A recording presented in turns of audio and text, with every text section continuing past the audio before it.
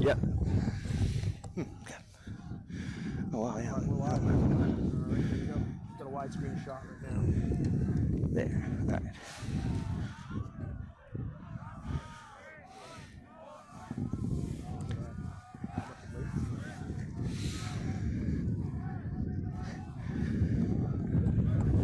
It's cold. All right, I'm just going to assume we are live. And we welcome into Wainwright Sports Complex on this chilly, windy Sunday of New England Regionals. Division III here for this game. We have Williams at Bowden in one of the semifinal matches. This New England region gets 3 bids, so the winner is automatically into nationals, and the loser gets to stress out. I am Mike here with Tom, our video crew, Zach and Joe, and Rich on the production. Tom, how are you doing this morning? As I might have said, not knowing we were live before, it's cold. It's cold and windy, but it is not raining. Correct. Which is fantastic. And this semifinal action here, the winner knows that they're going to nationals, and whoever loses, they have to then, win out to in that game to go. So there's a lot riding on this game. You can expect both these teams are going to be ready and raring to go. As Bowden in the black is pulling to start, and Williams in the white is receiving in the main ultimate end zone. We have observers for this game, Chris and Dylan wearing the orange. And here we go. Here we go, Mike. Yeah, pick it up right in the middle of the field.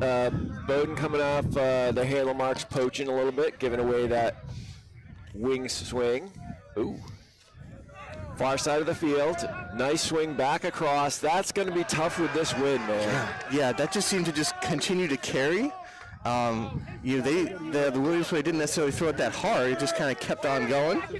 As Theodore Barton will pick up for Bowden here on the near side. Bowden in a traditional-looking horizontal stack to begin. Barton looking downfield. Doesn't like what ride he sees, so goes back to the middle. That's number 12. That's Holridge back to Barton again. Barton taking the under to number 10. That's Josh White looking at Barton to reset. Barton's covered, but gets right up in there and then goes back to White down the line. He's inbounds. Looking at end zone here. I'm thinking maybe going back to Barton again. It looks like these two are going to play some catches. Barton gets it back in the middle. Yeah, you got to take away that quick strike to the corner. You got to make him go around with this wind. Yeah. Make him make that extra throw.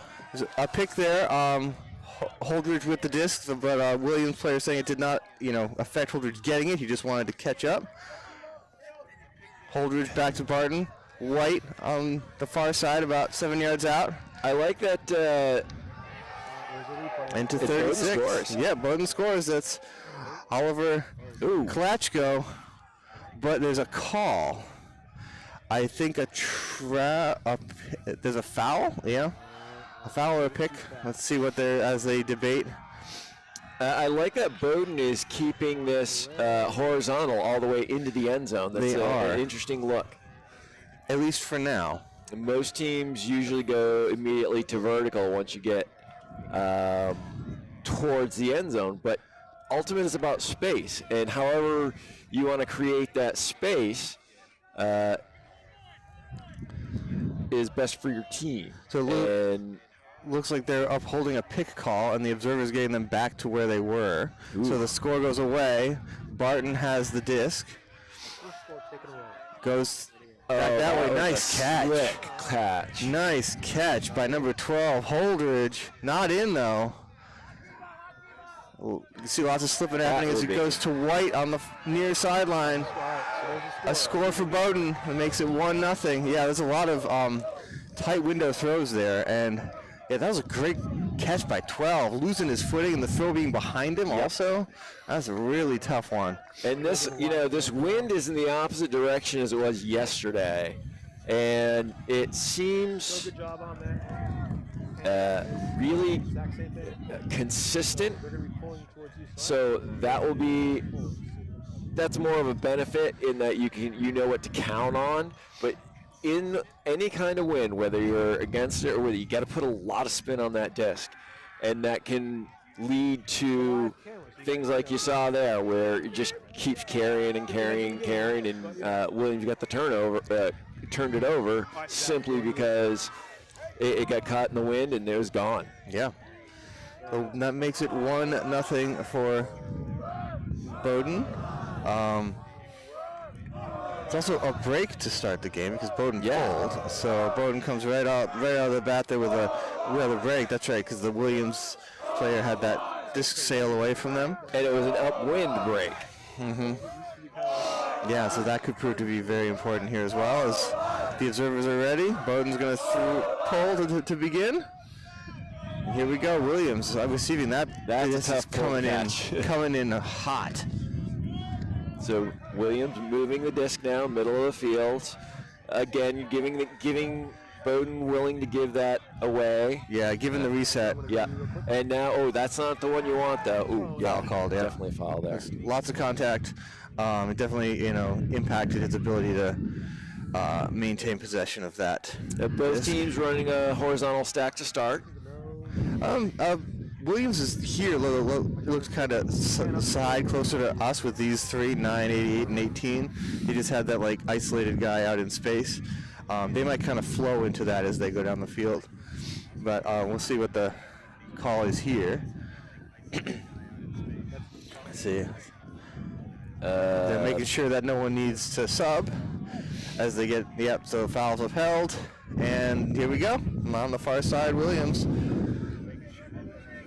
Yeah, again, you're right, Mike. They're just kind of nice catch by number 10. Yeah. Bowden is a little bit loose on some of these early. And a drop. Oh, and that's unfortunate. Got to try and force towards us on the sideline. Bowden with the disc, number 4 to number 22. Henry Olson.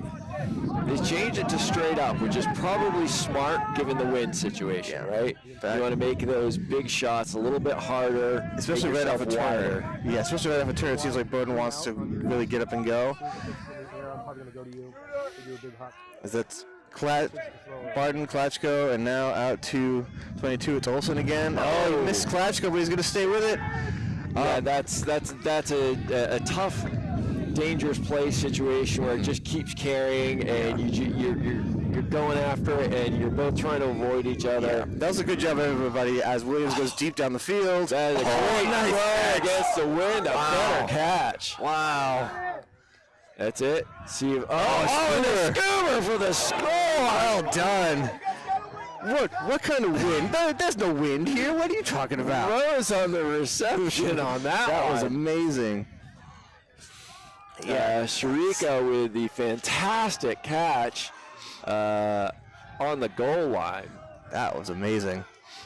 That's one of those, Bowden doesn't want to get scored on, of course, but you just got to tip your cap. So I'm like, okay, the guy, full extension layout, grabbed it, and then scuba for the score. Yeah. I mean, what are you going to do? Yeah, that was amazing. That was so good. Oh, yeah, you can tell these two teams are really good, high level of competitiveness, the athleticism.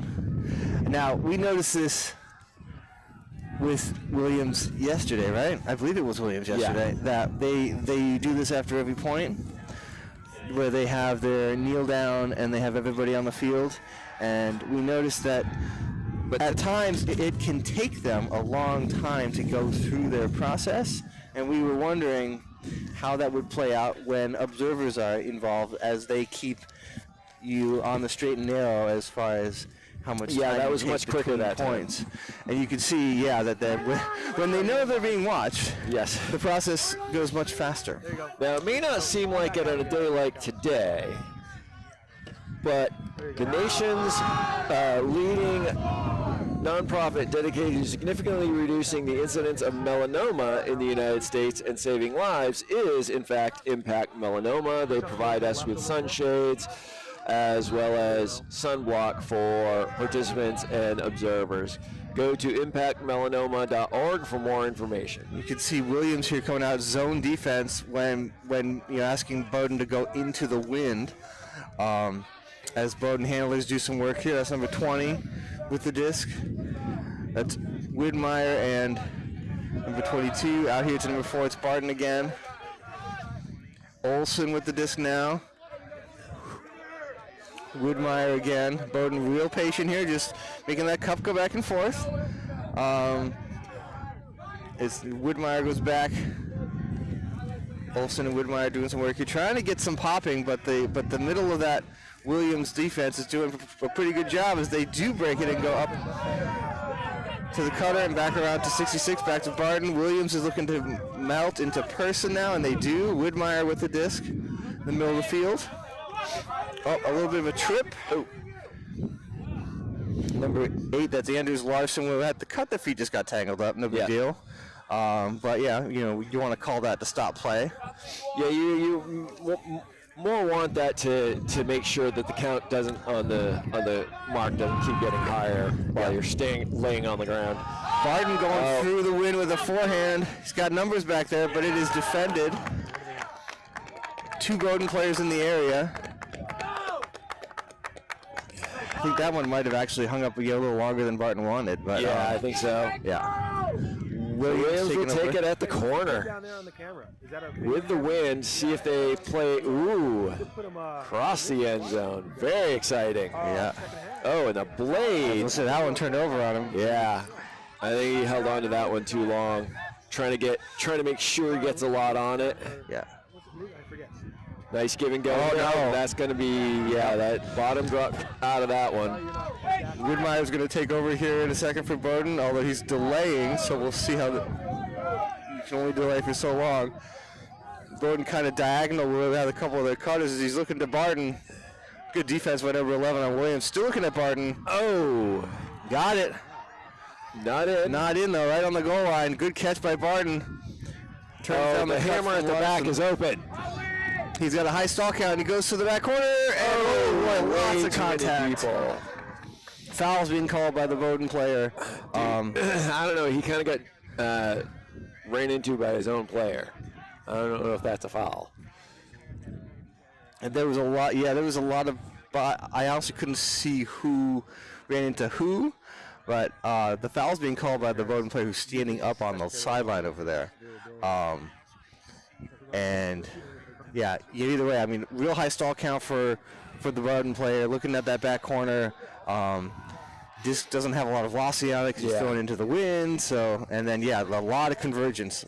There's 4 players in there. So well, and the issue was that was open early, and then the player just stood there, and now and when I tell my high school kids, if you're standing there, you're not open. Well, the player stood there because Widmeyer 20 was active in between trying to get something short from Barton, and then the player in the corner had to wait to clear out, for the Bowden player to clear out in front of him before they could move, and they also weren't sure if Barton was just going to throw some kind of over the top to him.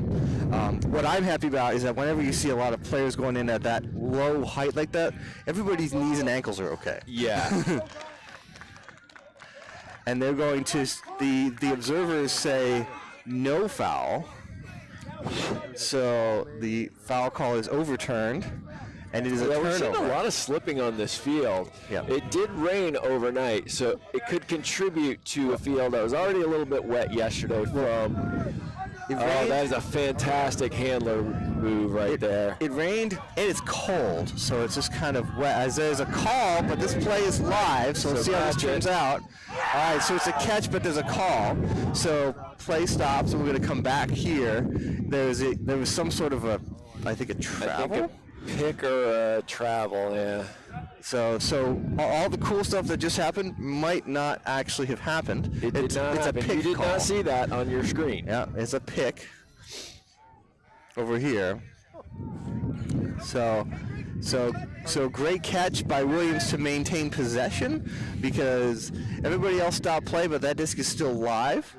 So as they attempt to get the disc back to where it belongs, There we go. Not there, but up here. And the problem with that is when you're deep down the field and you have to throw it back against the wind with no defenders and just to get it back to the reset, that puts a lot of pressure on you to They're make going to that do it throw. again. And that's going to be He almost had layout. that. He got a lot closer to that than I thought he was going to. Layout by Kimberly, just out of reach. Wow. Now, I've said this on some broadcasts before, not this weekend, but previously. If he goes out with his left hand, does he catch that? Because he went for the right-handed scoop. He went righty scoop, and I was wondering. Lots of players do that, and I was just wondering if maybe he would have had a better shot with his left. As Bowden goes up the line here to Bowden. And that's not a bad play in that situation because you're forcing Bowden to work it all the way up the field against the wind. Widmeyer going for the end zone here. Caught by number 66. That's a tough catch. Awkward landing. That's Perez. Now back to Bowden and Widmeyer. Moving it to the far sideline. And some handler movement with Bowden looking at number 8 there in the front, but turned it down and instead goes to Widmeyer and Olsen now, a couple yards out. Looking at Bowden possibly. No, he's going to swing it out here to number 20 to Widmeyer. That's a good inside throw. Yeah, good inside throw. Unfortunate that number 4 was not able to haul it in, but that had some mustard on it. Nice blade there, near sideline. Williams with the disc, trying to get some relief. Good mark. High stall count That's punt. a short That's throw. what you got to do. Ooh, and Defended by almost came up with it. Ooh, by White. Yeah, no foul called here. Everyone just kind of collecting their breath. This has been a long point, back and forth for everybody. Another slip by number 8. Good defense here. That's contested. Foul's being called. That's number 1. That's Ethan Borland for Bowden. And the Williams defender both getting it at kind of, sort of, maybe the same time-ish. I thought Harwood got there first, but the observer thinks different. All right, so it's staying with Bowden. Borland with the disc, going to go back to Widmeyer here. They're all the way back inside their own end zone now. And that was a travel. Yeah, and he comes out here to number 22. Olsen looking for some options. Number 8 is doing work in the middle, cutting Larson, but no dice yet as Widmeyer goes to 41. Middle of the field. Yeah. Well, that's high. Up high, going to be dangerous. Over a bunch of people. No foul called as they go right back into the end zone here. Throw it away. And number 10 had it, lost it, and a call. I don't know.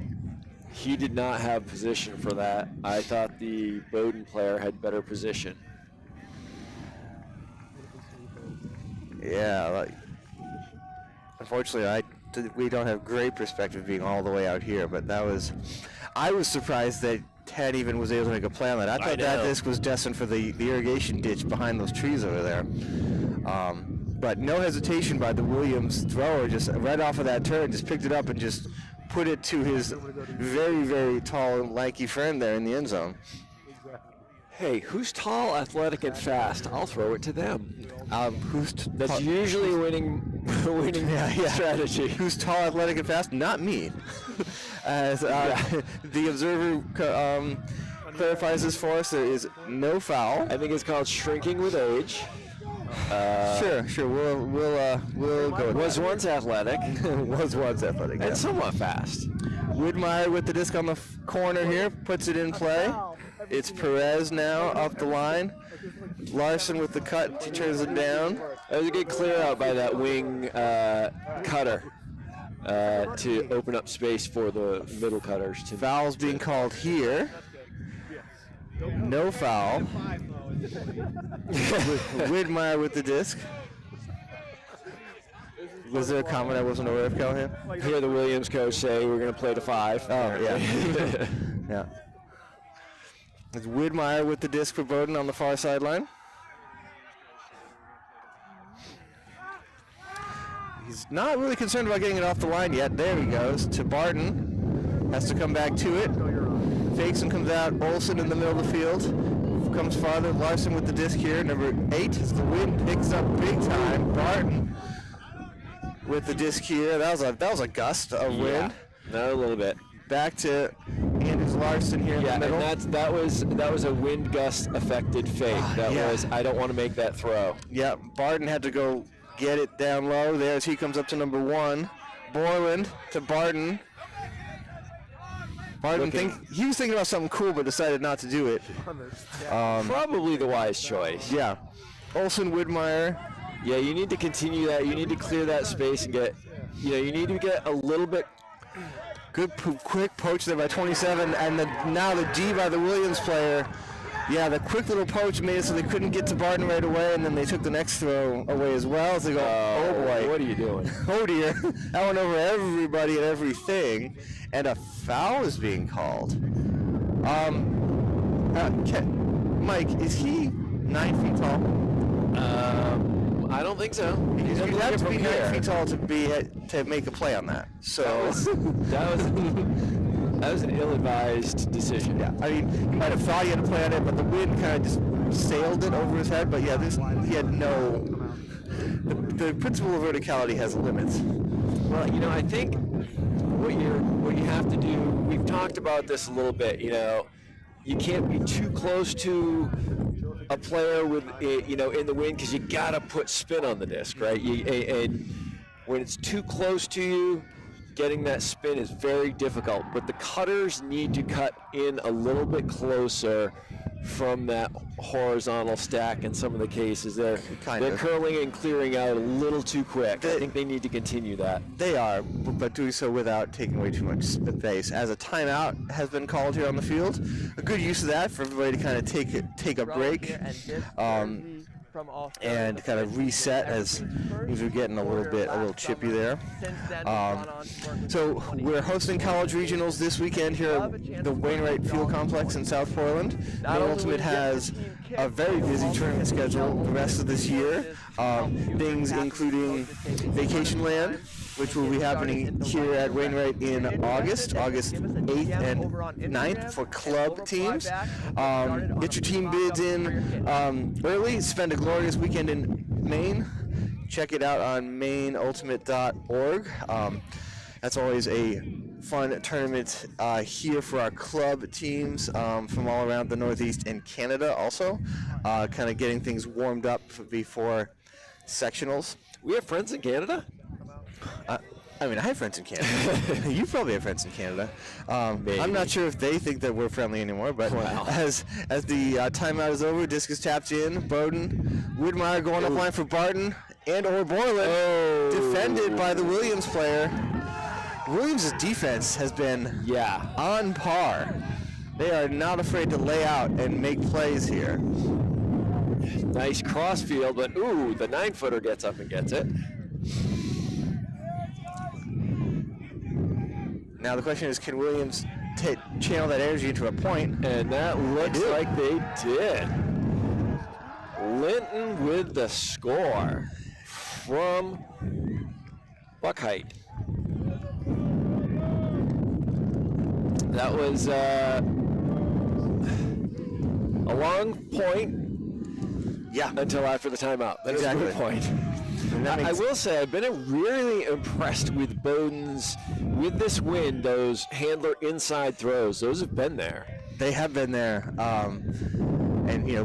But it was really tough. You could see it as that point went on before that timeout that Bowden was having a hard time in the middle of the field getting anything. Yep. You could tell that the wind was making their throwers second guess some things. As that point by Williams makes it 2-1. Some other events that Maine Ultimate will be hosting this season, this summer and fall, would be Island Time.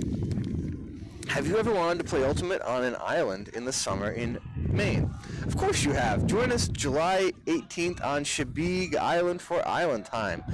There's camping Friday and Saturday, and after your ferry service to and from Chebeague, tournament barbecue, and camping is included in the cost. Go to maineultimate.org for more details. Yeah, you get to play Ultimate on an island It's summertime in Manhattan. It's gorgeous.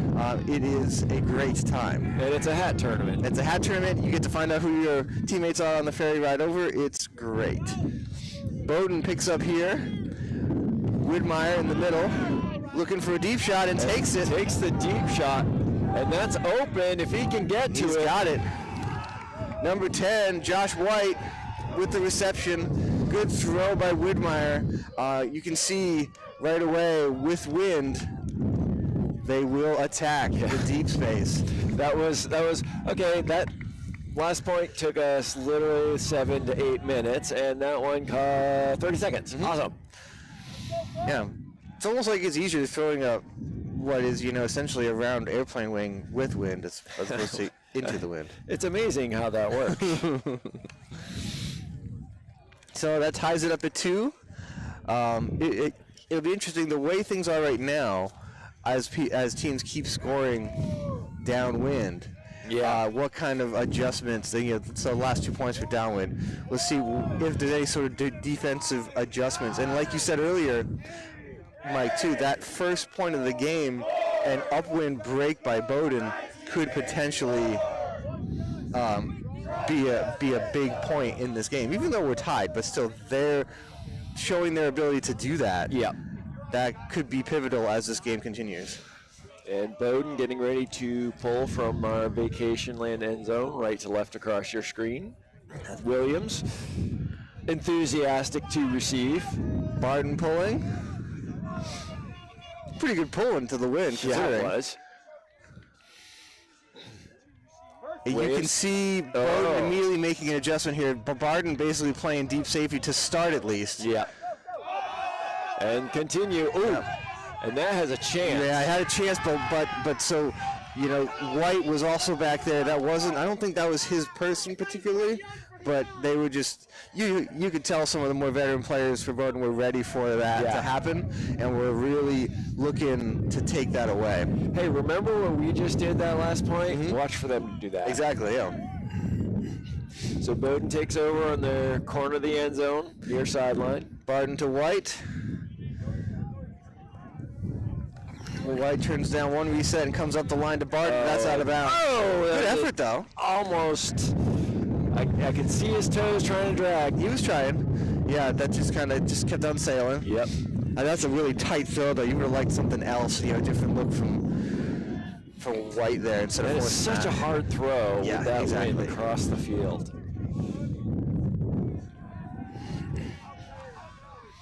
It's Williams taking their time here. Nice work by Williams here, taking what's given. Yeah, they're getting driven back, but they're not just chucking it. Oh, deflected. That was close. All right, everybody's good here. No call. That was a tough catch. That seemed to pick up. It seemed to get faster, pick up speed on number 24. Yeah. As it got closer. It seemed like a routine catch that became very difficult at the last second. Bowden takes over. White with the disc. Far side of the field. Far side of the field. This gentleman doesn't have a number on, so as he goes. Oh, tried to get the. Oh, and that's a travel. Yeah, he was trying to get it downfield to number 4, but just too low.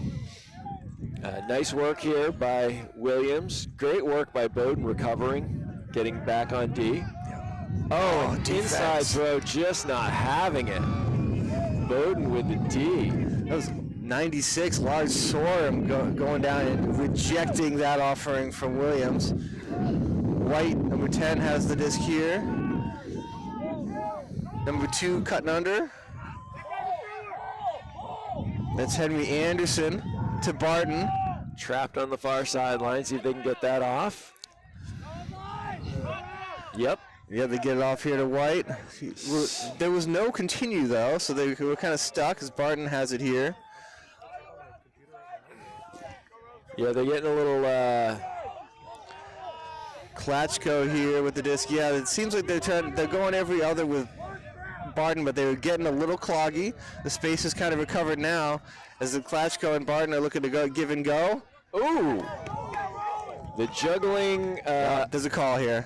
Oh, so, no. Barton's saying that you did not stop. That he grabbed it. Did not stop rotation. Yeah, he's saying he grabbed it and that the Williams person pulled it out of his hands.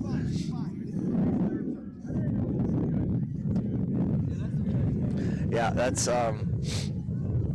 tough there. I can't see the our production Instant man replay on Rich that here, would've but been did awesome. he? Yeah.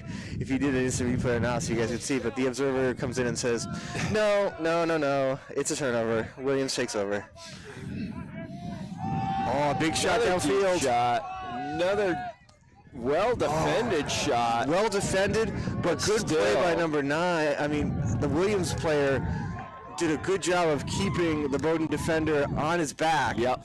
I mean, there's not a whole lot else that the Bowden defender could do there. And he you know, did I everything in his like power. how the Bowden defender attacked that. He knew if he went through, it was going to be a foul, so he tried to go around. That's the only thing you can do. No, he tried to go around, and he made it as difficult as he could for the Williams player without fouling. Correct. So. Revision Energy is powering today's broadcast with clean, renewable solar electricity stored and delivered to the playing fields in a 100% electric vehicle that travels 330 miles on a single charge.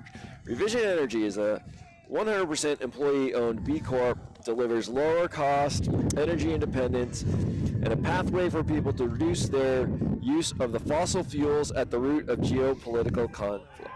Go to revisionenergy.com for more information. And Fortunate Mueller, a World Ultimate MVP champion, is the owner of Revision Energy. Good to see the Bowden sideline celebrating. Absolutely. They have a wild-looking flag here on a hockey stick. A goalie stick, to be specific. Well, it is Maine, so. It is Maine, true. What else are you going to do in winter? In the 9 months of winter? Here's the pull from Williams. You can see the wind just knocking that down. Bowden takes over. Widmeyer in the middle. Williams playing pretty honest defense here. Although Bowden comes under, the Williams defender was way off him. You're acknowledging that he might go long for something as Bowden looks to that go was deep. a push off. And it got him open, but it didn't matter. Yep, too much for number 8, Anders Larson. Yeah, Bowden's got to make that throw that higher and give his receiver a chance. Yeah, the bottom's going to drop out of that one. Yeah, going downwind, you know it's gonna do that. So as Williams takes over, going into the wind. Let's see if Williams can match Bowden with a into the wind point here. Into the wind break, yeah. Oh, that's a nice inside throw to the middle of the field. That's a good throw and harder than it seems with the conditions today.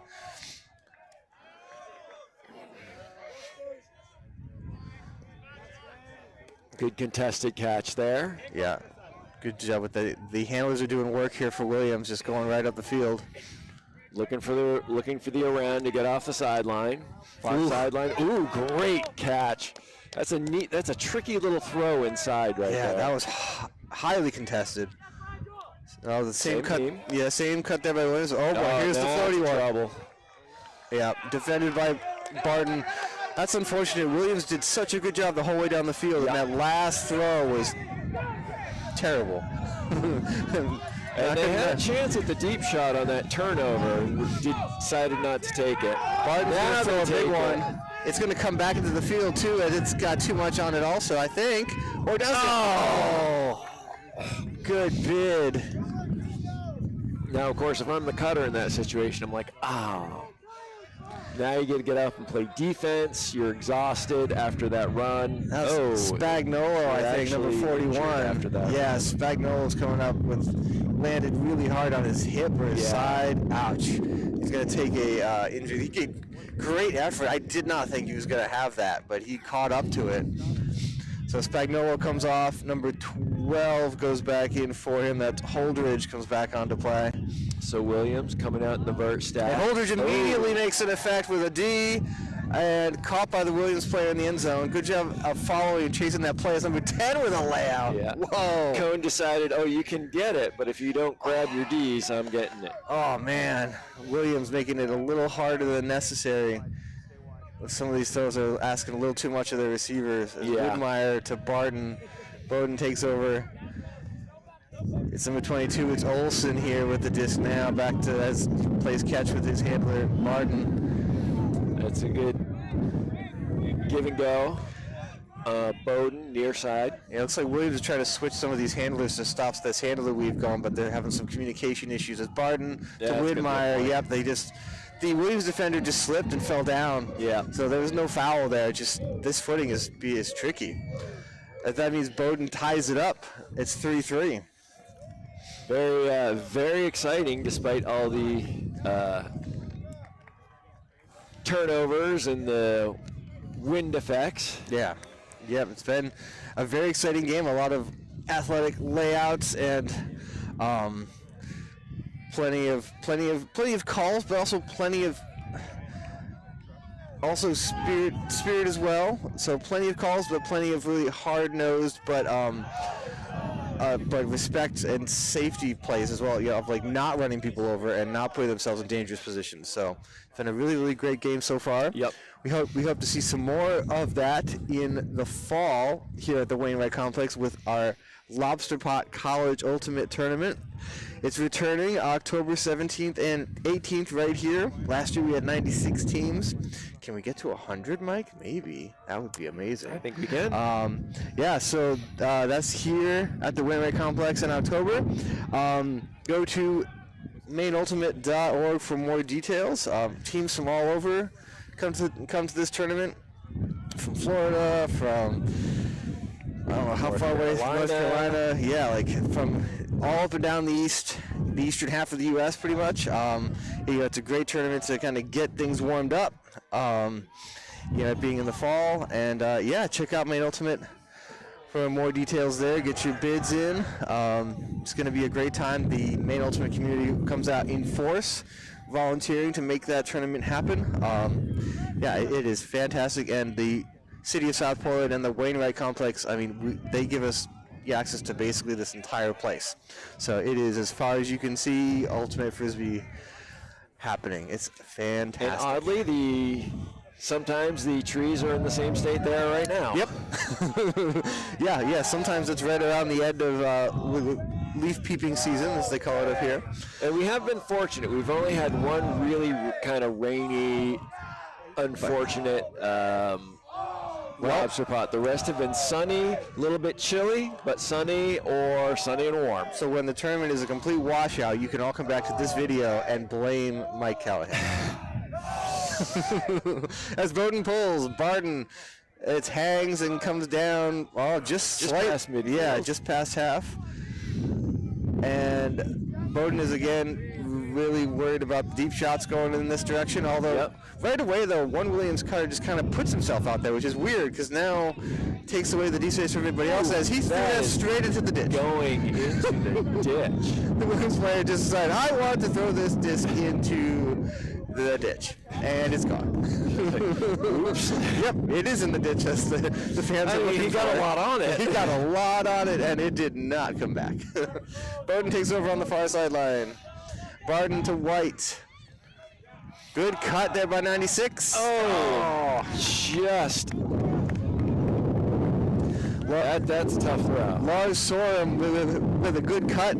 Just a little bit of a misread, too. It looked like he jumped too soon, but that's probably the wind is messing with the disc. So I'm worried about the coming back defense coming to get it and tried to cut his own cut short. Exactly. Williams looking to go big, but holsters. The deep was covered anyway. Ooh, up the sideline. Good work by the Bowden player's calling him down. He's calling the disc down. He's calling him up, and that's tough because the observers are at a little bit of a tough angle. One's behind, and the other one is also across the field. Because number 8 for Williams also cut. He slid before to cradle it. He slid before, so as he's going to catch it, he's blocking our observer Dylan from getting a good look. Even though Dylan's on the line, it's hard for him to really see.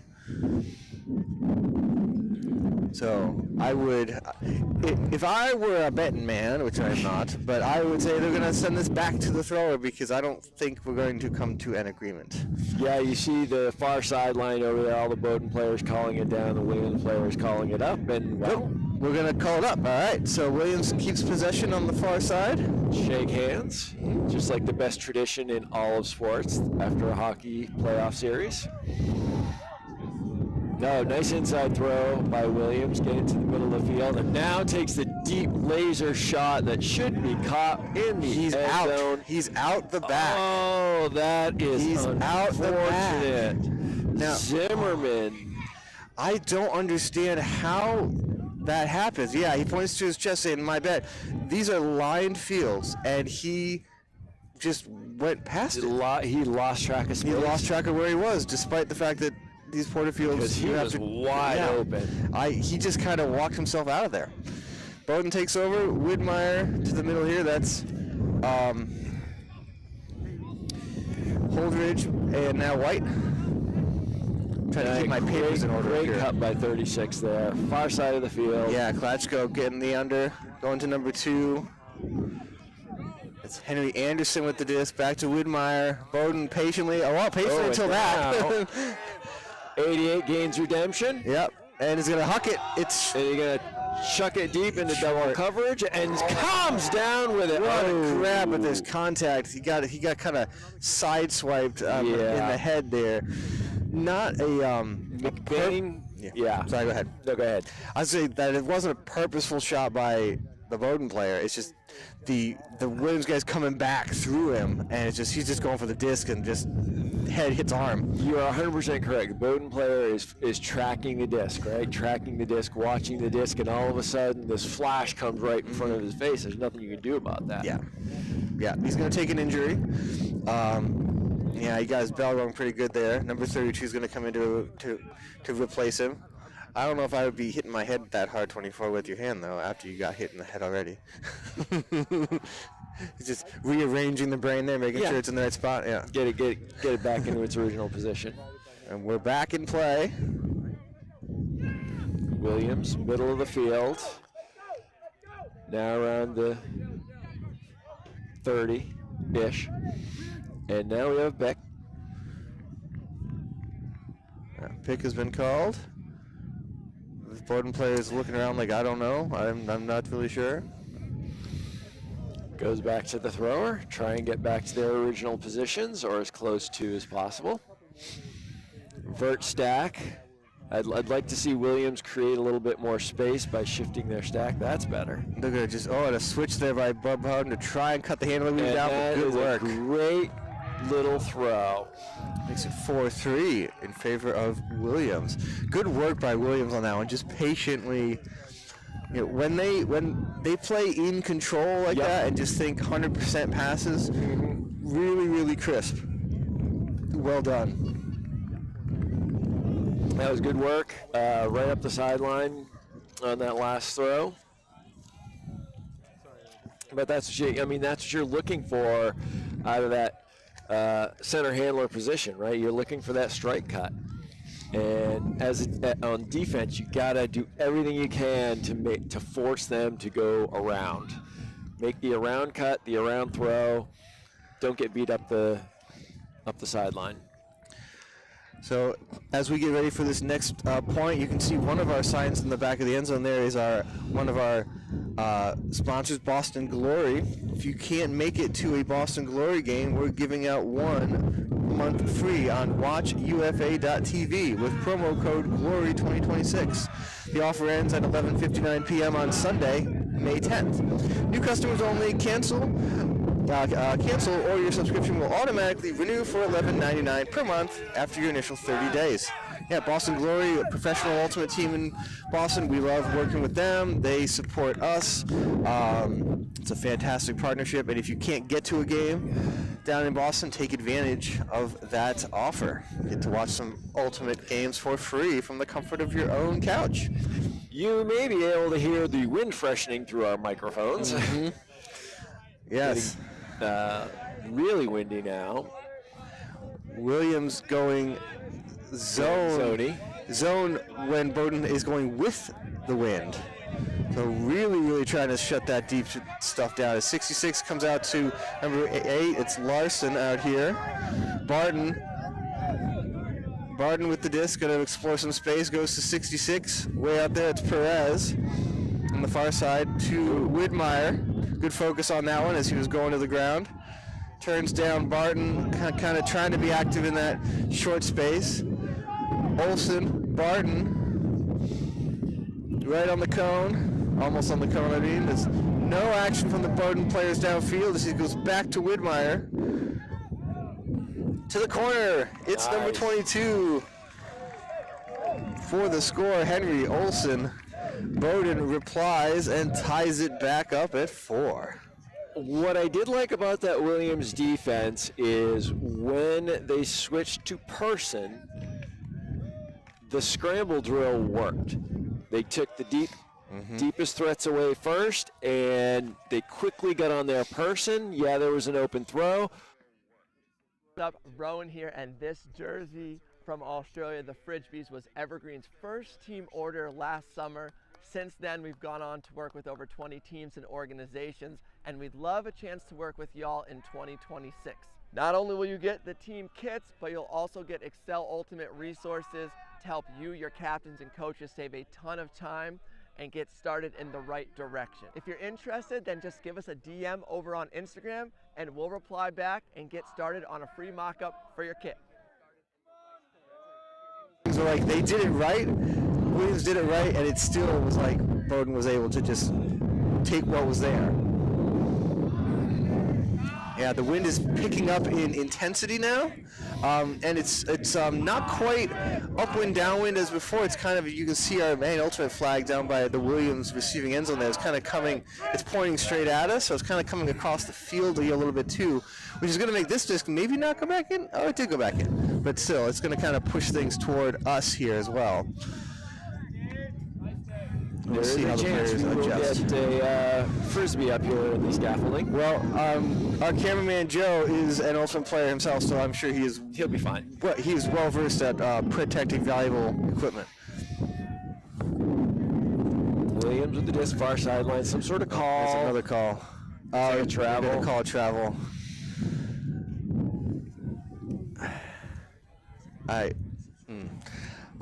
If we're going to call that a travel, then I think 90% of the players on the field have done that today. So, yeah. I think maybe the Williams coach is right. Maybe we'll play a game to 5 today. But anyway, they get it sorted out. I think looks like it's gonna stay, as our observer Chris will go sort it out and get the confirmation of the stall count. It's not a travel. And here we go. Williams puts it in play on the far sideline, and right about as they kind of sort of cheat, but then get back. Ooh, nice catch. Great grab. Wow, and Bowden says it was down. Oh, there's no way. No, the Bowden player said it was down. From up here, that was up. There's no way. From this angle, this far away. Oh my goodness. Oh my goodness. I want to see the instant replay. Man. Instant replay. That was so, okay. So, dude, I mean, come on, dude. I don't doubt that the bottom of the disc hit the grass, but it was well after he caught it and was coming down. That is these games like this, when you play teams that make calls like that as they go down the field again, and it worked anyway, is really tests your mental fortitude as a team. Shrika again on the reception from Buckeye. Yeah, it's you have to maintain your mental edge. Yeah, and and the way to do it is just constantly preaching to ignore it. Yep. You play your game, you control what you can control, you play the way you want to play, and you just ignore it, because if it affects you and then you start playing the same way, that it's going to throw you off your game. Correct. And but it's really hard to do that. Yeah. You make your call, and if you believe it, you stick with it. And what and what Williams did on that play is perfect, right? So they made the play, they hucked it downfield for a score. The call happens, it comes back, and they say, you know what? That cut's still there. Yep. I'm going to throw it again. And they threw it again, and it worked, and it didn't match. I'm pretty sure I can repeat that throw. That just completely invalidates it and just move on. As that makes it 5-4 in favor of Williams. This is a really good back and forth game here. Yeah, it is. We might get it to half. Great little roller there from Williams. Bowden, yeah, see, that was as much of a travel as the one he just called on the field. Yep. Whitmire to Barton to number 1. Sail over his head. Great follow by 8. Yeah, Larson follows that. Thank goodness, because 1, it just bounced off, just like air bounced over him. Barton with the disc. Slip. Another slip. Yep, by number 22. He gets it anyway. That's Olsen to back to Barton. Another slip by the defender. Whitmire has it on the goal line. It seems like that area of the field's been really slick as he goes to the corner, and it's Perez with the score. Ties it back up at 5. Well, and these are heavily used fields, and in this spring, you'll notice some cones on the field, and the cones are in the goalie pits of the lacrosse field. Yep. And these lacrosse goalies dig them up pretty well. I don't know the reasoning behind it, get a little bit better footing maybe.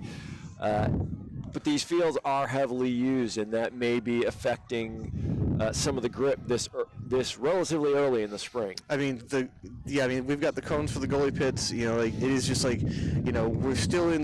It's just after, or it's still during, depending on your interpretation of mud season here, and so all of our grass is green. But it's still kind of like taking hold. Correct. So, and any kind of moisture and water, the grass just kind of just loses it. You get divots, and so we're getting lots of slipping happening here. You can see the players taking turf out of their, taking the dirt and stuff out of their cleats on the sidelines and things to try and get better grip. As Bowden gets ready to pull, tied at 5. Games today are a 105-minute hard cap. We're coming up on, so we start at 9, so 10 would be 60 minutes, so we still got quite a ways to go as far as time in this game. Williams has it, going to the far sideline. Trying not to cluster too much here. Getting trapped on that sideline. Got to try and get off it a little bit. Back towards the middle of the field. Pick has been called.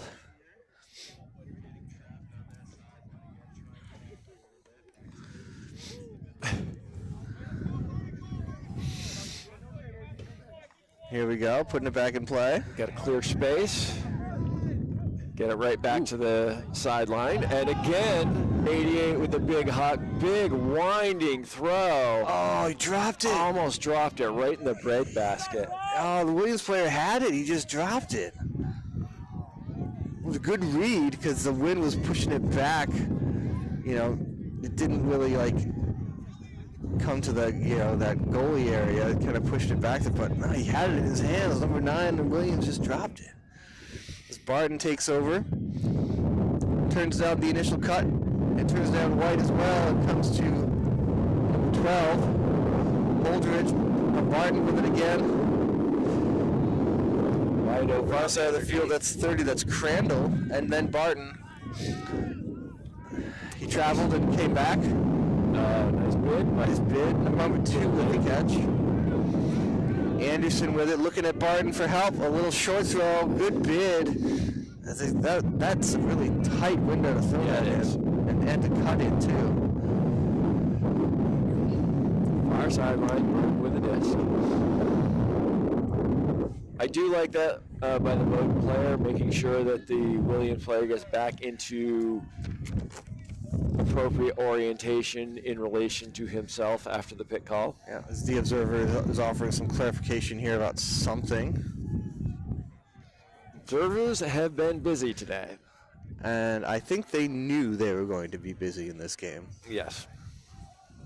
This is definitely, the observers, as they watch these teams throughout the season, they know where they will be needed more often than not. As Bowden with the disc on the sideline, dumps it to Barton, swings it out here. That's a great cross field. Yeah, to Klatchko. looking at Bowden for some help, and they give and go here. Bowden looking for something in the deep space, but there's nothing coming from the cutters. Klatchko goes up line. On the D by Williams. Yeah, there. because Klatchko was open, but the switch took it away. Bowden out here to Holdridge. He's left-handed, which is still cheating, just like yesterday. White with the disc. Good work by the Williams defenders there. You knew he wanted to go up line with that and took that away.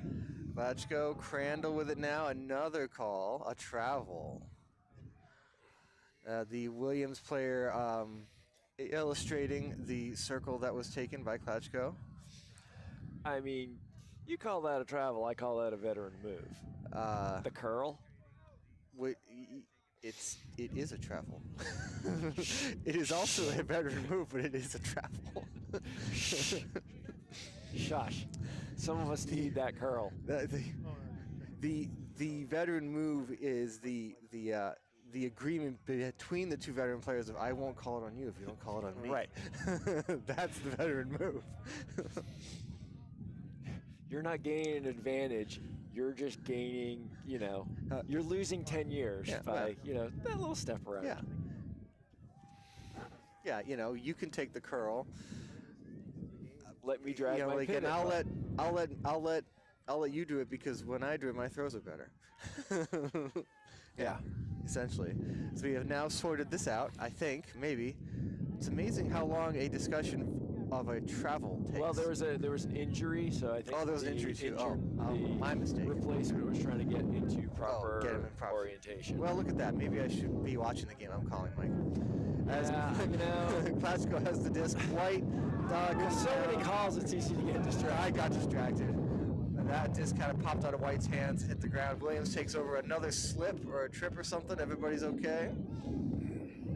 This wind is starting to really picking up now. Ooh, you don't want to be doing too much air bouncing in this.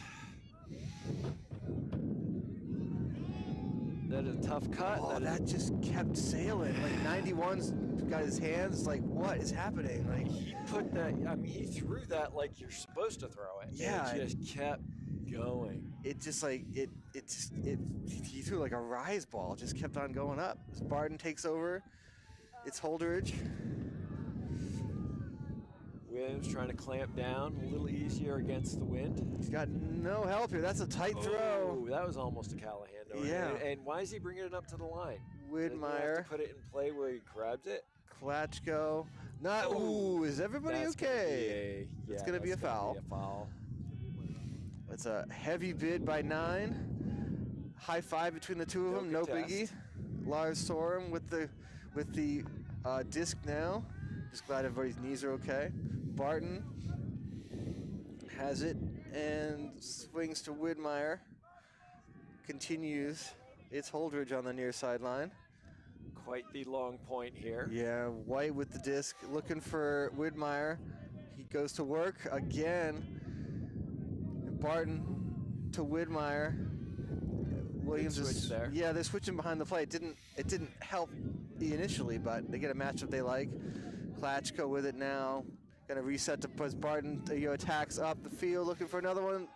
Going to this side. Cross field into the end zone. Henry Anderson. The wind again. Yeah, Bowden does it twice. And that's a break for Bowden to go up 6-5. That was a big point. Yep. Aided by the uncalled pick there. Oh, yeah, possibly. That's definitely one that would have affected play. Mm-hmm. I mean, it's not an intentional thing. It's not I'm running through this person to lose you. It's I'm making the cut, looking up, crap, there's someone there, and trying to just continuing. So one of our flags on the far side of the field is our Discraft flag. They are a big sponsor of Maine Ultimate. They are Discraft, home of the Ultra Star, the official disc of USA Ultimate. Your place for all your ultimate and disc golf needs. Visit discraft.com. We make flying discs fun. Yes, a big sponsor. main ultimate. It's also wild to me, Mike, that like over the years, different competitors, whether it's Innova or other companies too, have tried to make Ultrastar-ish discs for ultimate use, and yet USA Ultimate and the college ranks, the club ranks, they always come back to good old Ultrastar. It has a different feel. It has a different feel. You can't explain it other than that. I'm sure there's physics involved. Well, but the physics say that it's imperfect and it doesn't fly right, but yet everybody just comes back to it because it's just how a disc is supposed to fly. Well, apparently there's a new European disc that's been manufactured that they're trying to get the Europeans to use more, and it just, again, it doesn't have quite the same feel. Yeah. Williams is stuck here. High stall count. Oh, good poach, but stall's been called. Yeah. Yep. That was and number 11 had the disc for a long time. I'd say 10 seconds. Just, give or take 5. Yep. So the observer is upholding the stall, and he's educating them like about when the stall happens. The disc is now, you have to tap it in play. The Bowden player, Klashko, will tap it in play, and then we can move. Correct. So, or the Williams player will, and the turnover happens here. Bowden picks up. See if they go for the quick strike with this wind. White's coming under, and no one's going deep, which is a little surprising. White going to Widmeyer.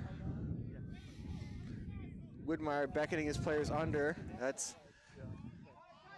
wide open here. Sorum, Holderidge, Kalachko on the goal line. White is right there, but he goes to number 2. That's Anderson again. And is that another break for Bowden? Yep. That's their 3rd break of the game, and it puts them up by 2, 7-5. Dehydration can destroy your game. It leads to low energy, heavy legs, lethargic thinking, and bad decision making. Prevent all that with heat hydration. Heat hydration contains 1,300 milligrams of electrolytes per serving and helps the body cool itself more efficiently for better performance. Designed by Ultimate Players for Ultimate Players. You can find them on Instagram at heat.hydration or online at heathydration.com. They also, they are here over at Tourney Central. They have a tent set up. I got to try some of it yesterday. It's really good. You can tell that they use Himalayan pink salt in it as well. You can tell it's there. But a little bit of that, is really helpful with, can be helpful for your, replacing some of the things that you've lost while you're playing a sport like Ultimate. So it's really good. It tastes really good. I am intrigued to try some more. And on a day like today, you don't think about it. It's like, it's cold, I'm running around, I'm not actually getting dehydrated, but you still are utilizing those electrolytes, so you still are dehydrating yourself. Absolutely. Bowden with a good pull into the wind for Bowden. Williams needs to make sure that this game doesn't get away from them. Again, with a deep shot to the tall guy, but undercut wisely. Well, that was a poor read by the Williams cutter. Yeah. Like the disc is dying, but he was expecting it to curl some more. But you got to utilize your height and go attack that. A shorter opponent shouldn't be able to not even really jump and make a play. I think he was trying to make sure he got it in the end zone instead of making sure he secured the catch. Yep. Bowden takes over. Oh, that's behind. That's a turn. Poor throw by the Bowden player as Williams can take over again closer here. I wonder if that was partially hand blocked. It might have been. Nice little There inside. they go. Oh, and that's going to be give and go, and we're going to have another pick call. Nope. We're in. It's a score. Okay. No call there. Williams answers. On the goal, on the reception of the goal there. 7-6 now. Now, if they can get a break, Williams can even this game up. Williams has had a much harder time going in this direction than Bowden has. Yes, they have. You can tell that And that's what going into the wind. We said it earlier too. We said it earlier too of just like quality of handlers. There are more of them on the Bowden side than on the Williams side, and you can tell when they're going into the wind. Yep. It doesn't really phase the Bowden guys as much, and the Williams guys are not quite as crisp with some of their throws, and definitely are taking more chances. And going into the wind, it's been they've turned it over more. But they need this point for sure. Yes. You need to show that you can do it going upwind, and to get back in this game. Definitely, they need to do it. And depending on where the pole lands, Bowden might just say, "All right, we'll take the deep shot because we don't think you can move it the length of the field on us." Yep. Yeah, so we'll see there. Williams guys are getting hyped over here. I don't know if you guys know about Patagonia clothing. You can send really good repairs there. Yeah, I think that was a quick timeout call. You do get 2 timeouts in this round. They are not affected by cap, so you can take them whenever you like. One of the Williams College players has a Williams College blanket. I would like one of those right now myself, not going to lie. Oh, you get 2. I apologize. You get 2 timeouts per half. Ooh. Yeah. A couple monitors in there. Well, that's fancy. Put a camera guy up top. And I should read my rules before I tell you how much time we have for cap. Rules are overrated. Yeah. Pool play.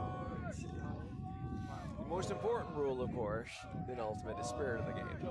Yes. It is more of a guiding force than a rule.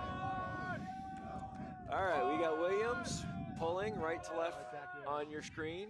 Bowden in the black. Yeah, it's a half field pull there. Yeah.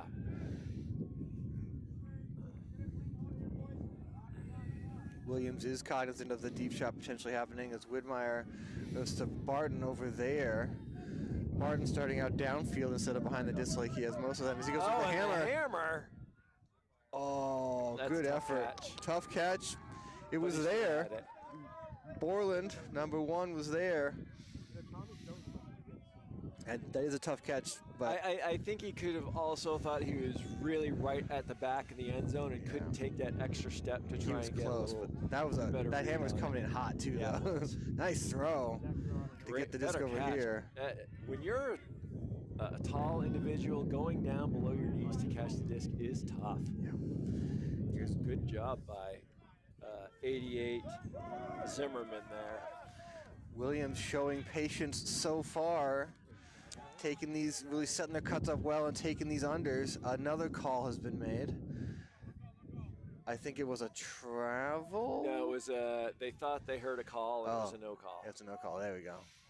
It might have been, you hear something, you're right on the sideline, you hear something from the sideline, and you think it's a call on the field. There's a good little lefty there from the Williams player, as Williams is working it down the field. Whoa, boy! Ooh, Nice bid by good Widmeyer. read. Another call here. That was an actual call. Yep. The Bowden player almost had it, but Williams, up until now, really, really good. That last one was a little chancy just because Widmeyer's taking a chance. Widmeyer's making a bid to influence the play, which means Williams has numbers now after this call sorted. I don't know what the call is. I guess it's a travel. I think so. But I think the observers are now explaining the rules to the players so they know what the rules are. I would hope that they did that a while ago to try and speed this process up. I would assume that they did, but they've probably also had these discussions with these teams this whole season.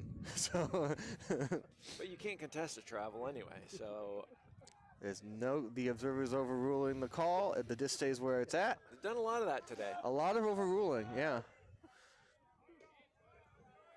You should tell Mike and Tom, hey, we were funny when you guys. Disc is in, far side of the field. Ooh, I thought he was going to throw that. Yeah, this is where So Williams has jams had a it up hard the time. sideline. There they go. Jam it up the line. The Buckeye gets the equalizer upwind. They did it. They showed they could go into the wind with high percentage throws. Excellent job by Williams. Getting into the red zone area, they've shown that they've been making chancy throws once they get there. Yeah. This time, they stayed in control the whole way down the field. That one play there where the Bowden player tried to make a play and didn't get it, that was the only, risky throw. Yeah. Great job by Williams. When they needed a point, a big moment in this game, they got it. Well done. Ties us up at 7. Which is about my core temperature right now. Yep. I'm definitely both regretting the winter hat. It's in the car, like 4 football fields away, but also happy I chose the jacket with a hood. So you win some, you lose some.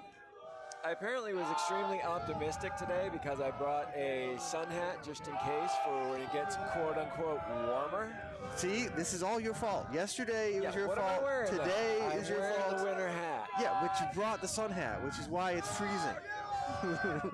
Yesterday you took the winter coat off and it immediately got freezing again too. So I don't know what sort of power you have with the weather gods here, Callahan, but is there an offsides? Oh, violation. Looks like an offsides.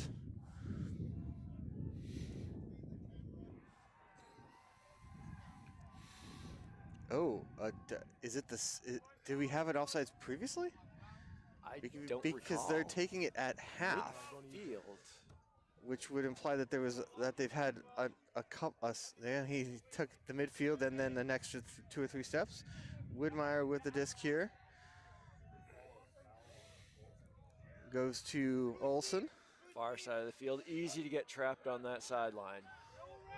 Holdridge has it now. Looking at Widmeyer and Olsen cutting in the same space. But Widmeyer's got it. Looking at Holdridge potentially. Holdridge is covered, so he goes with the big swing. That's trouble. Nice Great catch. grab. Bowden with the catch. That was losing his footing and everything. Works with Widmeyer as the cutters are kind of stagnant downfield here for Bowden. The two of them continue to work. Holdridge on the near side. Yeah, again, the handlers are just moving the disc as their cutters get organized and try something. You got a big poach in the middle of the field by the Williams defender 91, leaving his guy in the back corner all by himself. Yeah, there's a lot of poaching going on here upwind. Well, this is what happens when you have a Bowden stack that is kind of like across the field. When you get to an end zone, it leads to a lot of poaching because you're in the back corners. Olsen, Barton, not in, and Holdridge is in, and a travel is called by the Williams player.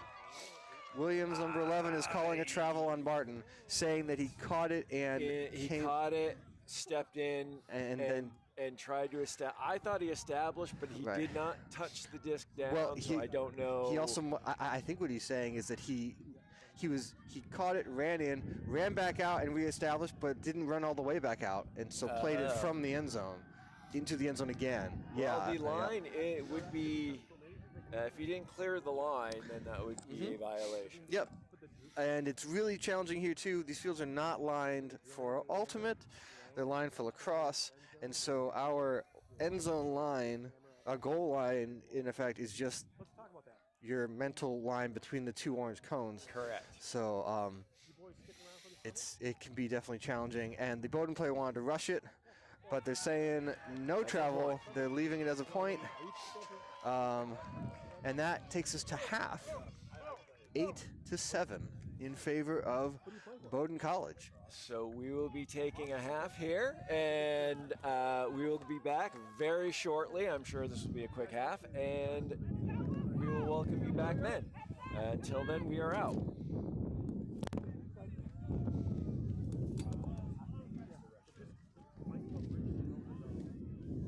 I don't know if anybody's going to want to.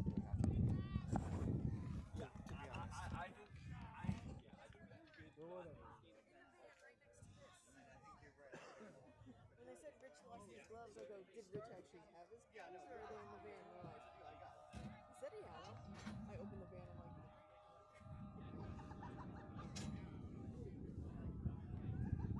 Yeah, tell him I'm gonna play the Rowan thing, so we'll turn this off. Show him off. So 9 off, and then let's go to Rowan.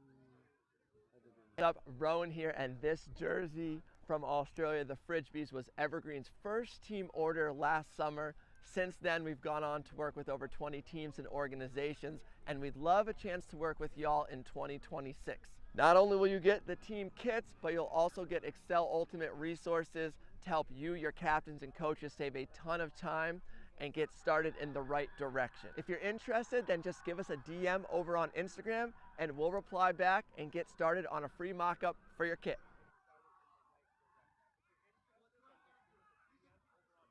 Is in. Time is gone. Boston has its glory. The 2025 UFA Championship belongs to Boston.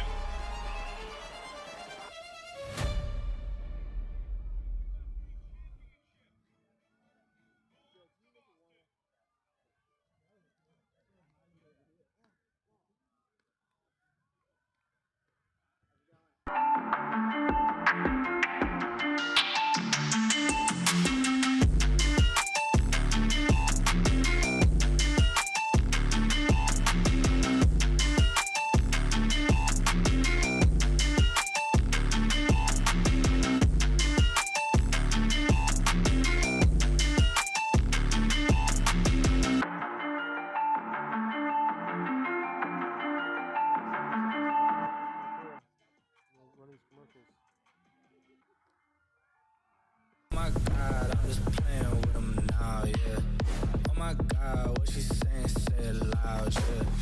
I can't respect it, I'm in the gym, but I am not flexing. Came from a Ford, I'm needing a Lexus. Shooting like Luke, I told him I'm next, shit.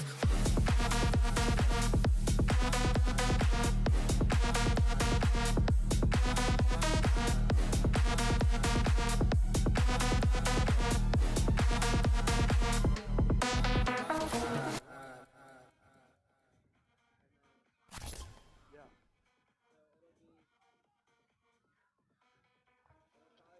You figure this would be a quick one, but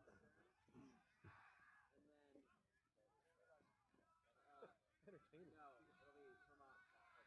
How to keep the observers busy? And I'm paying them. You know, the observers. Just so you guys, if you ever want to join Team Orange, I flew these guys up, right? So they're from away, so I pay for their flights to come up here. They come up on Friday. They get hotels Friday and Saturday night. They also get breakfast, lunch, and dinner. And then they get paid. I think I pay them like $50 per game.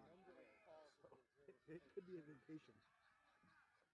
I mean, you get to watch Ultimate, but you know, it could be. But eventually, if you guys ever want to be Team Orange, let me know.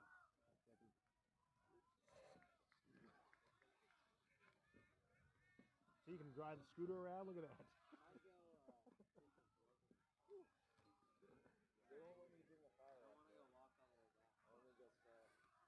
Sully, you calling a game or what?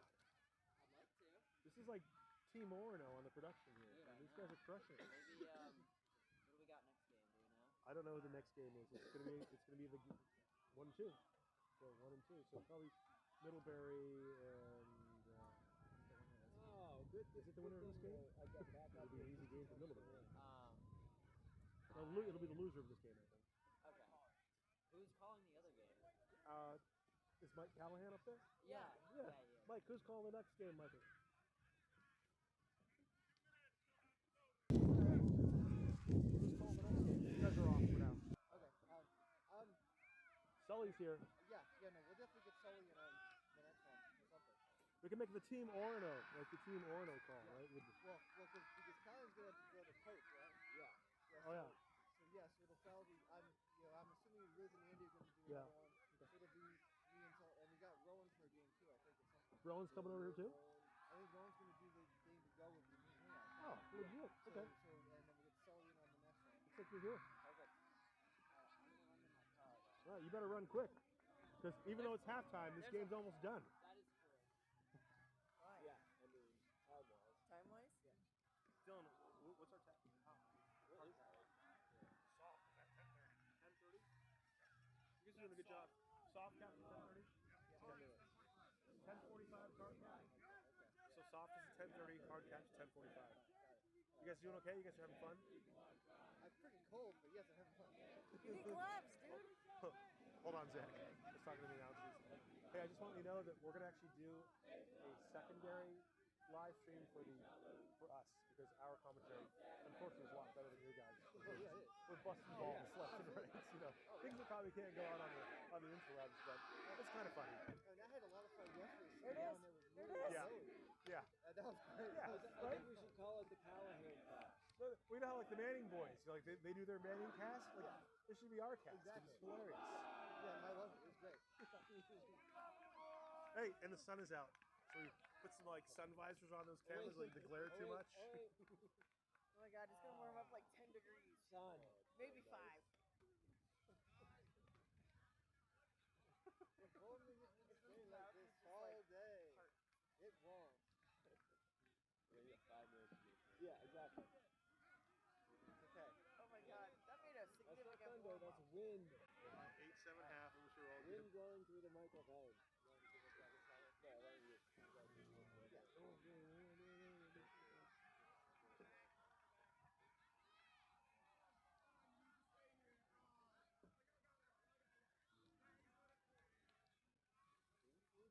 All right, Zach, you're on right now. I'm gonna go up to you, Joe, real quick.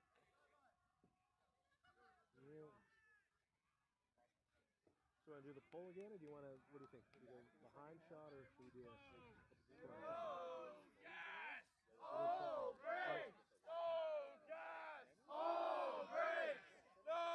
So there's Zach behind. All right. Zach, you're up.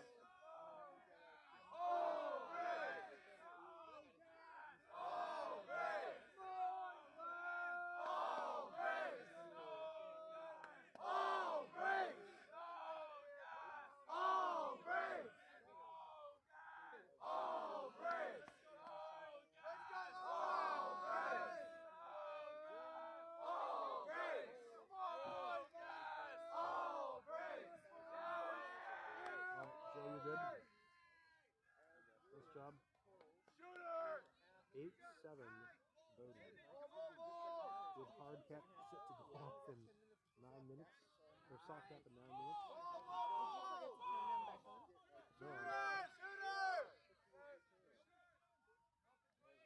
Has the disc to begin.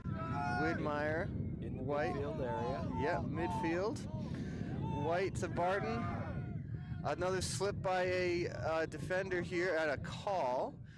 It might not have been a slip, it might have been a push-off. This number 8 has done it a couple of times. Larson creating space for himself. That's cheating. It is cheating. In most sports, actually, except football. Well, if you're a Widmeyer. defensive back, you're not allowed to touch the receiver. That is true, yeah. Barton. And the handle, whoop, defended, but juggled and I caught. like that. Wow, good focus by Widmeyer. Good defense there by the Williams players as well. Wind is picking up. It's gusty now. It's not as consistent as Widmeyer and Barton continue to work together. Barton again with the upline. Under the arm. That's tough. Yep. After you look back, yell disc up. It's like Yeah, it doesn't matter. it doesn't if it's matter. A 10-yard throw. By the time you hear disc, it's by you. It's by you, yeah. So Bowden comes right out of the gates and scores to put them up by 2, 9-7. So yeah, so we're gonna have soft cap is going to go off at 10:30, at which time we will add 2 to the highest score and play to that number, and then hard cap will go off at 10:45. And it is 10:23 right now, so we are rapidly approaching that. So safe to say, Mike, we are not going to get to 15. No, we're not getting to 15. No. However, if you were watching through the half, you saw the 30 seconds of sun that we had. It was glorious. Yeah, it's gone already.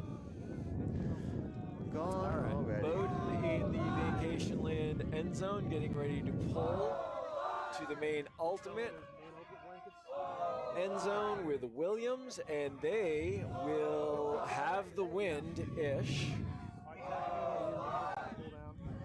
That they will as Barton gets ready to pull. He's had some really nice pulls cutting through this wind, and Yeah, this one is yes. just like it. You know, it ends up being a difference of about 30 yards.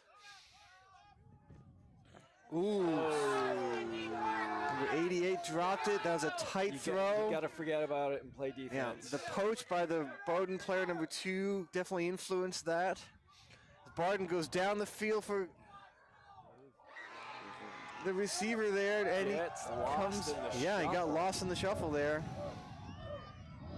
Klatchko got kind of lost in that turnover. Nobody picked him up, and Bowden threw it right through the wind there, and Bowden with a break to go up by 3. Yeah, that could be that could prove decisive here. Yeah. Yeah, because it's, I mean, that's 2 quick points right out of half. And one against the wind. Against the wind, and Williams looking at the clock, now having to score 3 just to tie it up. Yeah, they're running out of time here. And that's the thing, you know, you can't rush it, but you have to be. Oh, and Bowden's calling a timeout. Bowden knowing the situation with the clock and calling a timeout strictly to bleed clock here. Yeah, they have 2 timeouts to use never each. like that. They have 2 timeouts to use in each half. They are not affected by cap, at least according to the rules here. So they can use them, and they will, just to bleed some time off of Williams. Yeah, I've had this discussion with other coaches at the high school level, and I understand both perspectives. You know, if you have the timeouts, you should be able to use them whenever. And I'm like, well, yeah, you're not wrong, but it is poor spirit, in my opinion, to use timeouts to bleed the clock.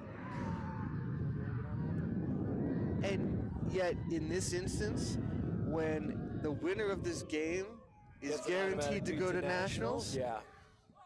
I would say all bets are off. You know, not all bets are off as far as how you play physically in a game Right. or the calls you make, but using a timeout appropriately within the rules strategically makes a lot of sense to me. When you win this game and you know you're going to nationals, you lose this game, you've got a lot of work to do. Are you saying you should use strategery in this? Strategery, absolutely. Strategery should be used and is being used appropriately in this instance by Bowden, in my opinion. As Barton will pull, I feel like Barton has played the entire game so far. But there's also, in this particular game, the timeouts are timed. They are, so right. It's not like they can bleed a lot of the clock. Right, when you have observers, the timeouts are going to be the appropriate length of time. Correct. Good movement so far from Williams out of their own end zone. Yeah, and going all the way to the wide side of the field too, Now using the getting whole stuck. space. Far sideline. Ooh, that was a wicked shot. Good job by Williams going into the wind here. They've got it across half field. Can they keep it going? Nice that's throw. A sweet throw. Well done. Right up that line. Rika again. Great throw. Great cut by number 9. The timing was right, and the throw was just perfectly paced. Williams answers to make it 10-8. Excellent answer from Williams there. Ghost Energy is the fully transparent, fully loaded, feel-good energy drinks we've all been waiting for. Authentic flavors, 0 sugars, no BS. DrinkGhost.com for more information. They are a great sponsor, a great partner here. They bring out a lot of product for our teams and our booth crews and announcers. That always helps. Absolutely. And you can probably see sometimes when our cameraman Joe's panning back and forth in the background, you can see golf carts zinging around. Those are from Gaudreau's Golf Carts.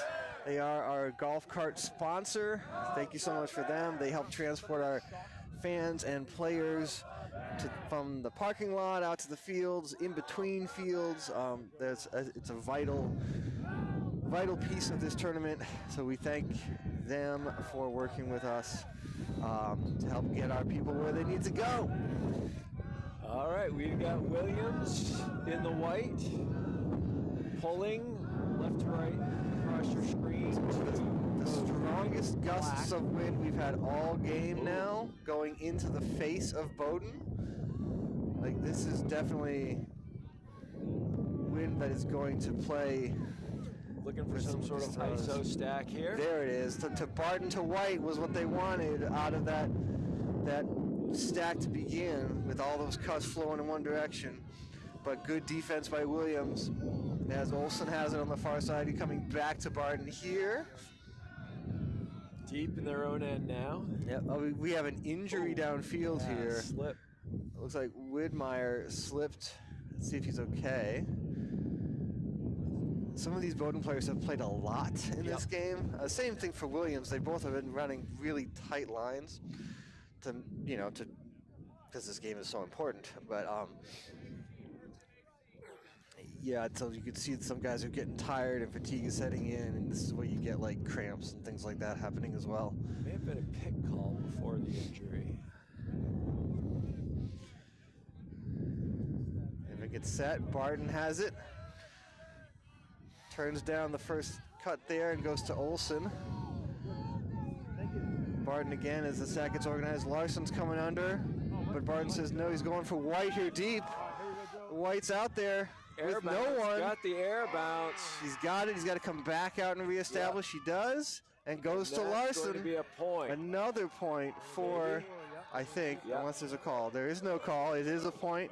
Bowden goes up 11-8, keeping their three-point cushion. Great throw by Bowden, cutting through the wind. You could see him calling for White to go down here.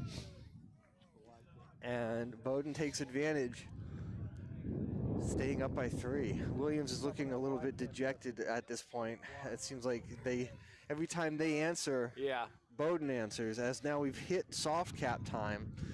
So we would add 2 soft cap. 12 is the soft cap. Game to 12, yep. So that means soft cap went off during that point. So we added 2 before that point was scored. So yeah, observers doing a great job of communicating with the crew here. Yeah, no, we really appreciate that. Thank you for and we've Dylan had and these Chris. Particular observers before. They come up to Lobster Pot. They do a lot of our tournaments. Yeah, they're fantastic. So yeah, so a game to 12, and it is 11-8 in favor of Bowden. So obviously Williams is up against it right now. That's the unity. Got to hold hands. Got to get it. Here we go. Bowden with a big pull out of bounds. Is going heads up to the porta potties. Out. And the players in line for the porta potties were ready for it and made the catch. Well done. Well, they saved the people serving breakfast sandwiches. They did. It was almost coming in for our red tide guys over there serving breakfast sandwiches. Williams takes over the brick mark, looking to cut into this deficit. Ooh, slip, but great recovery cut. Just really good movement here. Oh, what a grab! Whoa! This time, instead of throwing it, Buckeye grabs it for the spectacular point. 11-9. What a catch! Against the wind. Woohoo! It was amazing. Yep, even if they're not going to get the automatic to nationals, still putting some highlight reel tape out there. Still got a lot to play for. Absolutely. Yep, I mean, yes, this game is not over, but their day definitely is not over. There is still a path for Williams, even if they don't come all the way back here. Boy, if they could get the stop on the upwinder here and get another quick point, I mean, you'd have some excitement. Yeah, because it's 11-9 now. If they get a quick block and a score to make it 11-10, they'd be having momentum as well. So let's see how, Bowden, this being game point, do they stick with their recipe so far, which their O-line has been really good about, just high percentage throws all the way down the field? And Williams, you know they're going to be bringing the physicality on defense. Oh, and I like that pull. That's Yep. an angled pull. It's not going to go out of bounds. Olsen and Widmeyer get things started as we got a kind of a side stack kind of thing. They're going to do the same play as before, trying to isolate Barton under, and Williams is ready for it and shuts it down. That was good work by Williams there. Holdridge with it now. White's coming under. There's a poach by Williams. Slick throw. But good mark here. White couldn't take advantage of the poach as they go to Widmeyer and Barton again. Coach Mike, let's look into the sidelines. Widmeyer up the line, turned down as he goes to. Great middle throw Yeah. there. Holdridge with it. Olsen now. Bowden just remaining in control. Barton with it. I like this offense, not turning it over, making this smart decision.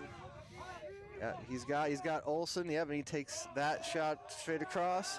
Cutters are trying to do work. Nice catch. Great behind him, and he comes up with it ankle high. Holdridge saving that point for Bowden. Another slip downfield as it goes to Barton. And who decides to walk upfield for some reason. He turns down the Holdridge cut. Good defense here by Williams, forcing it to go back to Widmeyer. Bowden going backwards. The stack not getting any closer though, as the handlers just keep on playing. Woo, and it goes down! That's a mistake. Barton rushes it. Instead of setting his feet, he rushed it. And Williams takes over. Was looking for the swing, and the swing wasn't there. Swing as Williams gets organized here. This Far could get sideline. interesting, Mike, if Williams puts this in. Oh boy, nice catch on the toe line. Tap. Again, Williams, off the sideline. Williams, no, there's a call here. Oh, an injury. Yeah, we got he's limping like a hamstring or something, or an ankle. Oh, Yeah, that's- Holdridge going off. And number 2 will replace him. Henry Anderson comes on. Bummer for the Bowden players. Williams has had really good offense on that far sideline, going in either direction. Yeah. They're just going right up that line. Good decision not to throw the last one up the line. Way to come back for it. Not wait on that. He's looking for a break throw here if he can get it. Decides to take the open instead. And he's in. For the point. Whoa, it's 11-10 now. Zimmerman. Wow. This game is not over. Ooh. Now, if I'm Williams, I'm saying, all right, who's last back? Well, they've got the wind. Does Williams decide here with the win, as a timeout's being called by Williams, does Williams decide here to play zone to start? Just for a couple of throws, and then melt back down to person again, just to take away an initial deep look. I would wonder, it would depend probably on how far the pull goes. Right. If the pull only goes to half field, you don't want to be set up in a zone. But if they can get a pull to go at least 2/3 of the field, I wouldn't be shocked to see that for the first couple throws at least. Yeah, that's. I think it's going to be pull dependent, but you know, you call what you're going to call what you call, and then if it's like a short pull, you can always call it off, right?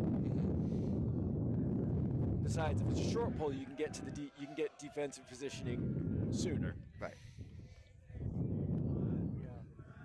The wind is picking up again. Luckily, it's like 45 degrees, so the wind chill only pushes it down to like 40, 38.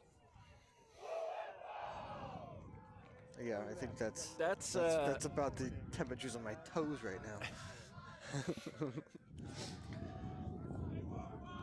See if Williams can come up with one last stop. Yep, they need one more here. Deadlock it. And this pull is important. You don't want this pull to go out of bounds, because you don't want to give Bowden the opportunity to set up a stagnant play that you then have to stop. So it's 11-10. The game is to 12 because of where we are with time. Bowden is leading, so it is game point again for Bowden, but Williams has just continued to claw their way back and make this a really, really good game. That's a good pull. Yep. Let's see what they do. Widmeyer, yeah, Williams is really cognizant of those deep shots coming. That floats, but Barton's got it. Big upfield. Perez with it, number 66. Back to Widmeyer, drops it. That's a mistake. Williams has to go through the wind to tie this up, but they have possession. They got to be aware that there's 3 people poached deep. Someone's open. Make a move. Well, they did. I mean, those handlers got it a good chunk of the way down the field as they come to the near side. Bowden is still looking to poach in this lane as much as they can. If Williams is patient and takes advantage of this defense. Really good handler marks here by the Bowden defense. Yep. Good switch there. You can see Olsen's just trying to jump the lane here, number 22, as they go out here. Inside throw. Is he in? He's not in. He's out. And now, hold on. There's probably going to be a travel call. Yep. That's probably legit. Because he wasn't in. He didn't reestablish. So Williams is lining themselves up. Checks with the observer to make sure he's at the right spot. Everybody's good. Williams calling a play here to get the disc where he wants it. Williams on the doorstep. You got to move. You can't just stand. Oh, there he is. There it is. Oh, he got it. He comes up with it. And the Bowden player says he's down. And then he takes it back. No, he just congratulating him on a great catch. Now, wow. Universe. Universe. It's baby. 11s. Oh, my. Wow. Very, very exciting. Universe here, winner, punches their ticket to Nationals. In the Division III, wow, semifinal game. This is exciting. Williams, their job is not over. They've got to come up with another stop. But boy, it's like 11-8 at one point. Yep.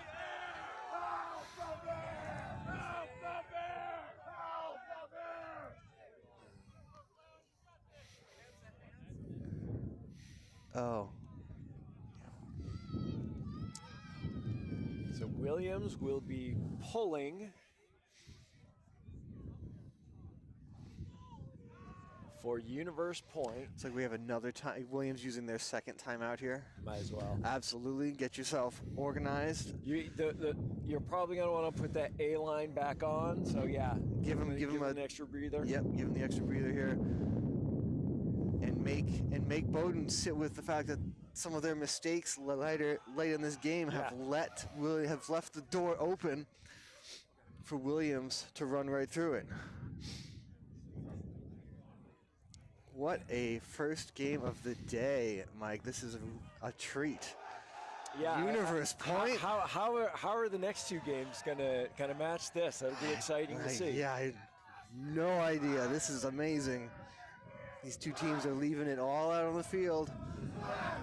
So Bowden's line to try and win this game for them. It's Perez, it's Anderson, it's Larson, Widmeyer, Barton, and Olsen are the 7 for Bowden's O-line. And then, if you're Bowden, you're saying, look, we've moved it against the wind easily. They've moved it all game. Let's just keep doing it. It's going to be a question here of these players. Most of that line has played a lot today. Yep. How much do they have left in the tank to do it one more time? Particularly White, Widmeyer, Barton, Olsen have played a ton. That pull, that's impossible to catch. Did he touch it? He says he didn't touch it. He says he didn't touch it. That's important because if he did touch it, then they got to take it at the back line. They get to walk it out to the front. Widmeyer puts it in play. Olsen has it. Decides to take a couple extra steps for fun. Good poach by 91 to deny it to Barton where he wanted it. White has it on the far line. Widmeyer's coming under. He's got it. Good work by Bowden here. Just right up that line. Then now they're going to swing it. Barton's here. White's the swing, but he comes under instead. Good bid. Almost had it. Good bid by the Williams defenders. He's looking at Widmeyer and now back to Barton. He's got it. Now you're going to look for help. He sends Widmeyer. There it Barton is. does. And it's over. 27 gets a hand on it. Good play on defense. Good poach D there. I know Barton likes to take shots to the end zone from there, but it would be, I think, better served if they just continue to work. As Williams now has a chance to go down the field and go to nationals. Oh, that's a good cut. Nice Tough done. throw. Yeah. Yep, travel, he resets. That actually might have saved them a little bit. Well, the reset there actually enabled him to go around the defender. Yep.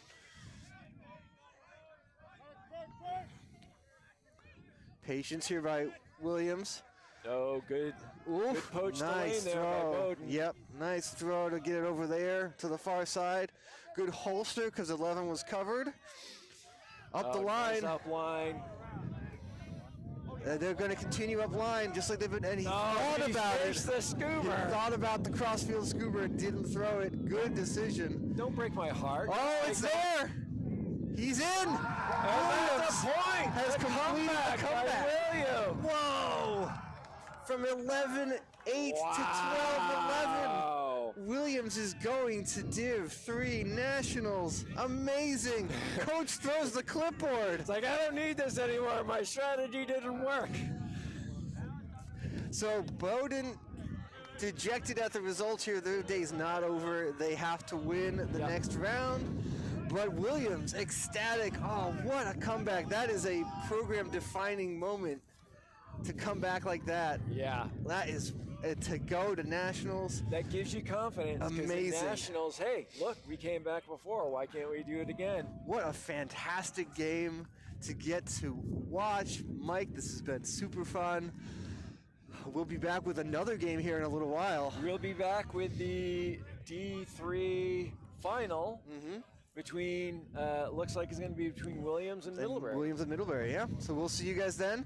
This was a great game, and we'll see you guys for round 2.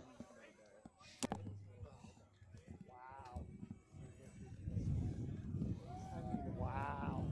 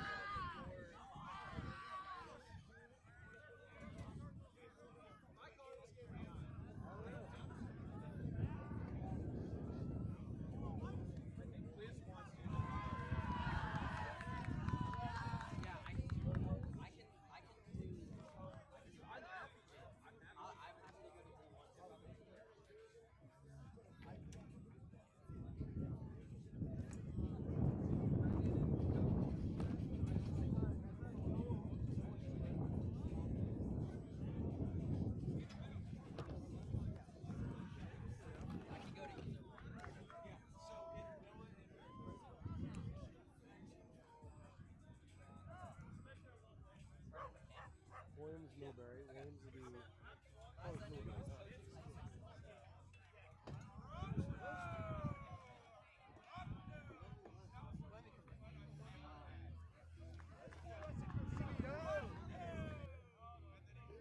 You guys have headsets today. It should work. It's been fine. Is there any chance to get a third A third one? one? Third headset? No, I don't. Okay, no worries then. Who do you think can get up there? Well, we were gonna have this BBB and check. Okay. Well, you know what we can do? Here, let me check this real quick. Hello, hello.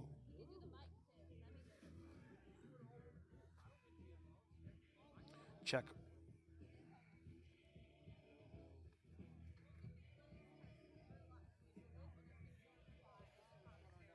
That should work. 1 2 1 2. Michael. They're saying that you were favoring the Little Williams. All I was saying is Bowden's making a lot of bad calls. I'm just saying what I'm. Well, that's fine.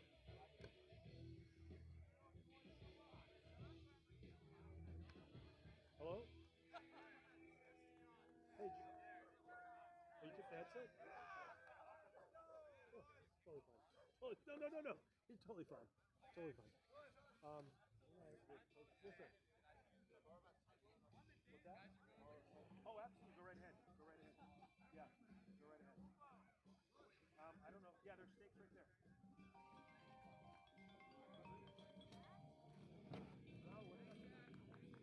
Hey, we were told it was just kids practicing, so we kicked them off.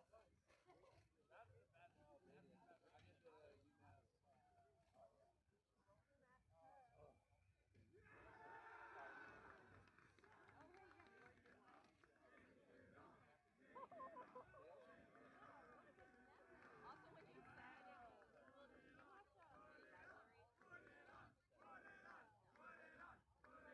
But it was Montreal versus Boston though, with like the two ultimate hockey. Oh my god, how did I not watch this?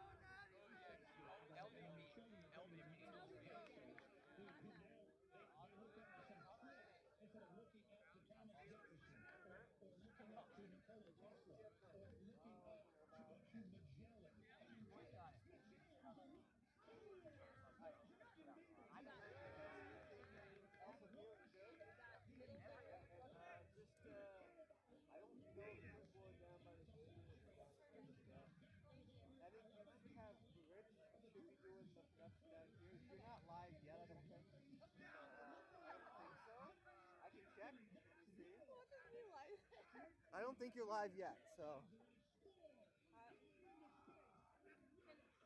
No, you're not on yet. Okay, that's good. If our mics are on. They are not on yet. So, Okay, good. Yeah, so you're good. Yeah, he'll come over. I mean, he should tell you. He didn't communicate it too well to us when we were out or not, but yeah, Okay. you're not on right now. Okay, sounds good. And I'll leave my bag right here because it's kind of, we usually have a table up there. Yeah. But so it was a good visual for me to not step into the camera shot when he's coming down the line. Yeah, totally. So I'll leave that there so you got my coffee. Thank you. I need my lifeblood. Oh, Thank you. 100%. All right, yeah. And yeah, you got numbers, you got the ad read, you've done it before, so perfect. Awesome. It's freaking cold up there. It's a little cold. It's cold. Yeah. Okay, awesome. Alrighty. So yeah, this is what I know about Thank you for doing that, Caroline. It's freaking cold.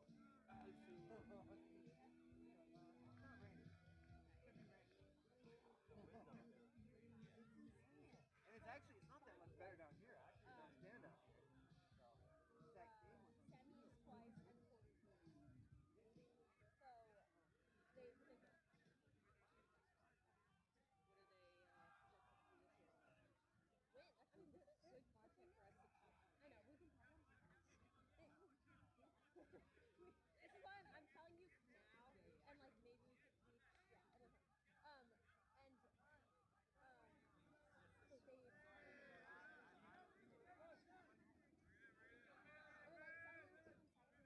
or like third, but and this is what I know about the Williams team. I know that they have they're these are regional rivals. These teams have played against each other a lot. Yeah. But this is not a game to go. Both of these are automatic. These are automatic. Charlie, Bowden, you know how many bids there are? Okay, so there will there's be a game. okay, cool, thanks. Okay. Williams booth though. Actually, let me take a picture. That's all right there. Also, Charlie slash Batman. Can one of you guys take a picture of us two up here? Totally. For our ready, I'm gonna toss you Yeah, phone. yeah, I got it. Thanks, I Good appreciate it. catch. I opened the Sky Miles credit card by accident. Oh, it's a selfie. Hold on. Oh, All right. yeah, you And can we're take going them. now, and I'm taking them, and I'll take some 2 times. Okay, And I'm still taking them, and let me know if those look good. All right. Thanks, Charlie.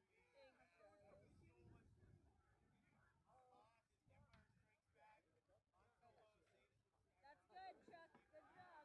Okay.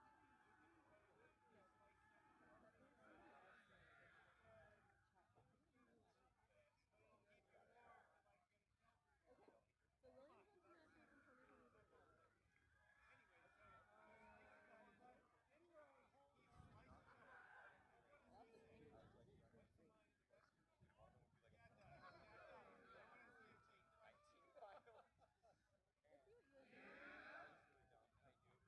Bring the hot lights.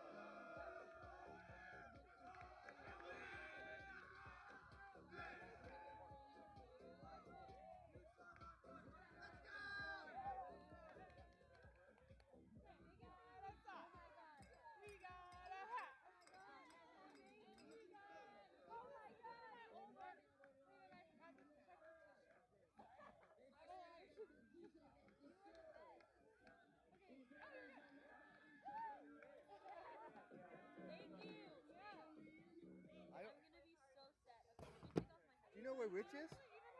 Alright, we're gonna hope it's simple. Okay. Okay. Thank you.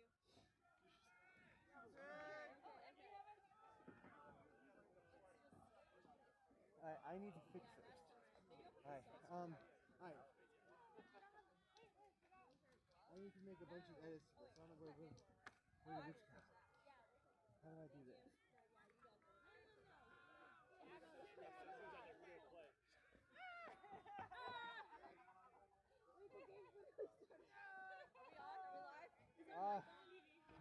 I don't know where Rich is, and I gotta do a bunch of changes, but I'm gonna get you guys on in a second. Right. Because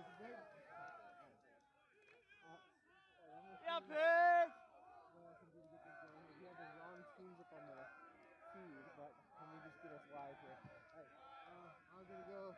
Hold on. Alright. Yeah, that might be helping that. 5, 4, 3, 2, 1. Let me get them on. All right, welcome to South Portland, Maine at Wainwright Sports Complex, where we are joining you for the D3 men's final.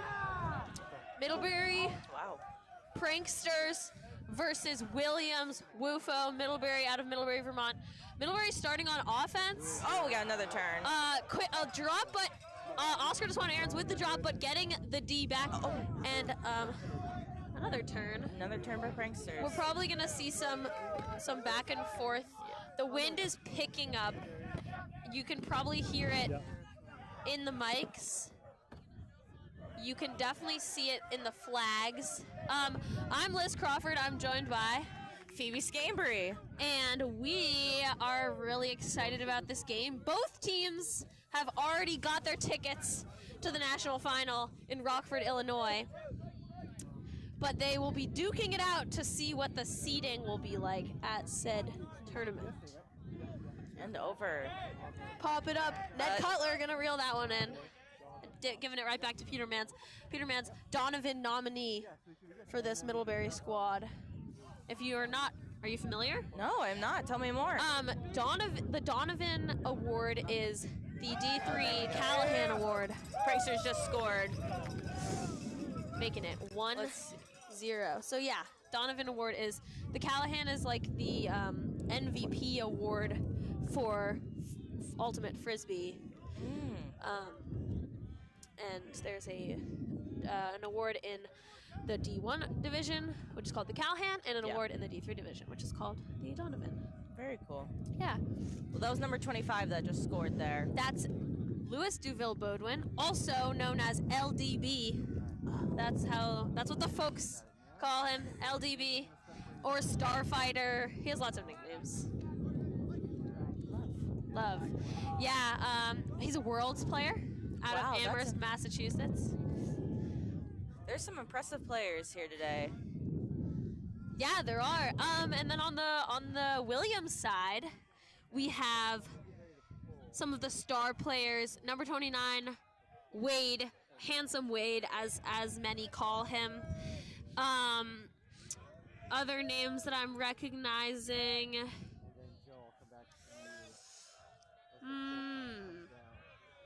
Maybe. Wow, lots of new names on this. I actually went to Middlebury. That was my alma mater.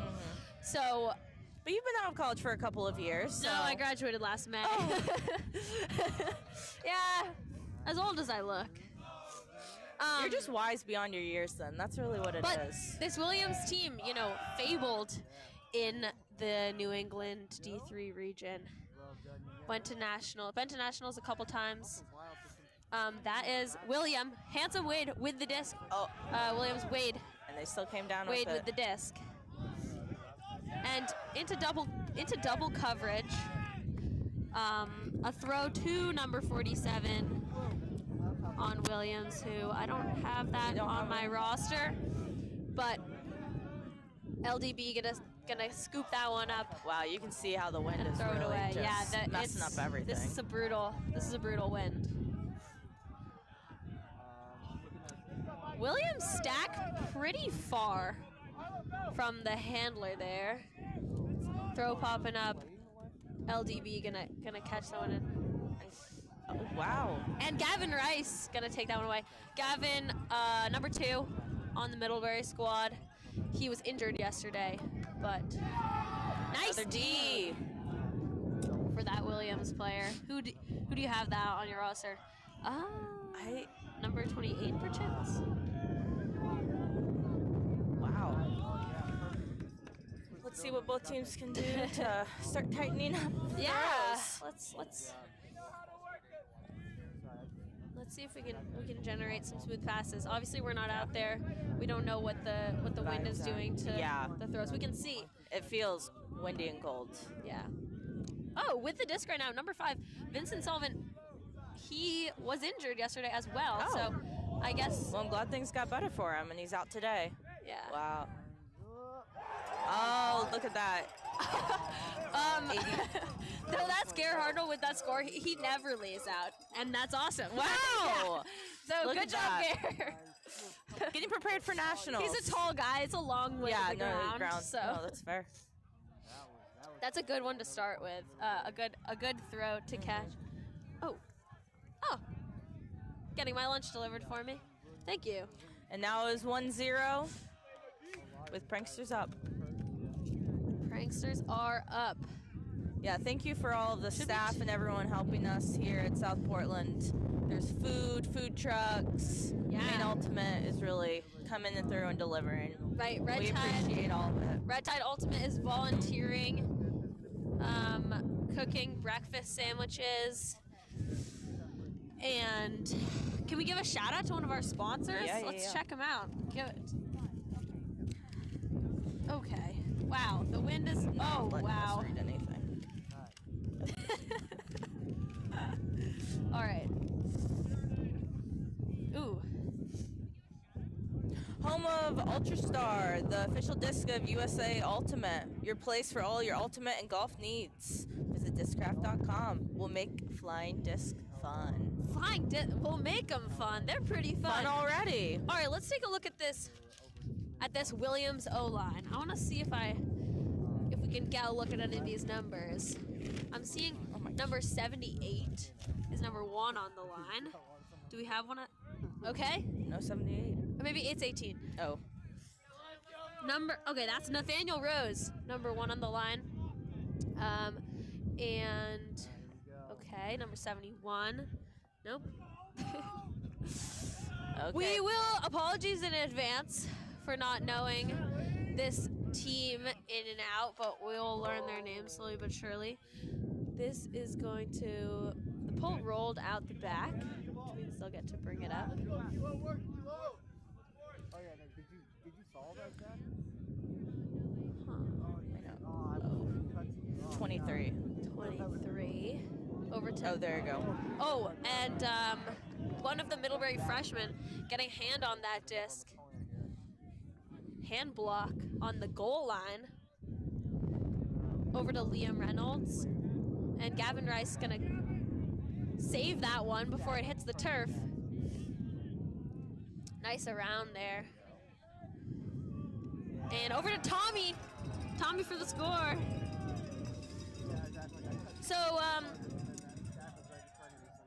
So we know that these teams have played each other quite a bit. But not this year. Right, in years past. They played against each other. Yes. Because, Williamstown is what? 2 hours from Middlebury. I'm actually from Indiana, so I know nothing about the Northeast. Well, I'll tell you. But you are our Middlebury expert, so. So, in years past, these teams have played each other quite a lot. But we just looked at their USAU history, and they have not played. So this will be a good matchup, and maybe they'll play in nationals, depending on how everything shakes out. Yeah, maybe they will. I know. I'm sure it's a bit of a weight off their shoulders, knowing that they've both booked their tickets to nationals. And this New England region has 3 bids to nationals, so we will also see the game to go within the D3 cohort later this afternoon. In D1 currently, Amherst and Brown playing each other in the men's final, and I think 6th 4 teams still duking it out for the game to go. Yeah, they should be playing the semifinals. Should be now. Tufts, Northeastern Vermont, and either Dartmouth or McGill. Yeah, and then the game to go for both, Yeah. like D3 and D1 will be at 1 o'clock. And we will be live streaming those games as well. And the poll goes up. We're getting Wade catching that one, and working with Nathaniel, Handsome Wade and Nathaniel working in the backfield. Got And some contact. hopefully both players are okay, because that was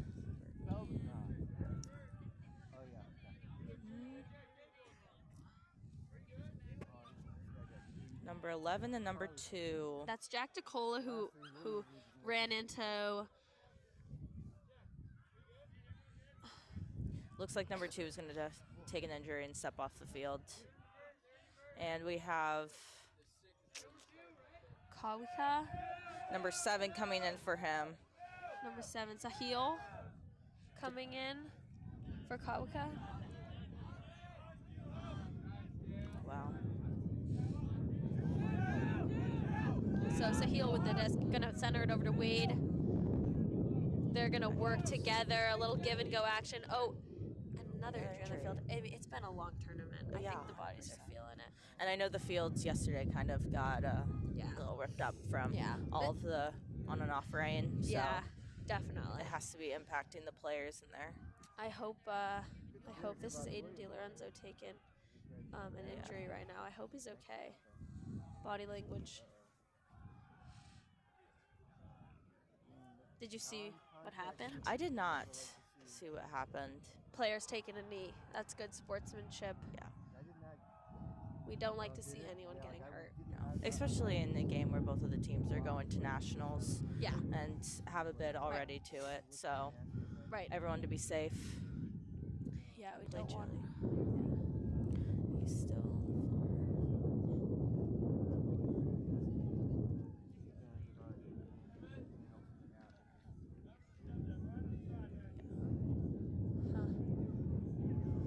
Looks like they're gonna help him off the gingerly field. walking. Yeah. Stepping. Oh, he's putting weight on both feet. Okay. That's a good sign.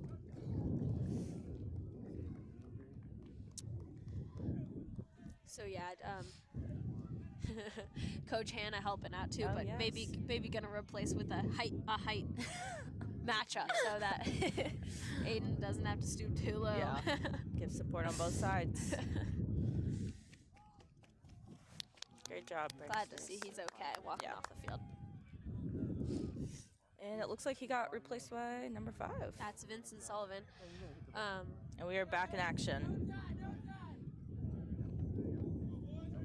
Hopefully we can keep the rest of the game injury free. I know Yes. if you are superstitious, I shouldn't have said that, but I'm personally not superstitious. great grab. Ooh, that's a great grab by number 9, Luca. Nice grab, Luca. Oh. Right off the hands. That's tough. That was a good one, though. It was good idea. It was a little bit behind him. His momentum had brought him past the disc, looking to catch it behind him. Just slipped right through. And usually, if you have your body right behind it, it's easy enough to secure the grab. Liam Reynolds and John Savage working together for the Middlebury offense. They got 70 yards to go. Great grab by Gavin Rice. And he's he's gonna hooking it. Rip it to Vince Sullivan. Oh, the wind's taking it. Wow, that's a hard one to read. That's a hard one to read. You can see the wind moving The wind that really disc. pushed it. The wind had died for a second there. Yeah. Looks like Wade and Sahil are gonna work together. And there's the wind again. Popping that up. disc. Liam Reynolds taking that one away. And on the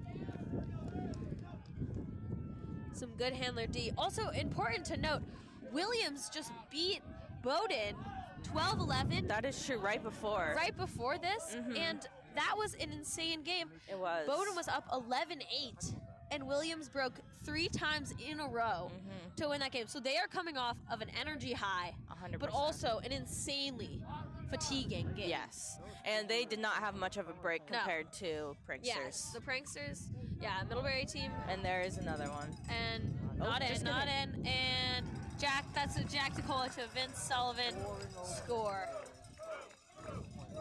Well, now our score is 4-0, and hopefully Williams can get their energy together and keep playing.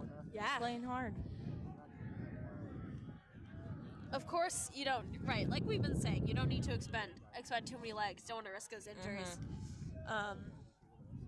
I think Williams had their hard-fought game already today. They must be feeling great after that win. Yes. Let's give a shout-out to our sponsor who's helping us with this live stream today. Revision Energy is one of our sponsors for today, and I'm looking for our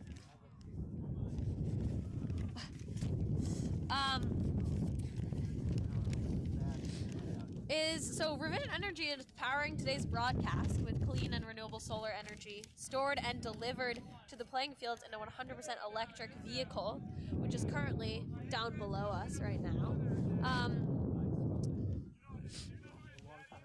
They are proud to support Maine Ultimate and the athletes who love the funnest, most inclusive sport on Earth, aka Ultimate Frisbee.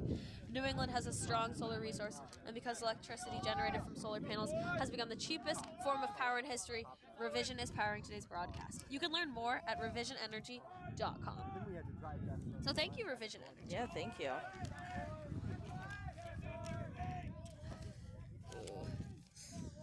Pranksters are pulling down to Williams.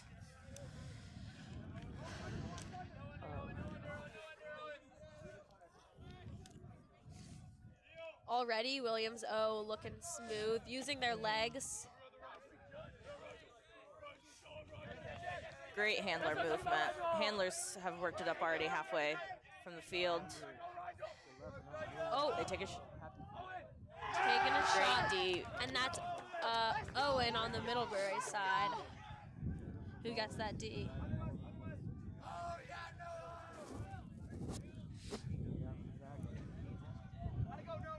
Oh, it's over. Williams gets it back. That's number 23 with the disc. Rigel working with Ryder. Rigel and Ryder back and forth. Again, so close. And that's great effort by Pranksters to get that Riley D. Fishy. Two Again, end zone Ds back and forth. Oh, they're shooting a deep. To West Courier. And that throw's gonna sit. Riley Fushi. Yeah, okay, deciding that it was a goal. I was wondering what the players were up to as they jogged down the sideline. Okay, so 5-0 Middlebury. Middlebury have had a bit of a walk in the park this regionals. Just kind of paying dividends to the kind of team that they are this year. They have 13 seniors maybe. So next year we're definitely going to see the impact of their loss. High impact players like Petermans, like Lewis, like LDB, like Gare, like Liam Reynolds, like Jack DeCola are going to graduate next year. And Williams too. I believe that Wade is a senior, number 29. So yeah, these players looking at their last season in college, and I know, speaking from a college player, college frisbee, there's nothing really like college frisbee. Yeah, because you went to nationals. I went to nationals every 4 years. Year. Wow. I walked away from college with 2 golds and 2 bronze. That is amazing, Liz. Yeah. Pretty cool. Yeah, that is very cool. Yeah. Walked away from college. Did I say walked away from nationals? Walked away from college. Yeah. I think either one makes sense. Cool. But yeah, Middlebury team, super fun. And Williams squad, super fun to play against. I'm sure it's super fun. to be on the team as well. Middlebury coming out in a bit of a zone look here. Williams going to adjust. Oh, they're going and to take a Huckabee, deep shot. That's a great Wow, that was a great throw look. from number 18. So that's Nathaniel. And 25 reeling that one in. We got Nathaniel to Levi for that score, I believe. 35. 35. Nathaniel to Orr for that score. Nice. And there it is, 1-5 now. Yeah, 5-1 with Middlebury in the lead, but Williams give- able to generate. Yeah. Looks like they might be taking a timeout. Give it a little bit more energy back in. Throw that line back out there, reward them for that hard work, let them play again. Yeah, let me know when you want me to come back over to that.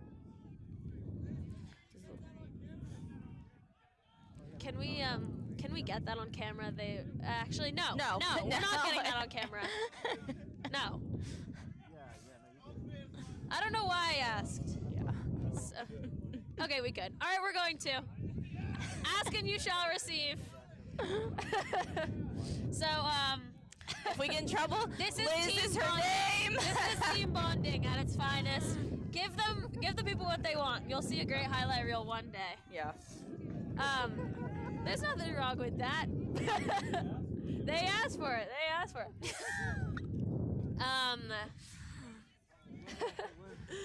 Wow. Doesn't look like the Pranksters did much but go to the bathroom during their Yeah. the You know timeout. what? But you know, if it's needed. But here at Maine Ultimate, we supply with plenty of porta potties for all your needs. So that doesn't necessarily not And it needed, probably means but that they are staying hydrated, and I wonder. ooh, great shout out. Great shout out, Phoebe. Seems like this team is staying quite hydrated. Yep, that's what we need out Drinking here. water. If you're not drinking water, what could you be drinking? Some electrolytes.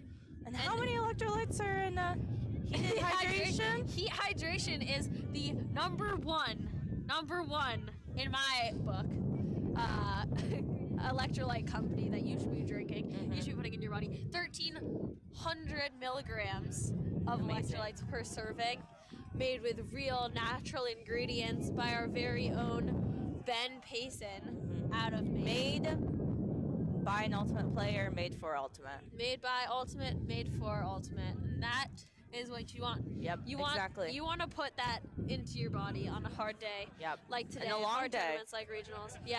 I bet Even- that's what they're just staying hydrated, which is good. Yeah. We always support.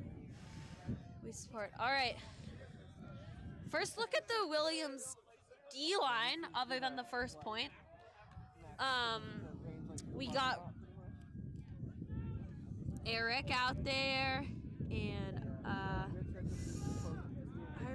number 7 was Sahil from earlier. Got 75. Maybe not 75. Sorry if you're getting any feedback from the wind. Yeah, it is. It is gusty out here. So excited to see what Williams brings to try and stop the flow of this Middlebury O-line that has had quite a walk in the park this weekend. They play with, a fast pace. So let's see what Williams is going to generate here. Oh, looks like they're zone? Yeah. They're gonna. I think Oh, they're maybe. coming out in a bit of a junky switching.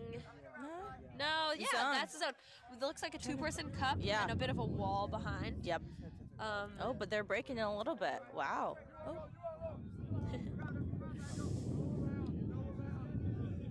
Calls for no round for the mark. That means no throws to the break side.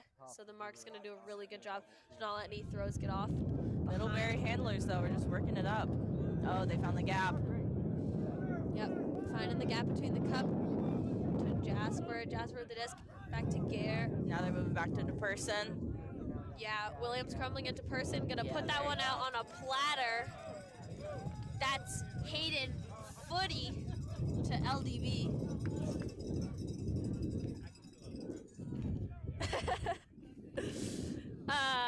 Nice flow there from the Middlebury O.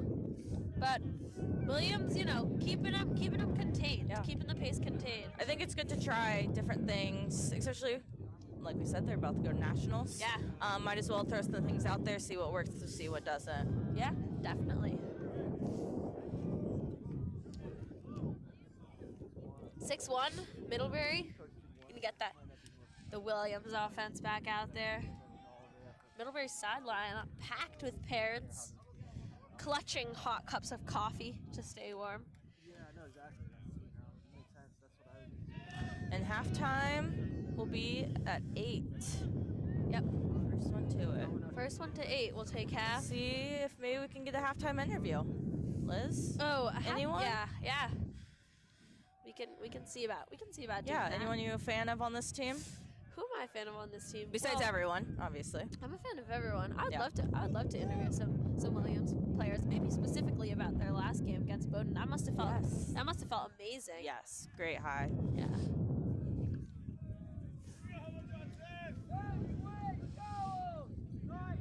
The Liam Reynolds with the disc right now. His pulls have been phenomenal all weekend. Gonna be in Maine this summer, actually, Phoebe. Oh, very exciting. Yeah. Is he playing Summer League? He will probably play Summer League. If you are unfamiliar, Maine has a great Summer League, the biggest in the country. I believe apparently. it. It is an amazing. 10 out of 10 recommend anyone that's in Maine for the summer to play Summer League. And if you're looking to captain, let Joe Still know. looking for Let us captains. know. Joe Newland or maybe it's Joe. Joe at Maine also. Oh, there we go. Nice catch. Way to grab that one under pressure. And then back to 29. Yep, back to Wade, working with Nathaniel. Wade and Nathaniel.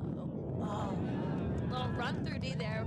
Yeah, great cut. Great move by Gavin Rice. Yeah, great cut. That was a zippy throw.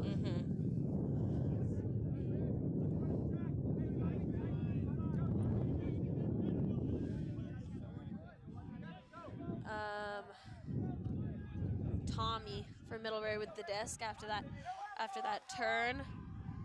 Gavin, nice up line from John Savage out of Austin, Texas. Back to Tommy.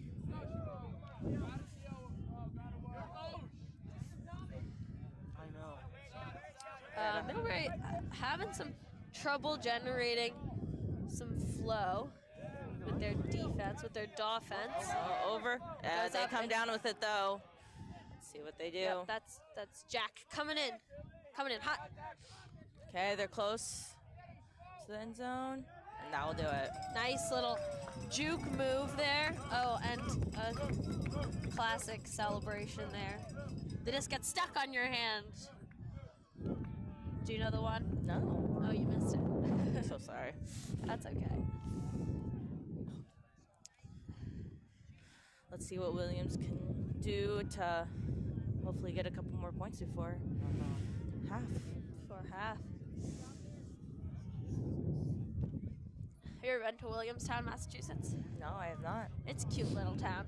I'll have to I really visit. like it. I need to explore Massachusetts a little bit more. I feel like I go down to Boston from Portland. Yeah, you gotta go all the way over there. It's nice. It's it's a good the campus, the Williams campus is right in town. There's a good ice cream shop in Williamstown. Nice. Regionals was always there.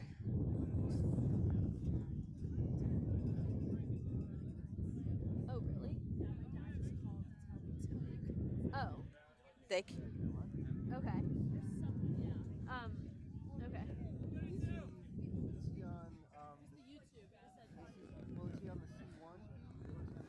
We are getting informed that you guys might not be able to hear us. Can you not hear us? Let's see.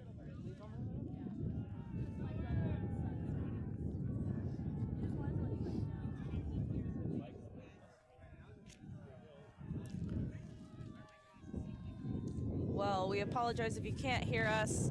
I guess we're looking into it. But if you can, thanks for being here with us. Technical difficulties. We'll be... Maybe. Yeah, maybe. We'll We'll try and figure it out. In the meantime, we'll keep talking. Yeah, if we're just talking to ourselves, that's okay. Yeah, that's okay. Hopefully we'll be able to figure it out by the second half. Oh, wow. That was a tight throw. All right, Owen picking up from Middlebury. Let's the Williams. Oh, no. Oh. Wow, that was a layout. Oh Beautiful. my goodness. That is a great catch. Williams on D. Gonna play tight. Ooh, another great catch. Oh, we're going deep. And there we go. Wow.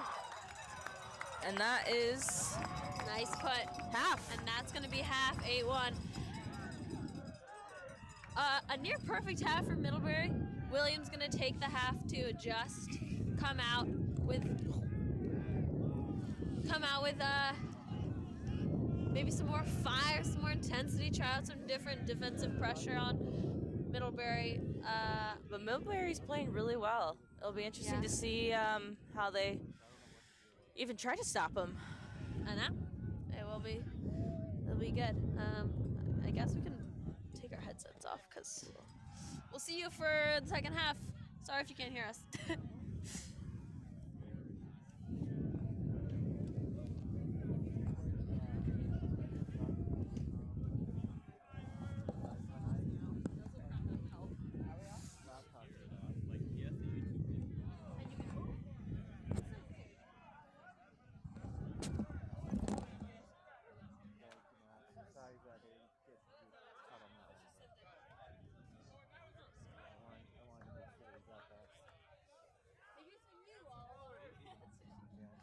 Maybe we just sound like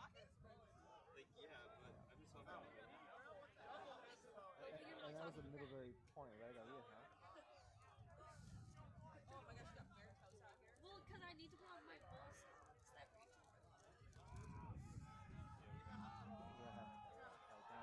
I'm gonna go.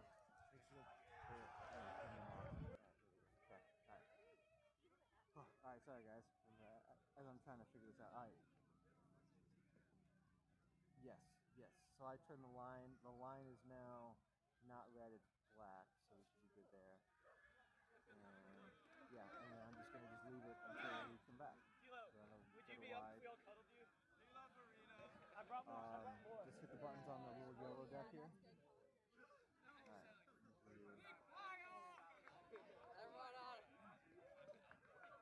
Is in. Time is gone. Boston has its glory. The 2025 UFA Championship belongs to Boston.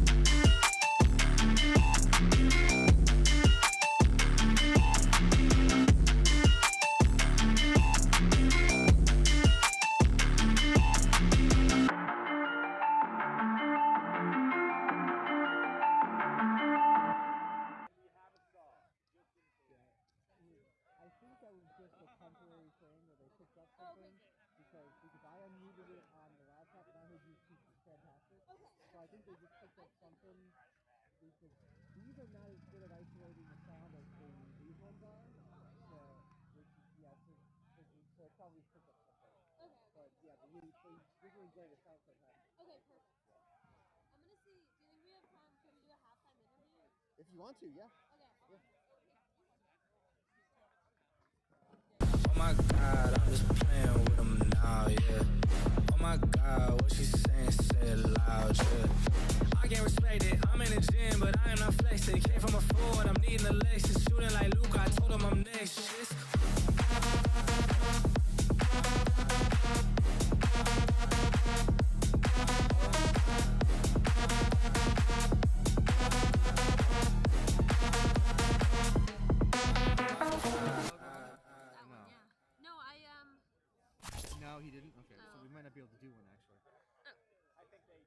Oh, right, because it needs the little mic in there, right?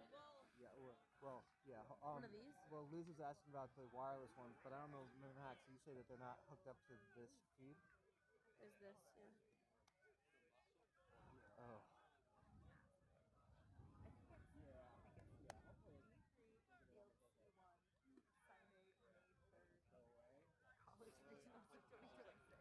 Yeah, if they go to the main Ultimate YouTube channel. That sounds like my The main Ultimate YouTube channel. That sounds like it might be above my It's like there are ability two live level. Okay, yeah. So, all right. So I'll let Liz know. Yeah.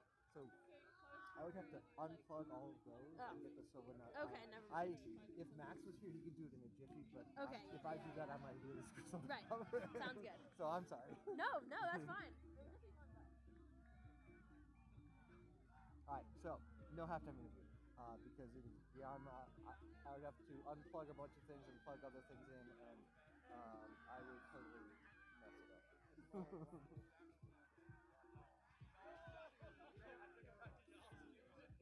That's true. We could do it that way. We just have to have them do right. Right, like you just pass the headset around. Yeah. I'll give Liz that option. She's here. She wants to see that. Liz. The only way we could do one is if they come up there. Oh, okay. But then you just have to just like give them the headset. Right. Okay. But that's just totally fine if you want to do that. But That's then okay. I mean, at this point, it's fine. I just wanted to do Williams, but yeah. Yeah, I wish there was a way to have it all hooked up I know, at that'd once. be nice. Yeah. But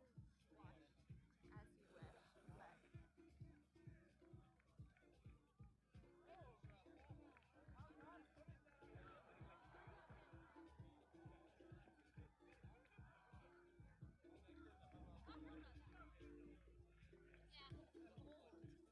also, as I predicted, the person who was claiming that they could hear a guy's voice on the commentary was watching the Raw. So, what I said was the problem, and they didn't believe it. Like, are you watching the middle of it? Yeah, actually they were. They were watching Noah and Brandon do this.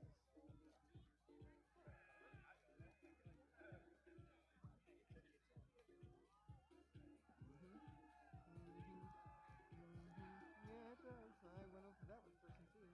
Yeah. Here's what it is. They figured it out.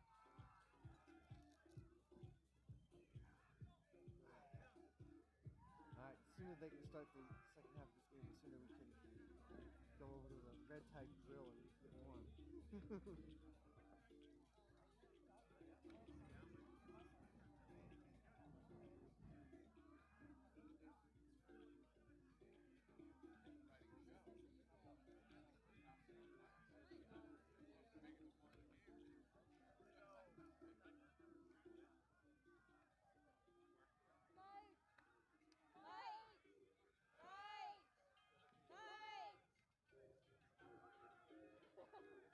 Who's Mike? No.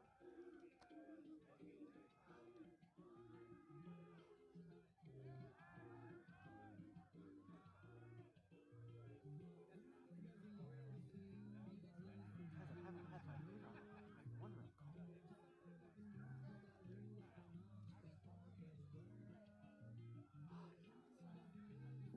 No, I won't eat the wine as much as I'll eat more.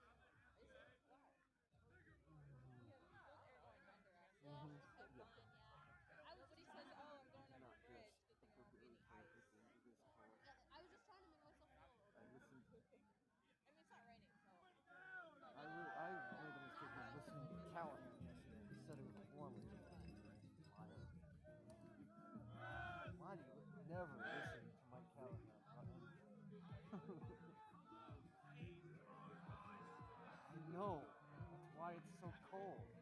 I told him specifically to bring it so that it would be warm. But all his fault. Alright, so it was finally beginning. When you were walking through the field, I was almost like, this is good that Jasper's there because he's an EMT. And I should have, but I was trying not to make it comical. I feel like you can't know too much about the team, you know? Like that's just like That's another thing. It's like I'm trying to also talk about them. I just like know nothing. yeah.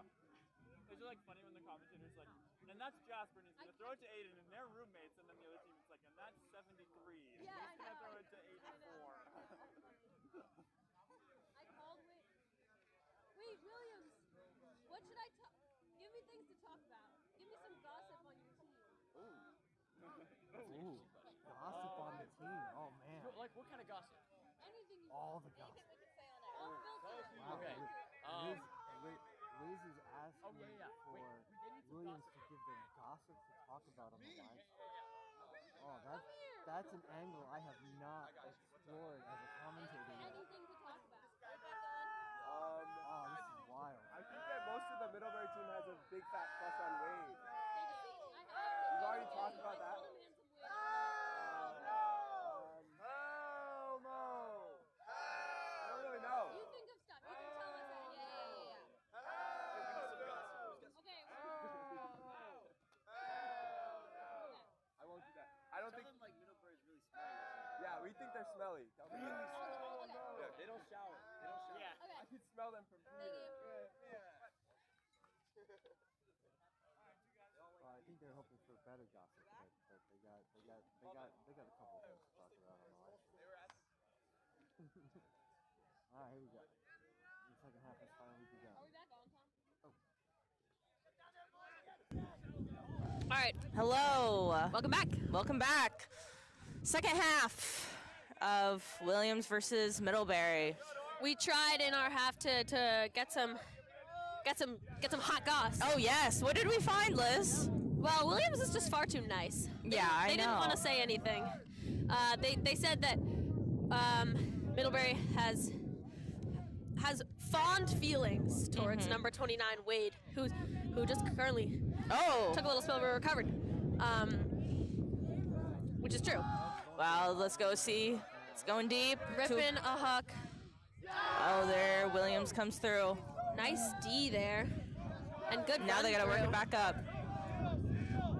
There's Wade with the disc, gonna huck it over to. Oh, that's Orr with that catch. He had a nice play there too.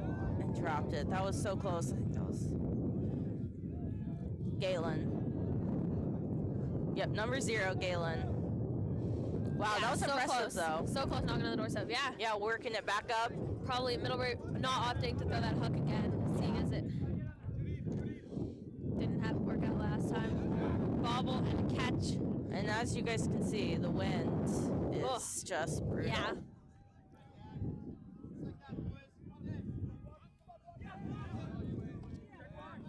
Wade pulling that one away. I'm listening on YouTube. You guys are talking. I'm hearing a man talk all the time. Are you also doing commentary? No. Somebody.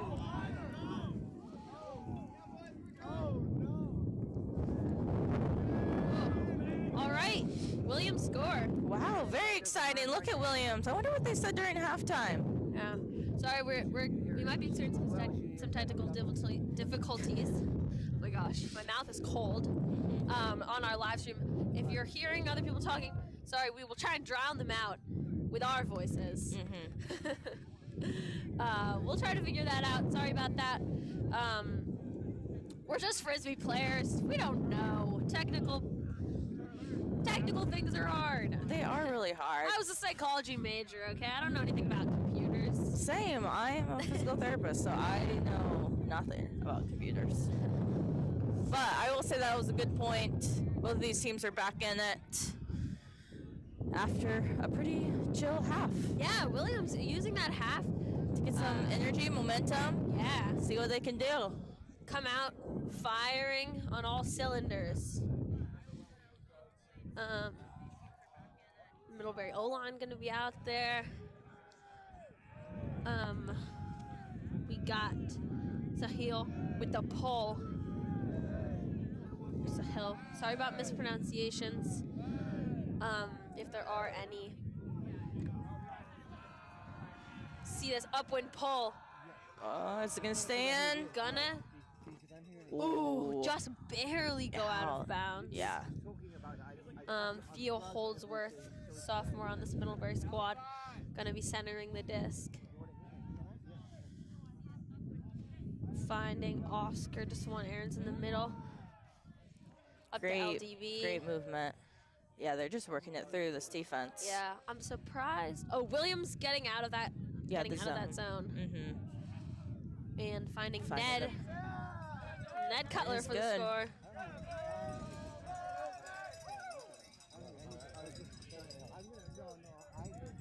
I hear it here now too, because I have it up on here.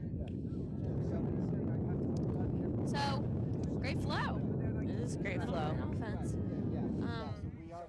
Let's hear from another one of our sponsors while we have the time. Maybe Phoebe, you want to give a shout out to? Yeah, shout out to Impact Melanoma. So the sun can still come through and its rays are still impactful, even on a cloudy day like today. I don't think a lot of people realize it. But shout out Impact Melanoma. Did you know melanoma is the second most common form of cancer for 15 to 29-year-olds in the United States, Liz? I didn't. You gotta protect your skin, your body's largest organ, by wearing sunscreen, SPF 30 or higher, seeking shade, wearing a hat, and avoiding tanning beds. Check your skin. Melanoma is 99% curable when caught early. Shout out for them, giving us some shade. You can see it on our live stream. We got a shade right across from us. Impact Melanoma Tent. Early detection saves lives. Thank you for sponsoring us, Impact Melanoma. All right, Middlebury D-line. We got Owen Snyder-Smith with the pull. Gonna rip it upwind. That was a great pull in this one. Nice pull. Always good to get your pull inbounds. Yes. Middlebury opting for a zone look. Wow, great break. Yeah, nice little find through the cup. Freshman Sam with the tipped disc. Oh, and a turn. Unfortunate drop. I think that's the first time Middlebury's thrown a zone this game. I think so. Maybe. I don't remember. Well, it's okay. We're gonna back up. Yeah. Nice movement here. Yep. Pick was called. Pick was called. No observers this game. No. So everything is getting called and sorted, and we've had a good, clean game. I don't think we've had any calls. I think that might actually have been the first one. Oh, and we have a drop. Yeah, a little throw coming off a little low. A little hard to reel that one in. Oh, we got a hook down the field. Whoa, that wind just carried that. Yeah. Great find. Hey, but too far. Here's the thing. It's now Middlebury has to work it up. Yeah, the 70 whole. yards. Oh my gosh, exhausting. See what they can do. Oh, completely free. Free open. That's freshman Owen, I believe.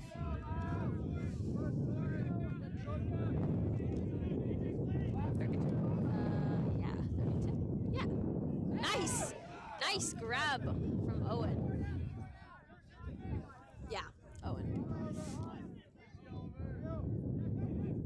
Working with oh, both Owens. Both Owens are handling for this D-line. That's West Courier with the disc. Gonna put it up for freshman Sam, who had that amazing bid earlier.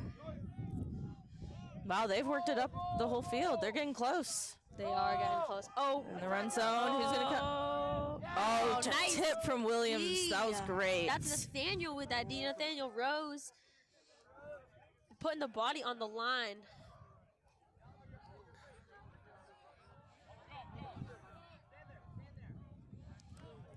Up again. And Owen gonna take it away. over Close to in zone. Soren. And easy. There Soren we go. to Sam, freshman connection. Wow, love that freshman to freshman. Look, it looks, because you said earlier there's how many seniors on this Middlebury team? 12. Yeah. Good to see that some freshmen impact starting early, though. Definitely. Build for next year. Let's see, I can count them. If you guys are just joining us, we've kind of talked about it earlier, but this is the final game. Both of these teams already have bids to the finals. To nationals in Illinois. Oh my gosh, there were exactly 12. Wow. Your memory is spectacular. Yeah, it is spectacular. But yeah, both of these teams already have qualified for nationals. We've got other teams that are working towards the game to go, which we do not have eyes on those games, but that will be next. The 1 o'clock game will be the game to go. Yeah, who knows? Maybe you'll hear us there.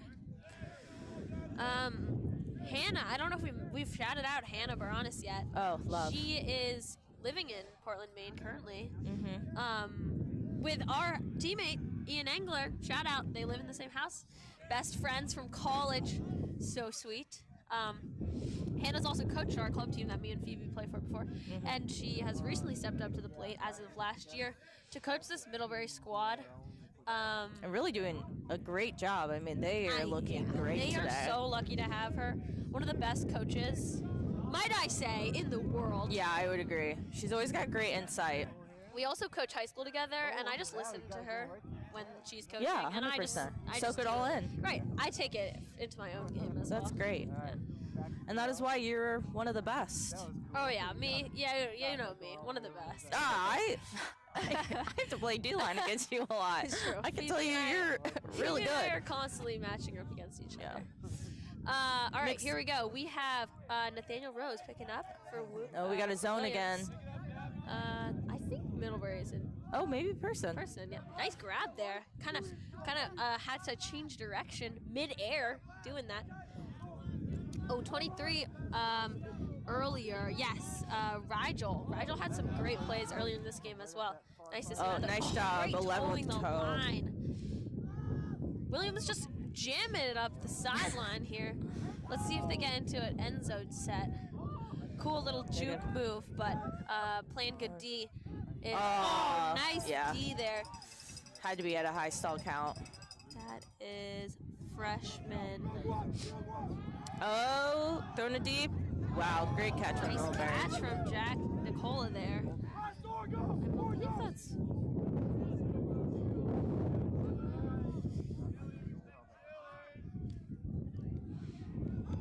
Oh, it's up. Oh, yeah, he can't catch it again. He threw it to himself. It was a turn, but the wind definitely took that one in a way different direction. That is brutal. We've probably talked about it before, but when you're in this region, like the New England region, you've played in weather like this. Yes. And it's never fun, but you learn to. Gavin Rice with a huge takeaway block. But yeah, you learn to, like I said. There it is. Gavin with the book hold. Because I believe that's. Oh, no, that's bookends. Yeah. That was bookends. Lots of back and forth turns. I agree, though. Playing in the wind, not fun. No, not fun, but makes you be on your feet, I feel like, constantly. Because when a disc goes up, you never know who could come down to, honestly. I would rather have it be raining. I would rather have it be cold. Then what? Not like playing in the wind. Oh, than the wind? Yeah. Rain, though? Yep. Interesting take. Yeah. Because you can... I personally disagree with that one. Okay. All right. We're going to have some hot takes out here in the booth. That's okay.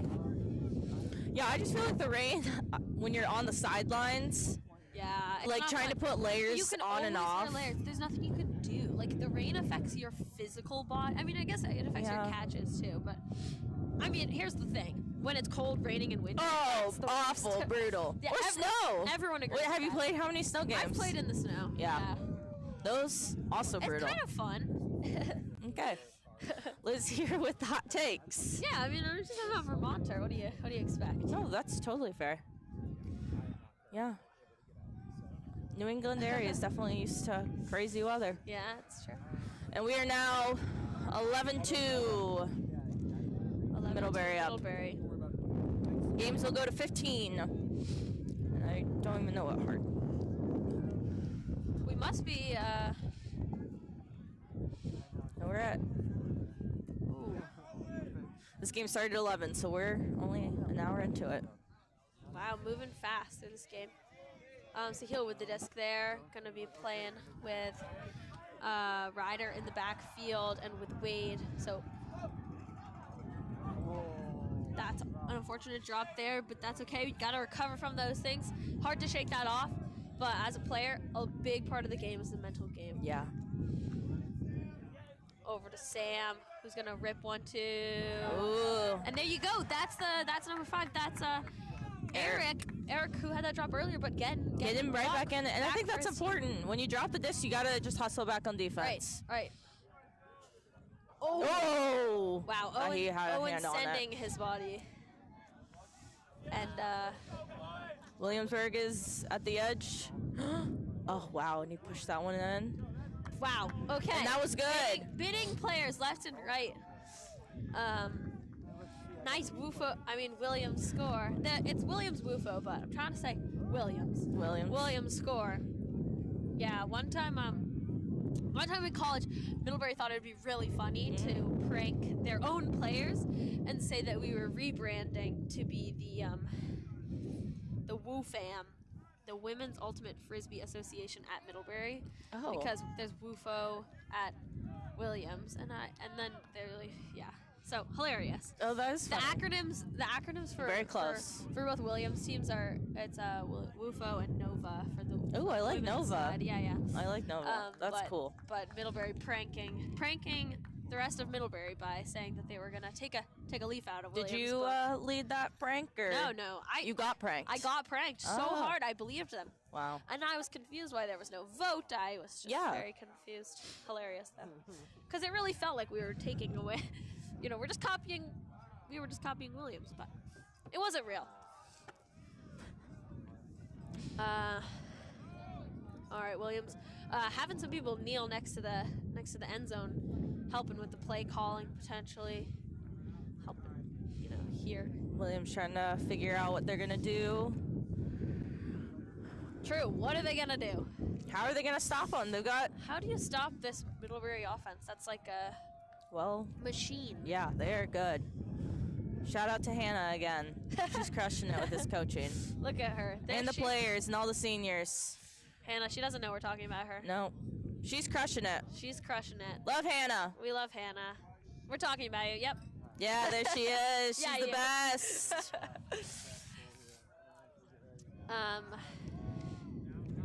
Okay, looks like we're ready to pull. Ugh, if I'm pulling in this wind, I'm feeling nervous, but luckily I'm not, so I'll just watch it.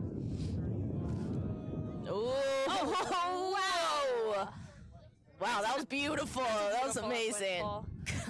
Peter managed to pick up for Oh, Middlebury. looks like there's some confusion. There we go. Looked like there was a little bit of miscommunication on who had who, and Easy yeah, start for they found Middlebury. the person. They and found shot Oscar it deep. for the score.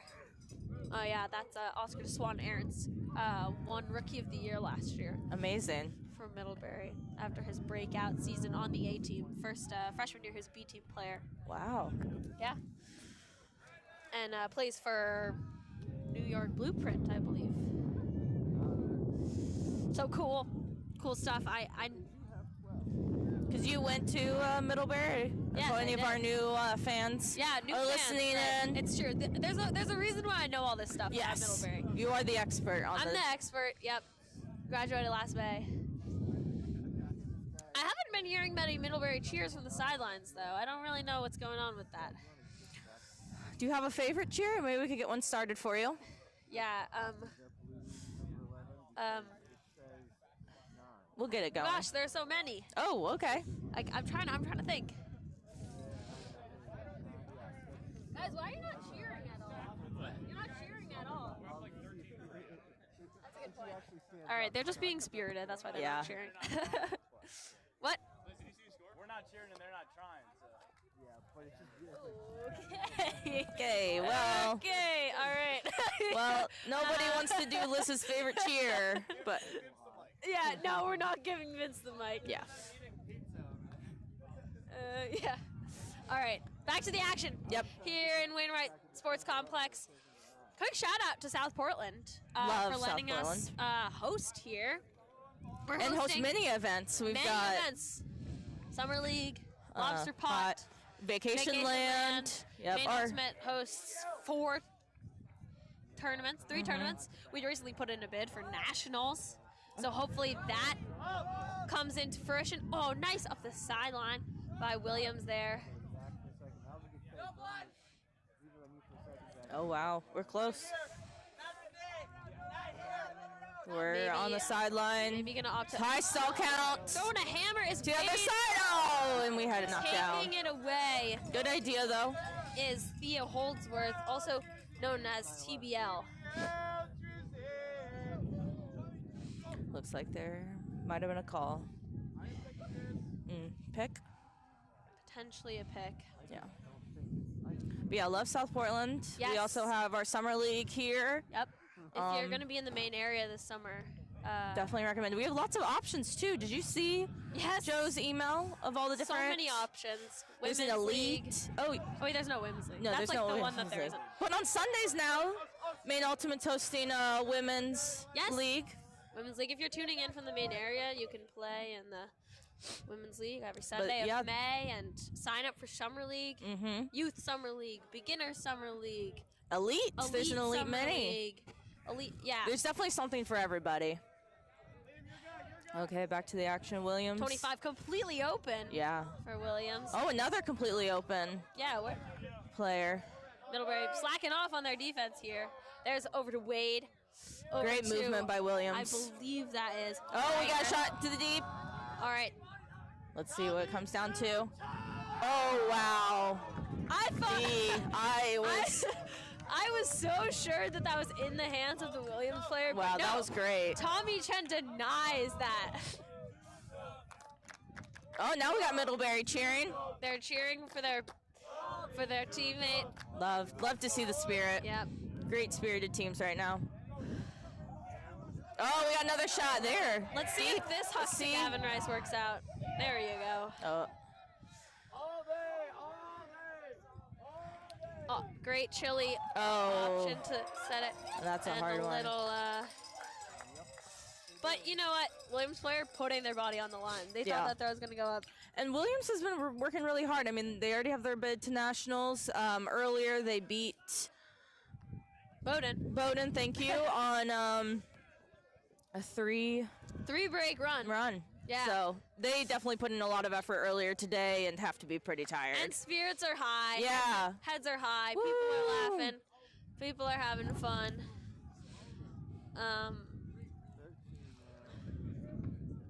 And yeah, so Williams and Middlebury are actually in the same sports conference.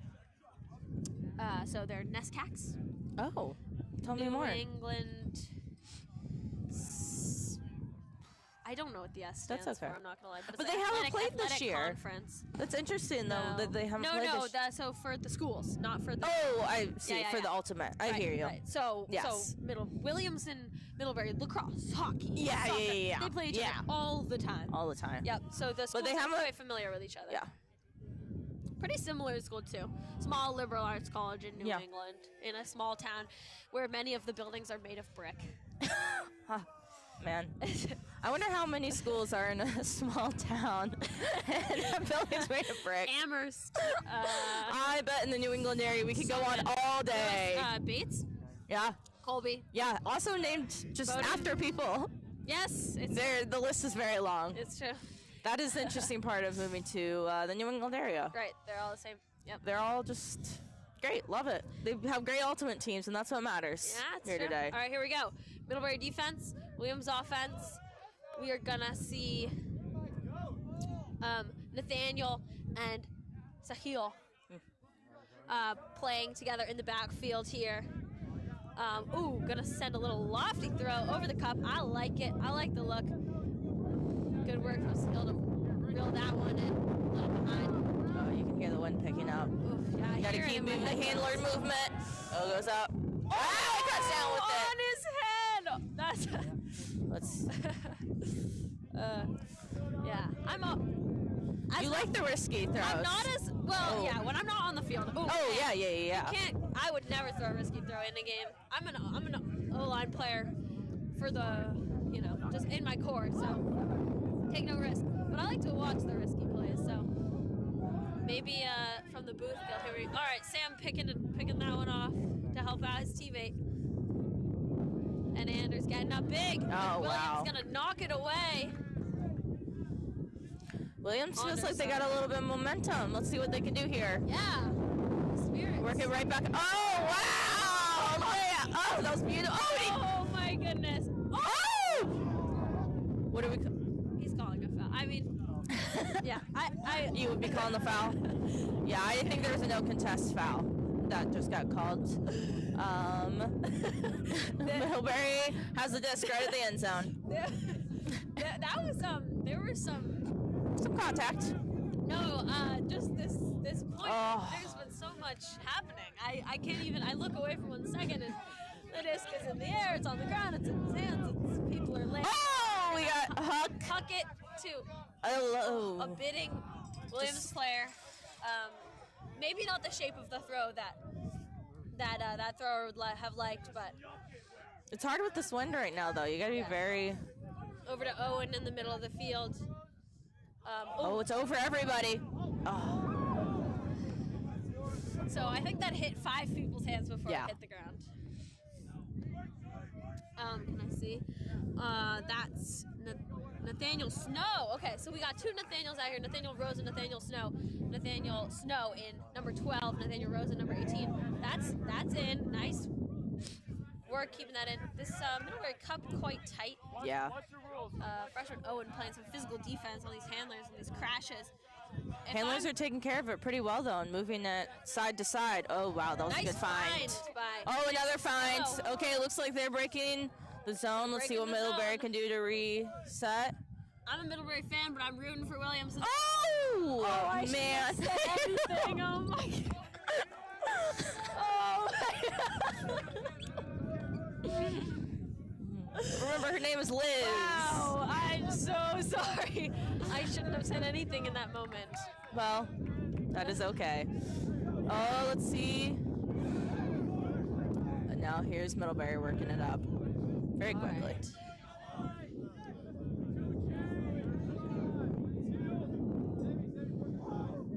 Oh, good bed. After a long weekend too, like body's gonna be tired. Oh, the so fact that they tired. have to hit the turf this many times, or hit the ground. It's hard. Okay, Middlebury has it back. I mean, not Middlebury. Oh my gosh, Williams. Oh, shot in the back. He's wide open. And there you go. Look at that. See, Liz, it's all good. They got came down with I'm it. excited about that. That was a fun point. That was a very good point. That's long grindy. Get those cold bodies warm. Yep. And some. Someone's got to tell Garen that he's got to take off his gray sweatshirt. But that's okay. Wow, amazing effort. Yeah. From Williams. They really worked through that zone really well, moving it through their handlers and finding the shots and taking them. Yeah. Oh, looks like Middlebury's taking a timeout. Looks like Coach Strategic. Hannah might have called a timeout. Yep. Maybe not super happy with the sloppiness of that point. Yeah. But it was fun from up here. Oh, so much fun. I'm glad the commentators didn't curse Williams completely. I was super excited for them that they got to score that point. That was good. They fought super hard through that cup. Vibes are definitely getting higher for them, which is good. Yeah. We can do a shout out to our sponsor, Ghost Energy, the fully transparent, fully loaded, feeling good energy drink we've all been waiting for. And I can guarantee you a lot of these players right now are using it to keep their energy up the second day. Oh yeah. I've had some Ghost Energy. I feel great afterward. Yeah, that's great. On a tournament day. Yeah, especially the second day in the morning. Oh, chilly out here. You need caffeine. Yep. Going to nationals, working to nationals. Whew, I was excited.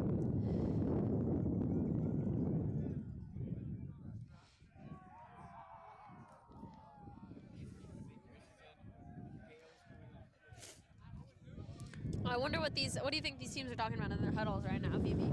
I think Williams is trying to keep the energy up, try to ride the high of that score right there, and a great job of working through that zone defense. Yeah. What do you think Middlebury's thinking right now?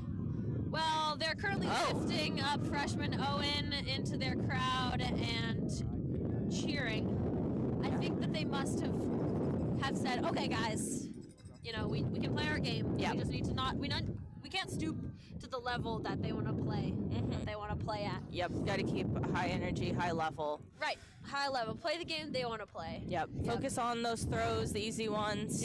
Yep. Watch it just come into your hand. Don't get too trigger happy. Yeah. Oh, yes, definitely. Both of these teams are definitely throwing some more hucks than you would expect them to win. Right, I agree.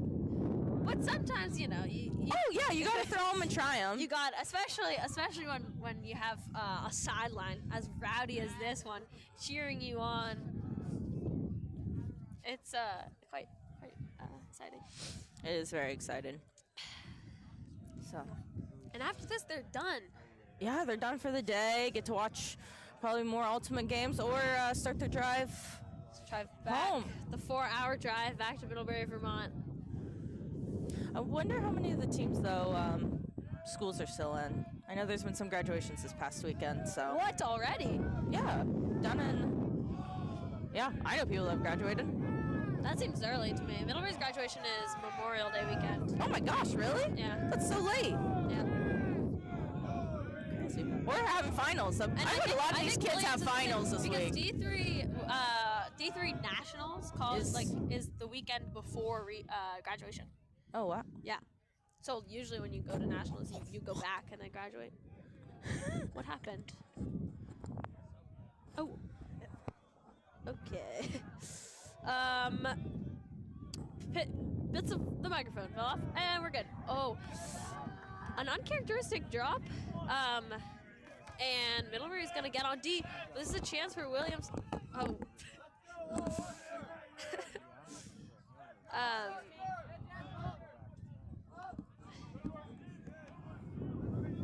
Let's see how the Middlebury. Can I have one of you guys help me real quick?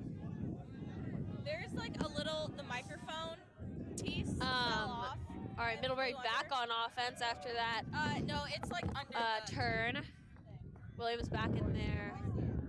Junky kind of zone look. Not necessarily zone, not necessarily person. Sagging off the handlers in the back.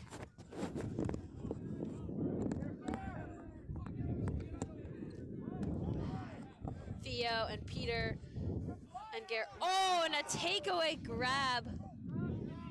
That's Ryder, I believe. Or Ryder.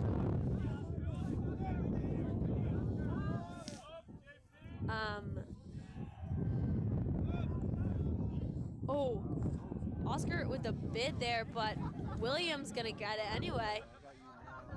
Looking to score here, so close to the goal line. This would be a break for Williams against this Middlebury offense.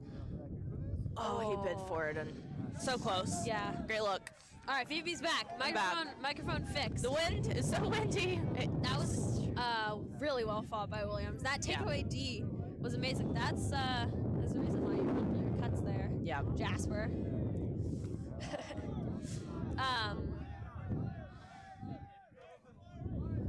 That's Jasper in that birthday cake hat. Theo with the disc now, working with Hayden Foot. Long point for this game. Oh, gotta recover, and there's the score for Middlebury. Oh no, that puts it at 14-4. That's tough if you're Williams. You know, you had the opportunity to break Middlebury on that sideline or on that end zone line. But yeah, good for Middlebury to work it all the way back up, though. Yeah, it's true. See what they can do to stop them. So 14-4 is your score. So one more. We'll have another couple points maybe. Yeah. If Let's see what Williams can do. Middlebury breaks Williams, that will be the end of the game, and they will both be done for the day. And both going to nationals still, though. And probably need to buy their flights. I wonder. Yeah, that's true. I wonder if either teams had bought their flights Before coming here? Coming. Whoa. Sometime, That is. you can maybe.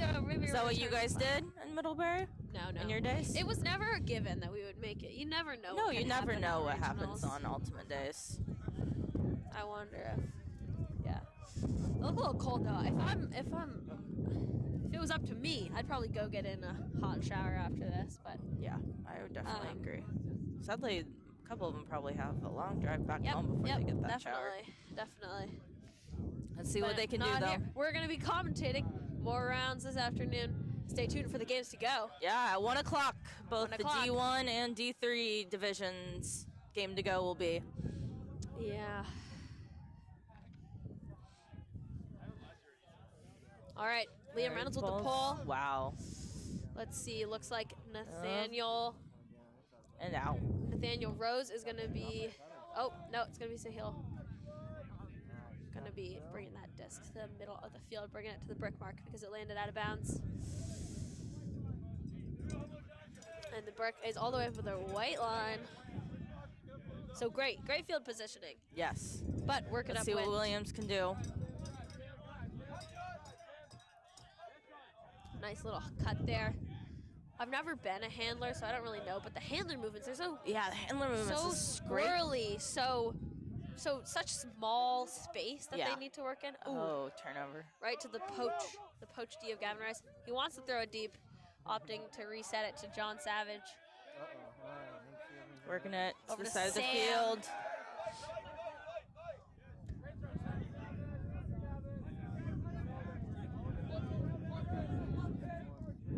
Nice around there.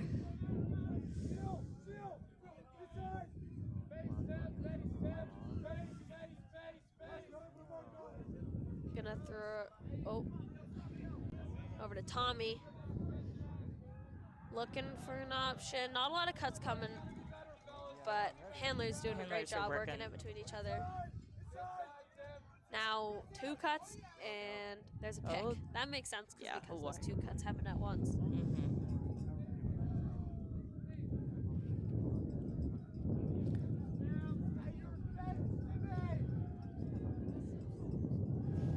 All right, back to John Savage in the middle of the field. Gavin off the front of the stack. Ooh, lots of people in space. Oh. Is that it? That is game. John Savage roasting his matchup up the sideline for the score.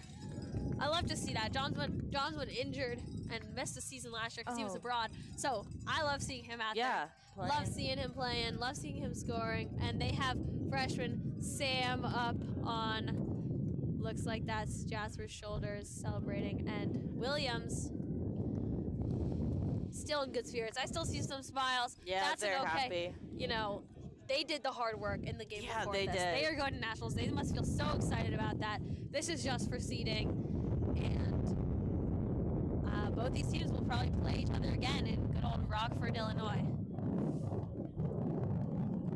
Thank you for joining us on the Main Ultimate YouTube channel live stream of this game. Your final score: Middlebury 15, Williams 4. We'll see if we can get some. Oh, looks like the Middlebury parents are going to be setting up a nice little tunnel tunnel for them. Very run through. sweet. Very great. Very sweet. And we are good to go. Thank you for joining us. Thank you.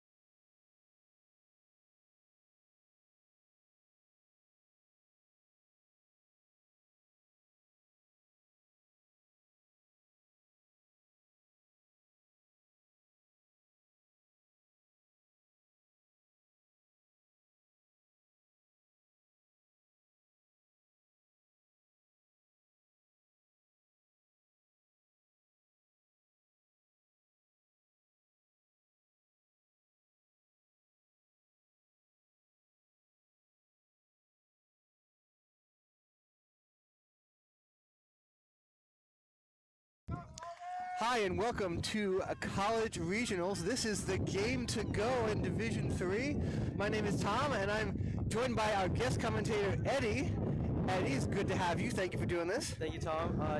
It's a pleasure. You know, I played at Colby for 4 years, and I'm excited to commentate this game. That's awesome. And you guys, so this is the game to go. This is a big deal. Yep. Super pumped that you guys are in here. Colby versus Bowden. So Colby wearing the white jerseys, Bowden wearing the black. Eddie, how long has it been since Colby's gone to nationals? Did you guys go last year? No, it's been a while. I think maybe 2020 or before then, yeah. Awesome. That's exciting. So you guys hopefully will be able to beat Bowden here. You guys are probably very familiar with each other. Yep, we've as he's played out them a lot. Yeah, so you guys play each other quite a bit. The Bowden player is out there. So we have BKV picking up the disc right here, number 23. Lifetime handler, Alex with the strike, and John fills the space, and it's straight to Jet.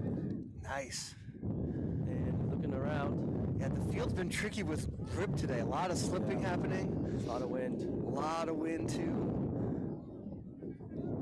That's a freshman, number 1. I believe his name is Mason. Mason, that's a good cut though. He's right there. And yeah, that wind is picking that up, and in that direction it's going super fast. Turn on our mics. Yeah, no, the mics are picking up the wind. Sorry about that, everybody. We do the best we can with the way the weather is today. I'm gonna see if I can position myself so that I don't get so much wind. Yeah, it's about what, 50 degrees, but it feels like it's slightly above freezing. Yep. Bowden picks up on the far side. Barton, Klatchko, over its Holdridge now. Eddie, is Colby running a bit of a zone here? Yeah, it seems like we're running a zone. And maybe a trap set. Maybe isolating the handlers in the backspace. DSA guard number 34, guarding number 12, the other handler, off handler. Yeah. Good defense. Yeah, good defense here. They're kind of locking it down here as Klatchko goes over to... There's the cup again. Well, yeah, the cup's getting back set to up. the sideline. It's like, are they... No, they're not. I don't think, The sideline, Bowden.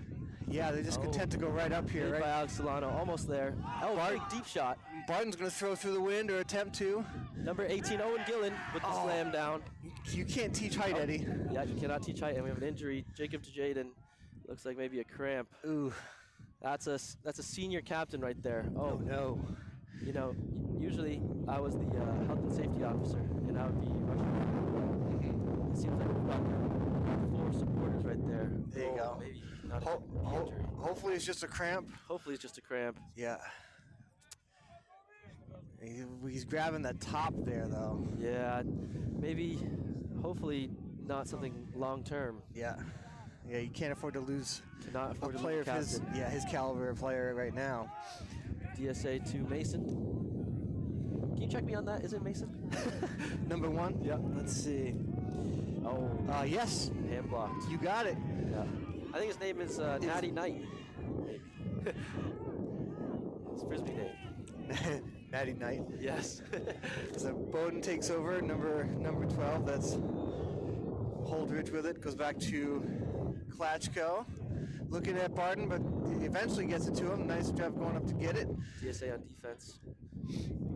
Fun fact, DSA is brothers with Oscar Swan Aarons. Oh, that's awesome. So, Frisbee family. That's really cool. Yeah. Deep shot by Bowden. Yeah, Barton likes playing here. He likes to try and go through that wind. It's number 96. Lars Sorum brings it down and goes back to Barton again. DSA on defense. John Tupaj playing defense on 96. Ooh. And that's a score. Good hands. No, defended by the Colby player. Defended, yeah. Yeah, no, that was a really short pass. He got his hand in there. The Bowden reaction made it sound like it was a score. Yeah. John Tupaj, tough look. Yeah, tough look there. Bowden's going to take over. They're going to bring Barton back to pick up. Got 34 DSA, Jacob DeSwan Aarons on defense, and then Tucker 99, Vulcan on the off-handler. This wind is really howling now. Yes, oh boy. Yes, it is. Goes up and Holdridge drops it. Even like a simple dish like that, when there's no rotation on the disc, it's going to just kind of drop on you. Happened again. John Tupaj, a sophomore. And another turn. Another turn. The wind is really working it right now. This is going to be a battle of wills, I think, in this Yep. game, Eddie. Yeah, Colby actually just went 13-12 against, oh man, another turn. 13-12 against Brandeis. Oh, wild. Yep. Colby has not won 4 before that, so this is our first win against Brandeis this year. Well done. Yeah, they really, really put it all out there. So Yeah, if they and- can pull off this win, it'd be amazing. And Bowden earlier today on our live stream lost a universe to Williams. Yes, that's true. And have now they have to take the harder road here to get to go to nationals. Yep. As the wind is mercifully stopped for about 10 seconds. As it's Klatchko, there's a call of some kind. Maybe a pick. There's a yellow hat in the middle. That's Josh White's hat sitting there. If they go to the observers, yeah, I think you're right, Eddie. I think it was a pick. Yeah. I have a wall of people here, so I don't have too much of a clear view, but only so many calls you can call. What you can also do Eddie, also is while you're down there on field level, if you can't see, take a peek over Rich's shoulder at the monitor, and he's got it up on the big one over there. That'll give you our view from up here if you need to, because yeah, it's hard with all the people down there. Yep. That's another turn. Maybe like 8 turns this. Yes, so one right many. here. The wind being the 8th defender. The wind is definitely an 8th defender, and Bowden's going in the direction you don't want to go in right now. Yep. Barden just can't even keep the disc down up. again. Yep. He's trying to throw it low because of the wind, and then it was too low. Colby's going to pick up. Ben Kaiser Bullmash, Robin Hood, 23. That's a fantastic nickname. I believe he got it from getting a Callahan. Oh, okay. Yep. Taking from the rich and giving to the poor. Oh, another turn. Vulcan with the bid, but no avail. Barden picks no up. Defender. Yeah, they're kind of getting themselves reorganized off that turn. 36 with a slippy. Yeah, slip. Klatchko fell down, but he gets it back anyway and goes out that good way. Step. That's Crandall. Jacob with the D. And another turn. Almost. Klatchko almost had it, but boy, this is the some more attrition out here. Yeah, sloppy. You know you're going to get a full line change after this one. Oh, yeah. Well, Colby has the depth, I believe. Maybe. I mean, Bowden ran, we were commenting on it earlier, that they ran a really tight ship earlier in their game against Williams, as you want to do to make sure you punch your ticket. But, yes. But so we didn't get to see a ton of their depth, but we might have to see it today. Big shot from DSA to Vulcan.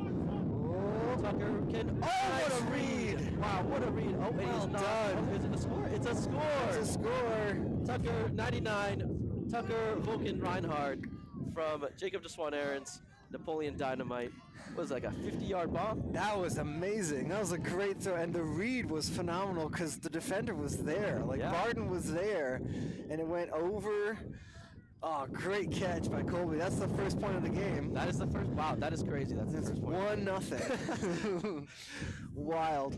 Way to play, Colby. So you said, Eddie, that you are Colby alumni now. Yep. Do you still play Ultimate? Yes, I recently started a club team down in Boston.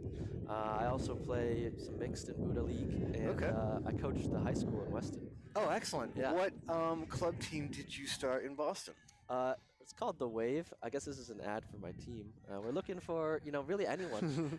We're just, because, there's too many people playing Ultimate in the New England area, and one of the team I was on, Crossfire, we disbanded, so I'm here to, pick up that slack and let really anyone that wants to play a little bit harder than Buddha League, some space. Awesome. Is it a open team? It's a mixed team? It's an open team. Open team? Awesome. Yep. That's so cool. Yep. I mean, it's a really, really tough section. There's so much also, like you said, in this area, but there's plenty of people who should be playing and are playing and want to play. So that's awesome. I'm glad you're doing that.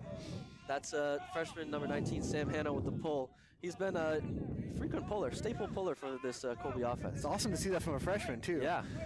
His signature is the OI roller. Yeah. Yeah, that's going to be. We'll probably see that if he can pull with the wind. I would guess going. Yes. Yeah. Barden with it, looking deep. Oh.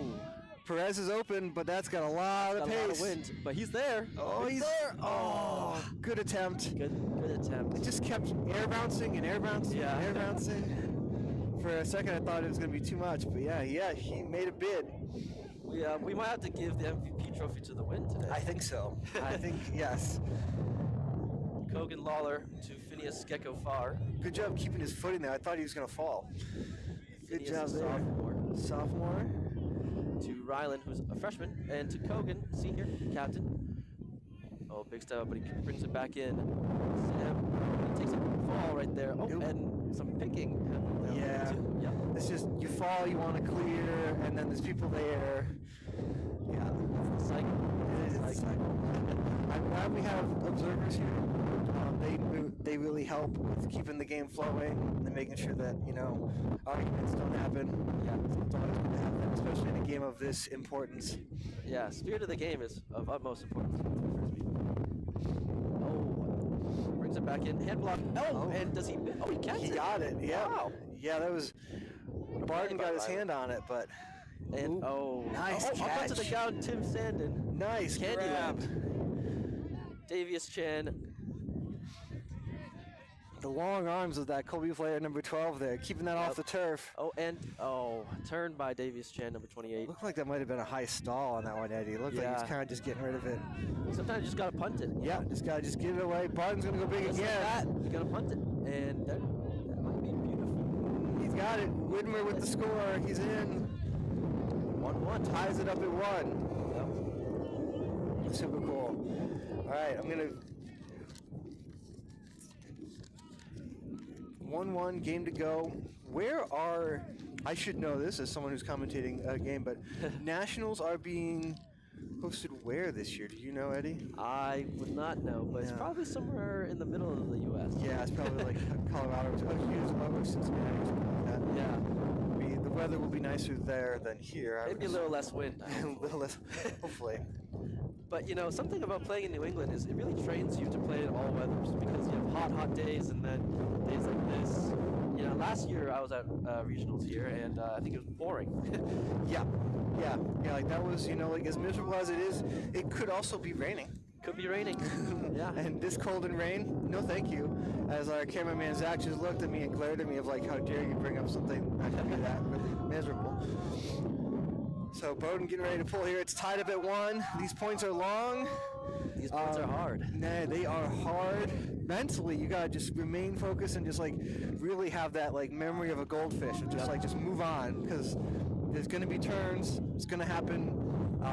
Try to put a lot of snap on your throws, but still, the wind is just gonna take some stuff away, and that's just how it is. It's very unpredictable as well. Yeah. Good pull from Bowden. Yeah, got half field. He was able to put him much further than that, even into the wind earlier, so you can tell the wind has picked up a lot. The wind didn't like them getting too far. No. Jonathan Tupaj with the pickup. And Ben Kaiser full mash. Oh, someone lost some footing there. Yeah, DSA. White falls down. You can tell there's a couple spots on this field. It might be harder to see from good bid. Down. There's a couple spots on this field that are kind of getting chewed up. So that was one spot over there as Barden picks up. Owen Gillen with the defense. Number 18. I believe his Frisbee name is Maverick. Big shot, and is it over? Oh. Good intimidity is what we call it in Frisbee. Absolutely. Yeah. He got up there and influenced that. He got a defense and then a collision here. Looks like what they say. It's like the Bowden player is holding his head too. Looks like they just kind of bumped into each other. Yep. Bringing in the observer. BKB on the ground. Mr. Robin Hood. Mr. Robin Hood. Lars Sorum is the Bowden defender in question here as well.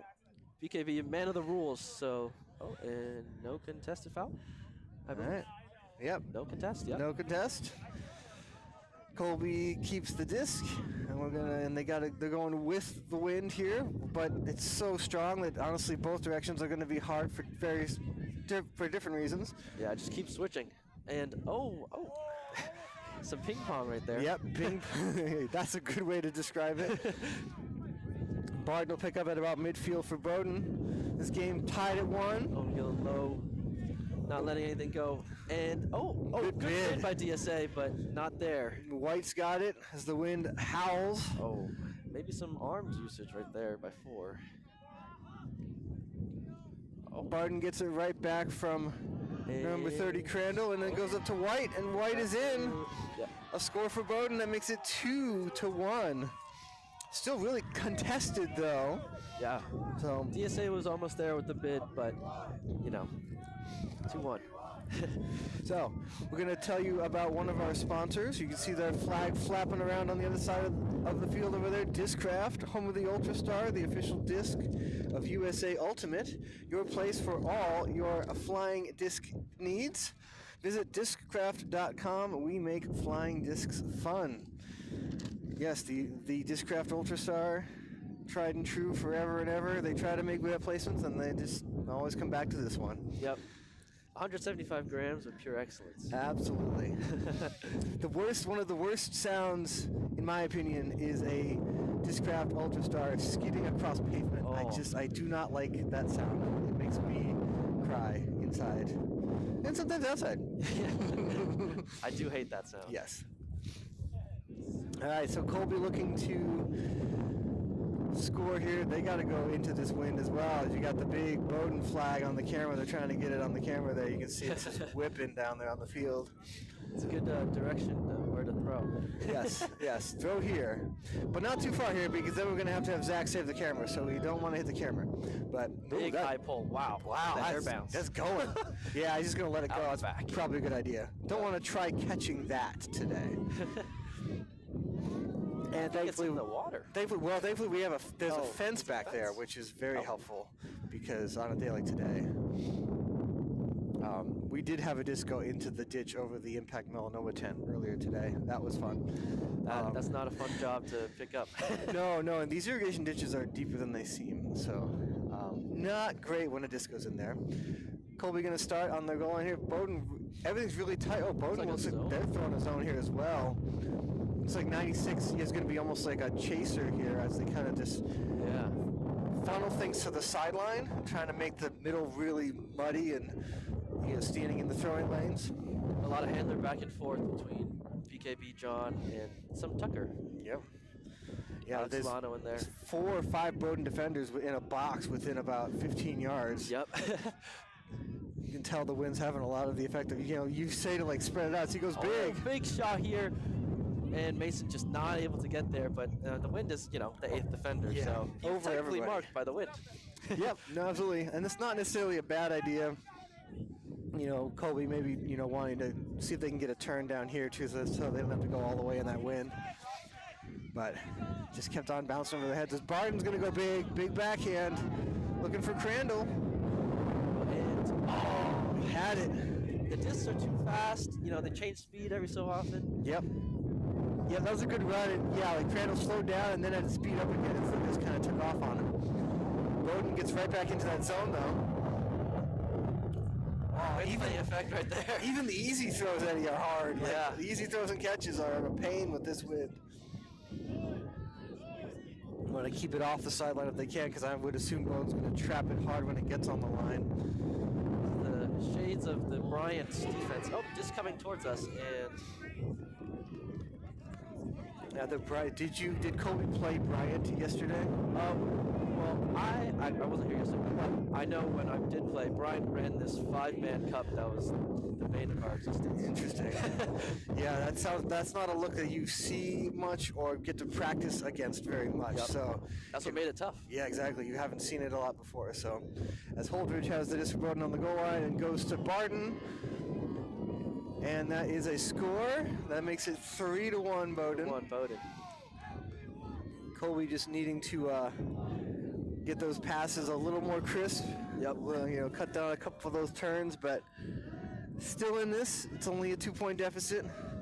And they're getting the disc right back. They're getting the disc right back, and they're going to have the wind in this direction too. I'm going to see them explore the deep space, Eddie. Yeah, I'd love to see the deep space. Owen Gillen, number 18, true deep, the ruler of the deep.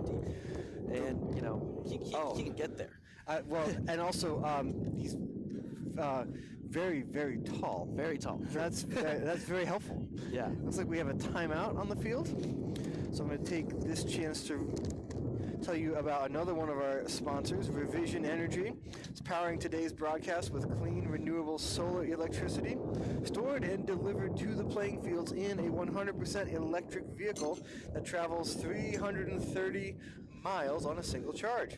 Revision Energy is a 100% employee-owned B Corp, delivers lower costs, energy independence, and a pathway for people to reduce their use of the fossil fuels at the root of geopolitical conflict. Go to revisionenergy.com for more information. Yes, they bring a bunch of Ford F-150 Lightning trucks, and we can just plug all our stuff in for all our cameras and our live stream equipment, and any of the power needs at Turney Central as well. It's a fantastic partnership from Revision Energy. They are great. We love to work with them, and they are a huge reason why we can do what we do here at Maine Ultimate when we host tournaments. So thank you so much, Revision Energy. It's very convenient to be able to just like drive a truck out and plug in and be able to turn the live stream on. It's great. That is pretty awesome. Yeah, it's pretty neat. And as our cameraman Zach and Joe got to experience, it's nice and warm in between games too. You just kind of open the truck up and go sit inside. And if you really want, you can use the front trunk as a a windshield. Absolutely, as a windshield. And we also discovered yesterday that it can lower itself down quite a bit, so we can still protect the electrical stuff and not have it get wet, which is great. That's awesome. Yeah, pretty cool. Bowden coming back here into the game. Bowden's going to pull from the Vacation Land end zone. Colby in the white receiving, trailing 3-1. Yeah, it's going to hang up there. That's the pulls that he was doing earlier today. It kind of hangs up there forever. With a big shot. Oh, yeah. Right to Sam Hando, number 19. Does he get the... Oh. Close, hands on. It was a good... That throw was nice, right on the back line, and I thought the Colby player made a great job of, he started to jump, and then he realized it was going to bounce, so he waited. Yeah. It hung up there so long that multiple Bowden guys could get back and help. Yeah. Barnes a freshman, too. Yeah, it's awesome. Yeah. We had just talked about them exploring the deep space, and we got a hook right away. Oh, beautiful play by... Yeah, Klatchko got it. Yeah, he juggled it, kept his focus. Bowden is stuck on their goal line. White to Barton. It's over Crandall. Nope, Crandall's got it. Good job. And Klatchko now too. Barton. DSA with the defense. Waiting for something. He's going to throw his backhand. Tucker on defense right here. Ooh. Overran it. Oh, beautiful read. That's Crandall. Crandall with the grab. Yeah, that was just a the defender just didn't read it as well. No. It kind of slowed down and almost stopped on him. Yep. That makes it 4-1 Bowden. Colby, we've come back from something like this. Actually, I guess I should be impartial. Colby has come back from something like this. Absolutely. And they definitely can. And as Bowden discovered before, earlier today, they were leading against Williams 11-8. The game capped at 12, and they lost. So they have been up by a bunch earlier in this day and have let it slip away. So they're going to attempt to not allow that to happen again. That would be in their best interest. Yes. Even though, because this is not, you're not guaranteed in here. You've got a win to go. There are no guarantees in this win. And in this win, there's no guarantees at all. So this 3-point lead can flip real quick with a couple of turnovers. Yep. The wind will be taking it away. As Colby has to hold here with their O-line going into the stiff breeze. We have Sam Hano, Ben Kaiser-Bolmash, Jacob DeSwan-Aarons, Tucker Reinhardt, Kogan Lawler, Tim Sandin, and Alex Solano for Colby O-line. Awesome. Here we go. Colby's O-line goes to work. A little bit of a bobble. Bowden coming out person, but a little bit, they did this earlier too, where they kind of allow the resets to happen sideways as number 2 comes in and defends it. Henry Anderson with the run through D there. Colby didn't quite go to that disc. No, Eddie. He did not. Kogan did not go to the disc. And we have a call here. What is this call? An injury. Oh, injury. Yeah, it looks like Crandall for Bowden's going out, number 30, and is replaced by Widmer, number 20. Yeah, Colby can take an injury, but it seems like they're okay with that. Yeah. Yeah, no, they're okay with their O-line staying out here. Yep. Hoping to generate a turn and get the disc right back as Barton. DSA playing tight defense. Oh, sneaky. Yeah, sneaky there. Widmer looking at White. Now looking at Barton. Good poach. Then we go back to White, though. And are we in? Yeah, he's in. I mean, that's like, you know, the Colby defender sees the first option is Barton and jumps to help and makes them go to the second option, which they did. I mean, yeah, you can't necessarily blame that because if he doesn't, then they just go to Barton and it's an easier throw. So. Yep. You always try and play your man, and then you want like maybe one more foot one way, and then by you going that one foot, the other foot on the other direction is now wide open. Yep, and So- you force the handler to recognize, and when they do, well, then that happens. Yeah. As it is 5-1. Defender's worst nightmare right there.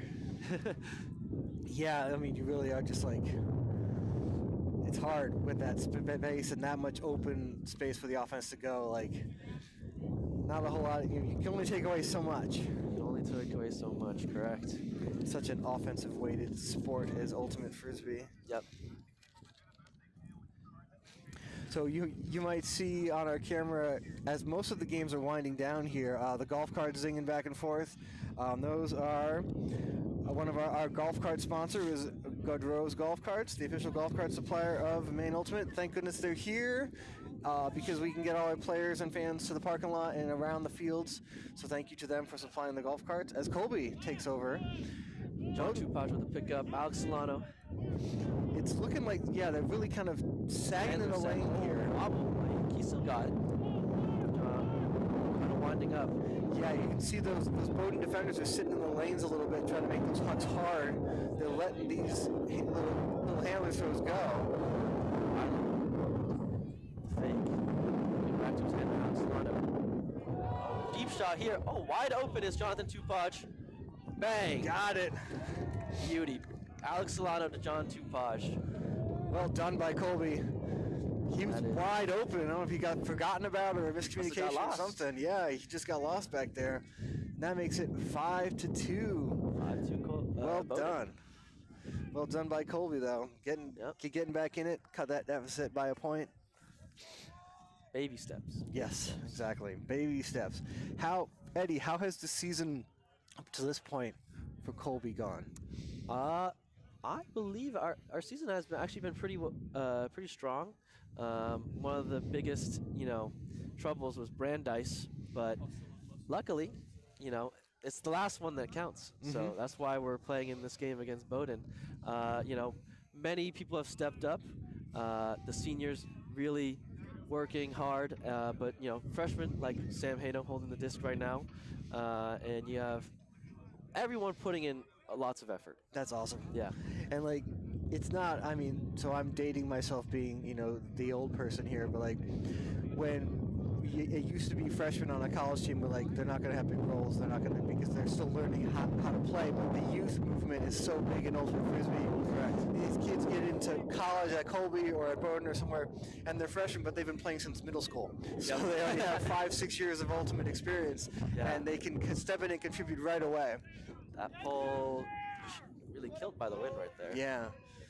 Yeah, it's just like it was really high, but it came right back down again as Widmer takes over for Bowden in the middle. They run this kind of flood. They get to Barton, and then Barton looks to put it deep. They did that a couple times earlier, but good defense. And playing defense on his own disc. Yeah, well, it just floated over Larson's head, number 8, and Colby takes over. To Ryland, to BKV.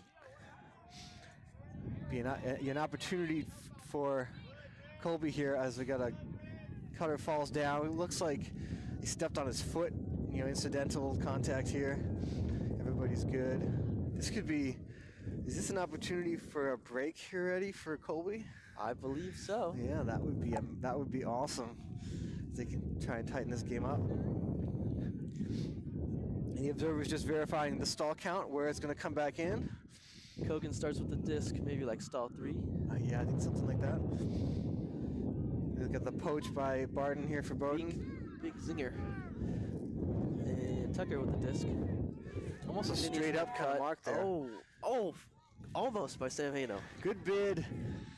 A little too tall. Little too tall.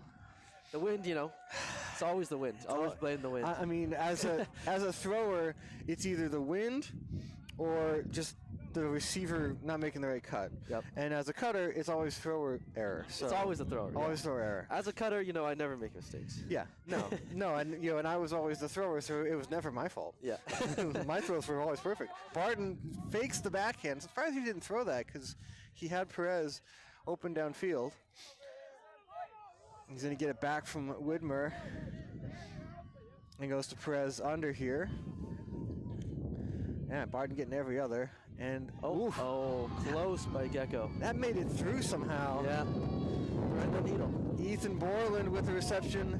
6-2 in favor of Bowden. Yeah, that was a thread the needle throw there. Maybe it wasn't quite as close from the field level as up here, but yeah, that looked like, I thought that was going to be defended by the Colby player. Phineas was almost there, but alas. Yes. Another one of our sponsors is Ghost Energy. Fully transparent, fully loaded, feel-good energy drink. Authentic flavors, zero sugars, no BS. DrinkGhost.com. They always supply our Tourney Central with cases of Ghost energy drinks for our volunteers and our players. We really appreciate their continued work with us at Maine Ultimate. Yeah, they're always popular for the teams go over and grab a case and come back, and yeah, they always go real fast. So thank you to Ghost Energy. As a Colby Ultimate player, I loved our sponsors whenever we came to Wainwright. I will say I definitely now drink Ghost Energy because the free cases. I would say, I don't want to tell you how many free cases I've took, but I've definitely taken them. And we appreciate them. We don't want any of them left over here at the field when the games are over, so please, we always tell our fans and players, take them away, because otherwise Rich has to take them, and then he gets very sad. One of my favorites, I wish they'd come back, is Spilt's caffeinated milk. Oh. Yeah, it really, it works. Interesting. Yeah, it tastes good too. I never heard about that. I think it had, 80 grams of caffeine and had 13 grams of protein. Wow. Yeah.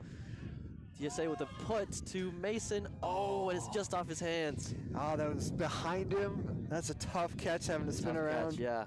Good, good look down there. He's open, but tough catches. Klashko's got it. Rather than playing defense. Holderidge now for Bowden. Back to Barton. Crandall took that injury earlier, but he's back in there now. Barton and Holderidge. It's his own type of day, but we're in man actually. Yeah, person this time. Yeah. Owen Gillen. Good D. Maverick with the defense. Good D. Going right through he wants it back for the score. 99. Oh! Ouch. That looks loud. That would be my job right there. That looks bad. Oh, maybe I will take off my headset. Yeah, go. Eddie going to take a run out there. He's a health and safety role with his team as an alumni. So he's going to go run over and take a look at his player who hit his head, sliding to make that catch. So making sure that he's okay. You never like to see any sort of injury like that. He's coming off the field. That's number 18, Owen Gillian. Bowden choosing to also make a sub as Crandall's going to go out again, and Widmer comes in. Looks like Crandall must be battling something. It looks like he's been in and out a couple times as well. As we get ready to put the disc back into play. Bowden College winning here, Div 3 regionals. This is the game to go. Winner goes to nationals. Loser, the season is over. As Bowden turns it, looking for number 2, Henry Anderson, but it hits the turf, and Colby takes over. Looking to score and cut this deficit down a little bit. High stall count goes to the far corner, and it's up and gets it as number 19. Sam Hanno goes up and gets it. Well done by Colby. That makes it 6-3. Taking advantage of that turnover and going and cutting that deficit down to 3 points. This tournament would not be possible without the cooperation with the city of South Portland and the Wainwright Field Complex, so we thank them for their continued support. I mean, we host a number of tournaments here, ranging from smaller tournaments like Vacation Land for our club teams to this tournament like regionals and masters, and our huge Lobster Pot College tournament in the fall, so they're always very supportive of us, so thank you to them. This facility is huge, and it really enables us to do a lot of different things, so thank you to them. Eddie is back. Is your player okay? He is okay. His pupils were responding appropriately, and his head really didn't have much pain. He said, maybe I'll have a bruise on the side of my head, but I must play this. Absolutely. And right after that, we had, I believe it was Hanno. Yep, Sam with the big catch. I was on the sideline right there. Yeah. Did it right in front of me. Got right up. Big catch. It looked like a high stall count, kind of a throw up to the corner there, but it worked. And it's 6-3 now. Looks like a timeout has been called. Yeah, this is a very important game. Yeah, you were right. I mean, to run over there to help your teammate, Eddie, I mean, head injuries. I've had multiple concussions. It is not a joke. They are miserable, and it can take hours for them to set in, too. So, yeah, so hopefully he is okay and continues to be okay. Luckily, the ground is kind of soft, so. Yeah, we had rain on Thursday, and obviously the on-off rain yesterday. So it is still kind of stuff. We're just getting through mud season in Maine. So yeah, that's also why you see everybody slipping, is the grass really the roots haven't really taken hold. Funnily enough, he did blame the grass for him falling. Right, yeah. I mean, like, it looked like he didn't really want to fall there. Yeah. So, yeah, it does make sense. That's Colby getting ready to pull. It's 6-3. They need another defensive play who Colby does so they can continue to chip into this lead. Pulled by Kogan Lawler to the brick. Widmer with the disc for Bowden as they're going to look deep to Barton. Is he going to shoot it? He's going to shoot it. And he's there. Oh, good so bid. Close. Almost had it. Good run by Barton. He's played so much today. I'm surprised he still has legs to do that. He's almost every other. Yeah. DSA with the throw to the sideline. Oh, and it goes out of bounds. It's coming right for Rich. I think I'm going to blame the wind on that. And, injury, DSA. That's okay. Uh-oh. He's grabbing his hamstring. Yep, he's had doing something last game. He basically plays every point, so he's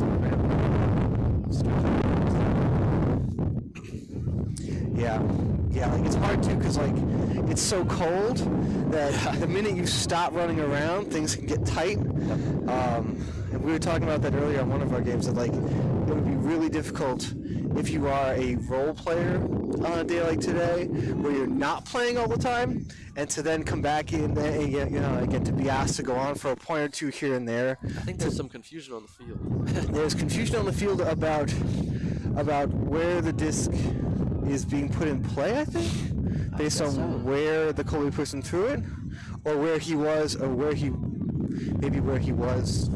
I would say 20 has it where the disc went out. Yeah, there's something about where the positioning of the players is or something that the observers are going to sort out. Yeah, there's a lot. There was a lot of observer action needed in the previous Bowden Williams game that we did. Oh, yes. I watched a little bit of that, yep.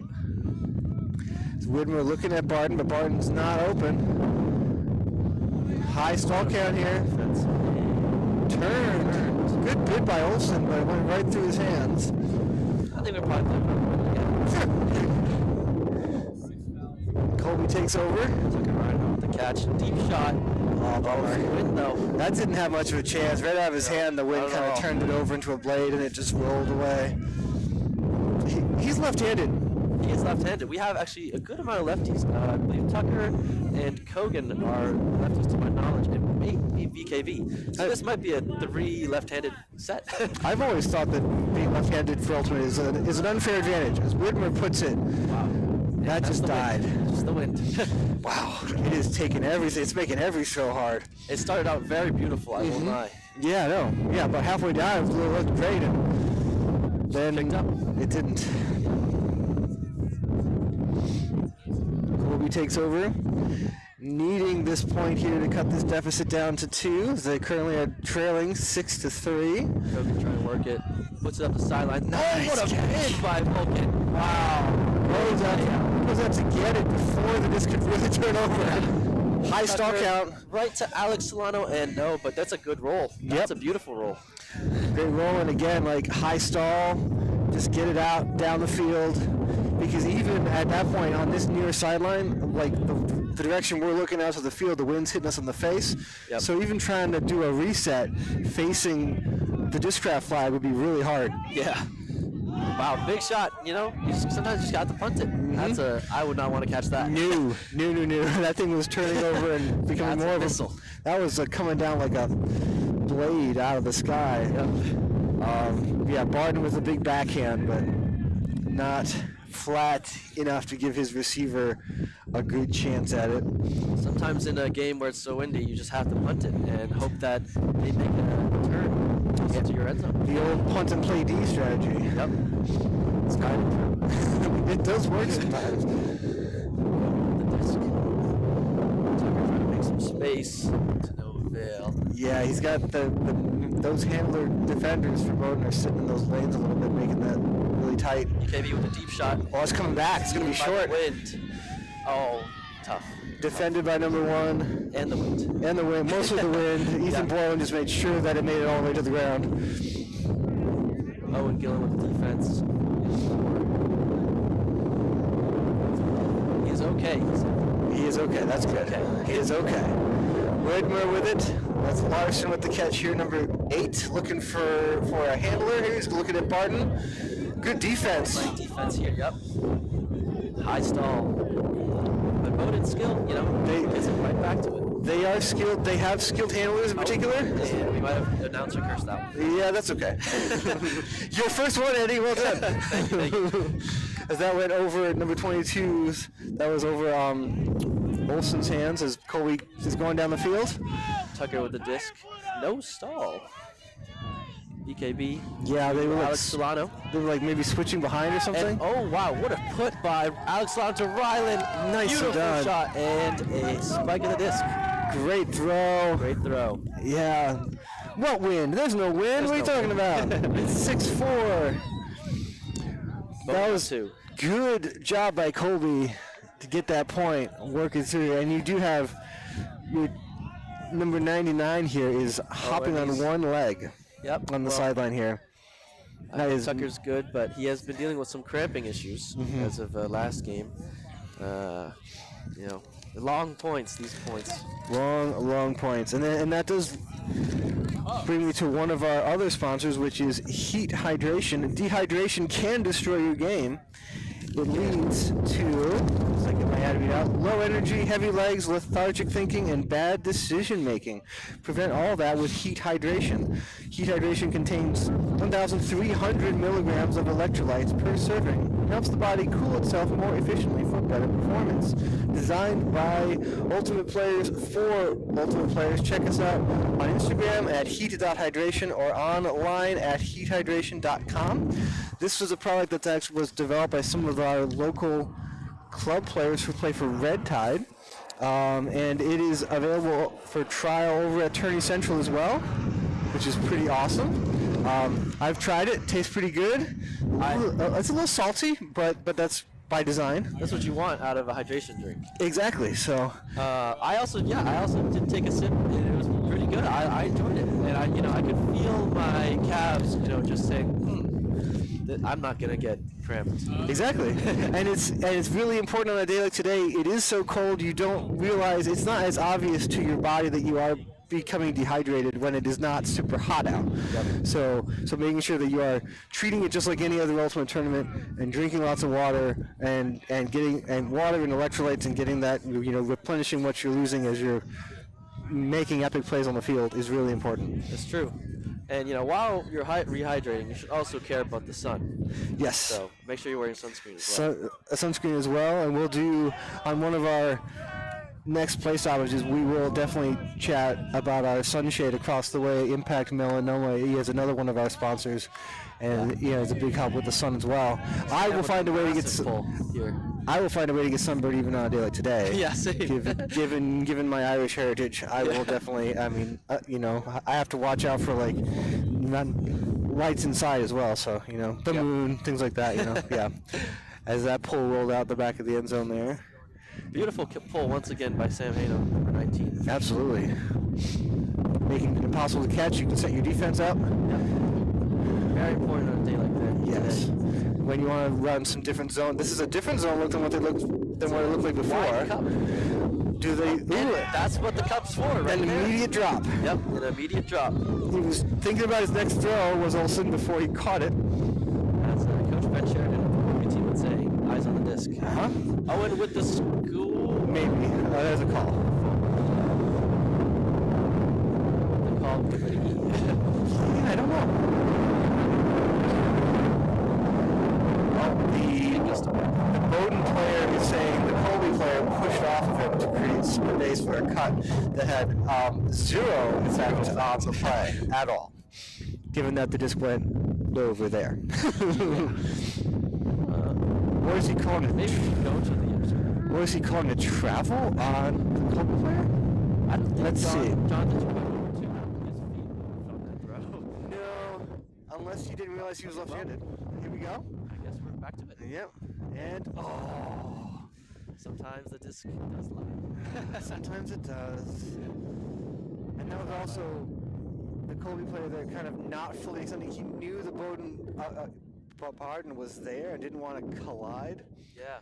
So you have to minimize dangerous play. And here's the disc. Don't do that sideline. I think 12 had a play there. Exactly. That would have been a beautiful toe tap. Yeah, sideline do not influence the game like that. The observers telling him. Yep, because that could have come back. It definitely was coming back. Yeah. 3. Protecting the front cone, very important. Yes. Colby You going. stay all alone in the back. Sometimes you got to go backwards to go forwards. Colby's doing that very well here. That's what I tell my high schoolers. Yeah, it's okay to go around and backwards to then go forwards on the other side. Oh, it's a slippage. Yeah. Oh, high stall. Good patience. And once again, beautiful bid by number 4. Yeah, 4 got in there again. Gillian almost had it though, as Widmer's going to go do a big backhand for White. And yikes! Going to be a contact. Call. Yeah. Good effort by Sam Hato though. Yep. Good job. Defending his case. It was plane overhead. Yeah, we got a couple airplanes coming in overhead. They're not usually this low or this frequent, but there is an airport not too far from here. Yep. The observer's gonna uphold the foul call. Spirit of the game is a very important. Yeah. It now what are we is discussing there? Just some defensive set. Yeah, making sure everybody's set before we go, and it's back in. White with the disc. Good drop by Sam Hato. High IQ play. Yeah, to leave the disc and go guard someone. Bid. Oh, Barton is out of the end zone. Not in. Yep. And nice catch. Bid. Nice catch by White, and you got another injured player here for Colby. Jacob DeSwan Aarons, Napoleon Dynamite. He might have gotten he got the wind knocked out of him. He landed on his elbow and kind of compressed into his side there, as that makes it 7-4 for Bowden. That's a good bid, good effort on defense by Colby, just Bowden a little too quick. I don't know if you heard that, but one of the cheers at Colby is actually just my name. Oh, it's just, that's awesome. Yeah. That means they really like you, Eddie. I guess so. That was That's awesome. That was awesome. Yeah. I forgot about that one. They did not forget about that one. They brought it back just for you. They waited for you. See, you were destined to be on this live stream. I guess so. So that they could do that. Yep. That's amazing. 7-4, but you know, because of this win, you never know how the game's gonna go. Yeah, I mean, it can flip really quickly, and that's what Colby is hoping for. They do have to score this 0 point going in the direction you don't want to be going in, but it definitely is a challenge. The mascot of Colby is the Mules, which you can see on our jerseys. Definitely not AI drawn. And you know, mules are resilient, so they are resilient. They are also very stubborn and only being told what to do. Yep. So I don't. Catch by DSA. I don't envy your coach Ben Sheridan having to deal with. No, I'm just kidding. Yeah. A bunch of stubborn mules. A bunch of stubborn mules. For a trivia fun fact, we actually had to switch to CDC, Center for Disc Control. Oh, nice job of winning contact right there. Really? Yeah, because our old name I actually can't say on the stream. Oh. Yeah. No. You can't. It was Dazzling Mules, but a synonym of yes, I do remember your name. Yep. I played at UMaine Orono a long time ago, and we played against Colby all the time. And yes, the name was great though. You just can't say it on live stream. Cannot say it on live stream. No. I think. Oh, so I guess maybe we went back to nationals in 2018. Okay. Wow. Yeah. Big shot here. Oh, that's Ian by the wind. It might come to you, Eddie. It might come to me. I'll catch it. Okay, that one the fans can play because that one was not coming back in. That's not coming back in. Maybe on the next field if there was a field right here. Inbounds on one field. On one field, yeah. As Whitmer takes over for Tucker playing deep. Bowden. Big shot. Yeah, backhand here, looking for White, and it's that's well. Good effort. That's down. It was down. Yeah. I don't think he ever actually caught it. He kind of like rolled onto it, but good effort. Good effort. Not a bad huck either. But I'm checking that distance to make sure it's still flat. Yep. Tucker with the catch, contested catch. Nice bullet to Owen Gillen. Yeah, it was a good cut by Gillen coming John under. Patch, and a big shot here to Mason. I believe Natty catches it. Well done. Beautiful. Good job. Number 2, Anderson for Bowden, not quite able to make up all that ground. Colby closes the deficit to 2 now. It's 7-5. 7-5, baby. Jonathan Tupouch with a big put right up to Mason, who, you know, I think he skied the guy, kind of. I mean, kind of. Yeah. He was in the air. The other guy wasn't in the air, I think by definition. Yeah. So, as promised, we'll tell you about Impact Melanoma, one of our sponsors. When you check the weather on your phone, do you check the UV index? I mean, I have to. My very life depends upon it, but most people do not. If the UV index is 4 or higher, wear sunscreen, SPF 30 or higher, seek shade, wear a hat, and sunglasses to protect your skin from the sun's harmful UV rays. Impact Melanoma is committed to increasing awareness, providing prevention education, promoting early detection, and saving lives. Protect your skin and learn more at impactmelanoma.org. Yeah, so they provide us with those sunshades that you see across the way. And Very crucial part of the tournament experience. And at some tournaments, they even give provide us with some sunscreen to give out to players and fans as well. As like at these big field complexes, it's hard to find shade, sometimes impossible. So, as Eddie's team here, Colby is describing their name that they used to be named by. The Mules. Yes, the synonym of the Mules, and showing everybody just in case. Well, just in case you needed to know what it was. But yep. yeah, just providing the visual as well. Yeah, but it's very hard to find shade at big field complexes like this, so having the sunshades there is really awesome. Yes. So thank you, Impact Melanoma, for your continued sponsorship. As Bowden takes over, Colby with a zone look here again, Eddie. It's kind of falling apart. It's falling apart. Bowden's going right through it. Firing. Yep, it's fire call. Yep, they did. They went back to person. Right there. Widmer and Barton doing work here, and there's Olsen. Owen Gillen playing defense. The usual suspects for Bowden doing the work here. A little bit of a shove there from Widmer to create more room. Barton has it. Back to Widmer. Good poach there by that Colby defender number 13 to influence that cut by Barton. Take it to Jaden. Olsen with it. Bowden doesn't like to vertical stack in the end zone. What a Defended. slap by DSA. Oh, he just said no. No, not in my town. Get that out of here. Colby looking to take advantage. Jet. Sam Hayno, number 19, beautiful flick. He's a freshman. He's a freshman. He's a freshman. Wow. Colby meeting no resistance down the field. Wow, absolutely clinical by Sam Hayno to Tucker Reinhardt. Beautiful put. Well done. The number 41 from Bowden is looking for an up call, but did not get one. That's the importance of a sideline. Mm-hmm. Where is the Bowden players over here? Yeah, Spagnolo kind of left out to dry there by his own team, and Colby cuts it to 1. It's 7-6 now. Or 6-7, as the younglings say. 6-7. I used to be an educator a long time ago, and I do not envy what the teachers had to go through recently with the 6-7 thing. I think they all went crazy for dealing with it at the middle and high school level. Yep. Some of my friends are teachers right now, and they are not happy with the impact that TikTok has on our youth. No, no, definitely not. I'm sure that there are some positives, but sometimes it's really hard to find those. Yeah, I agree. I would have to agree. Yeah, no, it's kind of crazy, but yes. Good call out there, Eddie. So Colby has to get another stop here. As we will be taking half at 8, as this game is 2:15. But what do you think, Eddie? Will Colby go back to a zone here on defense, or are they going to play person? Let's see. What is our line? We have Sam, Baker Sealis, Sin City, Kogan Lawler, Einstein, Davies Chan Hobbs, Rylan Neems, Jacob Jaden Jett, and Mason.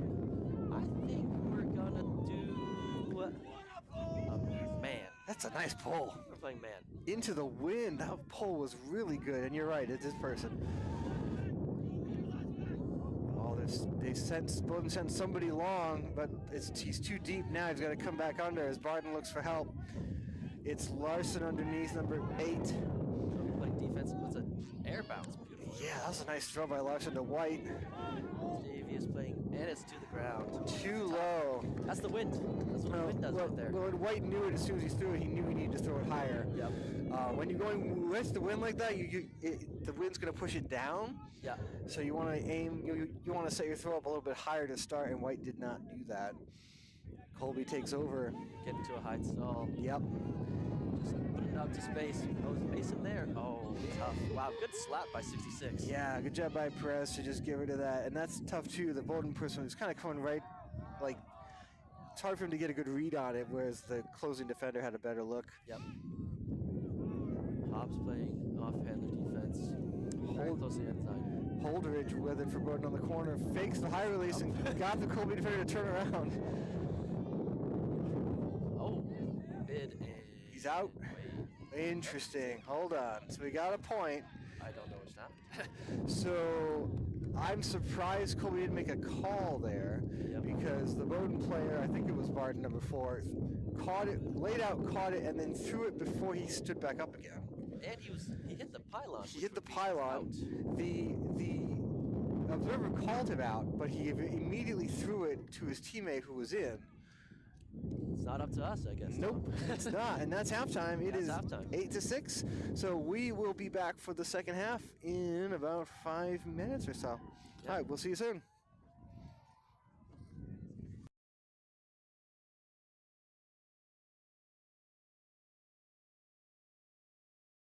Up, Rowan here, and this jersey from Australia, the Frisbees, was Evergreen's first team order last summer. Since then, we've gone on to work with over 20 teams and organizations, and we'd love a chance to work with y'all in 2026. Not only will you get the team kits, but you'll also get Excel Ultimate resources to help you, your captains, and coaches save a ton of time and get started in the right direction. If you're interested, then just give us a DM over on Instagram and we'll reply back and get started on a free mock-up for your kit.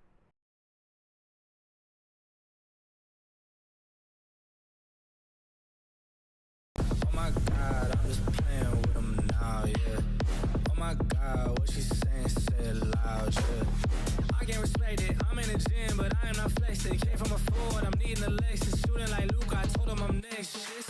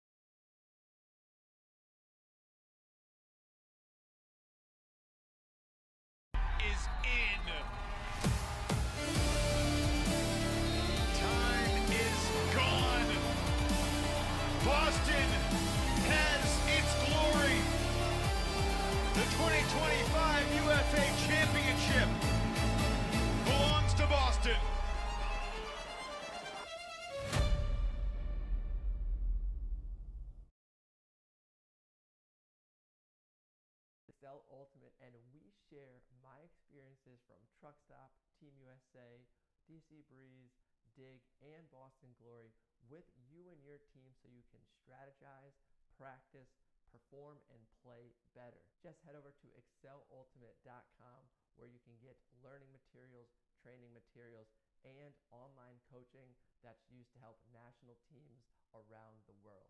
Get started and get better at Excel Ultimate.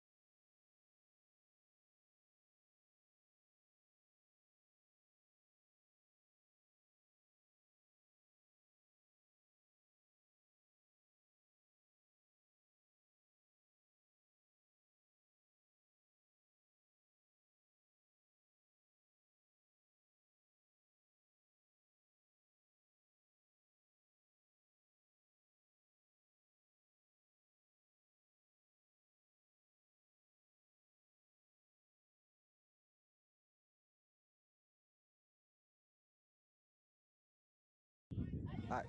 And we're back for the second half of this game to go at Div 3 Regionals. It is Colby versus Bowden.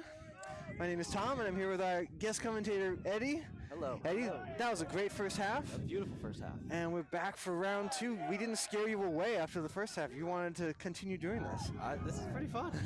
That's awesome. So thank you for being a part of it. As Colby cut that deficit down, it's now 8-6. And yeah, they're looking to continue their momentum.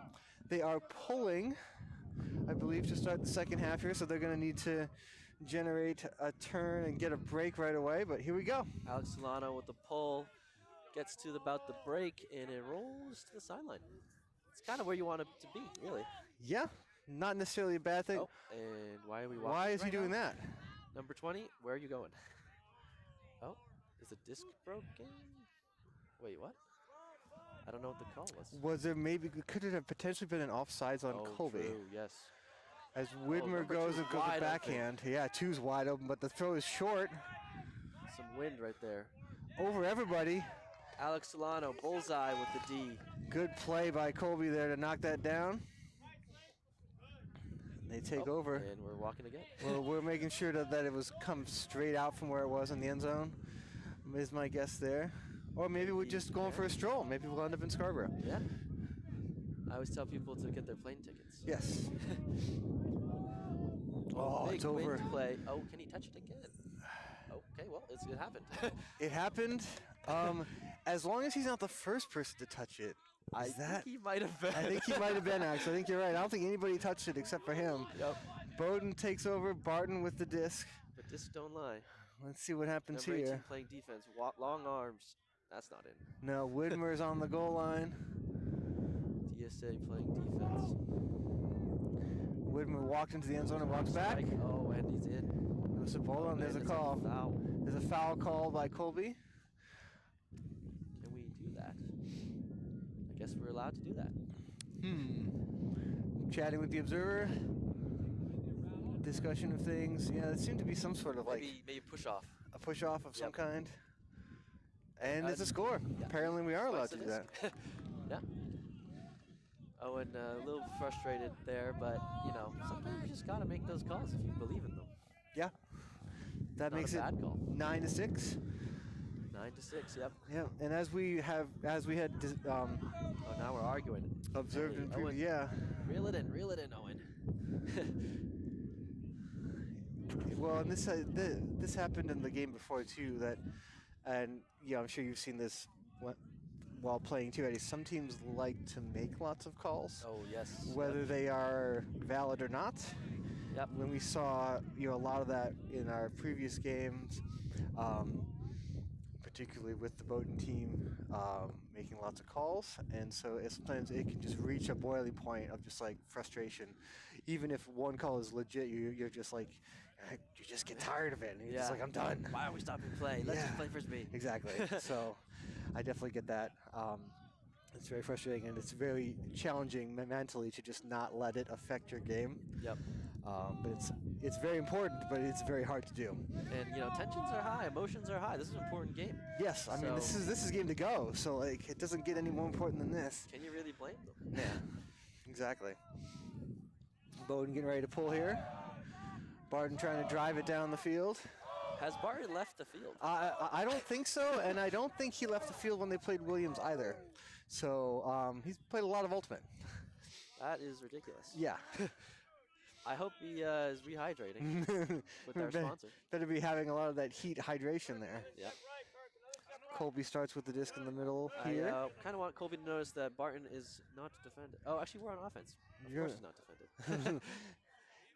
He is not defended, but he also was kind of poachy, as that was knocked down by number 12, I believe. That was number 2, I think. Number 2 got it, Anderson. Yep. And Barton takes over. Yeah, I was screened by our sideline. Sometimes you get a little tunnel vision. Barton looking for some help here. Getting a high stall count, just got to throw it. Got to throw it. There's a lot of Bowden players in the area. Oh. 96 went up to get it. That was Sorum. Hands on.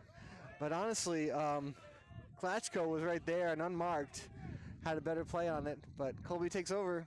DSA with a tough catch, but if anyone's to catch it, it's DSA. Yep. He's getting to a high stall count too, but he gets it off to the other handler. Bullseye. Got his nickname because he bullseyed someone in the head. Oh gosh. On accident. Oh no. unfortunate turn there. As Barton is going to is delaying as he gets ready here. He puts it in play now. This is the ideal matchup, 34-4. Both of them really don't leave the field. No, they don't leave the field. You see a lot of each other. Yep. Ryland's getting activated here. Barton goes to the sideline. Nice catch by 96. What a beautiful bid, 96. Sorum with it on the goal line. Where's the up calls, Colby? Comes back to White. Everything's stagnant here. Seems like we're playing some Dominator. Yeah, they're looking for Barton, but they come back to Sorum again, who then gets it back to Barton. White going to go back to Barton on the line, maybe. Nope, comes back to the middle. Not in yet, though. Not on the goal line. Nice wow, what catch. a bid. Parallel to the ground. Wow. Sam lost his footing there. That's tough. Great catch. Happens to the best of us. Yeah, great. I mean, yeah, lost his footing, unfortunate, but then having to go full extension there to Bowden with the score, and that makes it 10-6. It was a great grab by the Bowden player whose number I am not aware of. Was he even? I don't think he was wearing a jersey. No. He has no number. He has no number. So I'm sure, Bowden player, you are on my roster, but I don't know who you are. He's in the Dougie now. He's in the Dougie. He's very happy. Did we get that on camera? Maybe. Well, I think so. I mean, based on where Zach's got us looking, I'm pretty sure that we definitely got that on camera. Oh. Thank you. Our head of Maine Ultimate, Rich, supplying us with food. Thank you so much, Rich. Keeping us happy. That's just haven't finished my lunch yet. I have a hard time eating while I'm talking. Some good chicken Alfredo. I don't know if they can hear my some good chicken. So as everyone now knows, we were given chicken Alfredo. Yep. By Rich Young, and according to Eddie, it's fantastic. Here we go. Bowden pulling. Barton pulls. Wow. What a pull. Straight to the end zone line. Yeah. Kogan, Einstein, Lawler with the and you take your eyes off the disc for just a millisecond, and that's what happens. Drop. Throw zone. Jonathan Tupaj. It's okay, though. Get those back. Barton's going to take over. Turns down the first cut by Holdridge, and White on the slash cut. He's getting to a high stall count now. To the corner. And Holdridge is in. 11-6. 11-6 in favor of Bowden.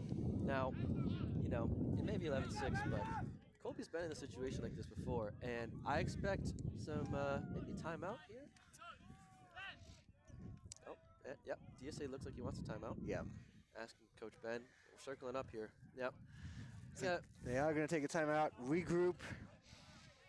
Momentum is a big thing in Ultimate. Absolutely. You cannot let a team score multiple times and not take a timeout. You want to take a sec to breathe, maybe meditate, get some pep talk from your coach, and recollect yourself. Yeah.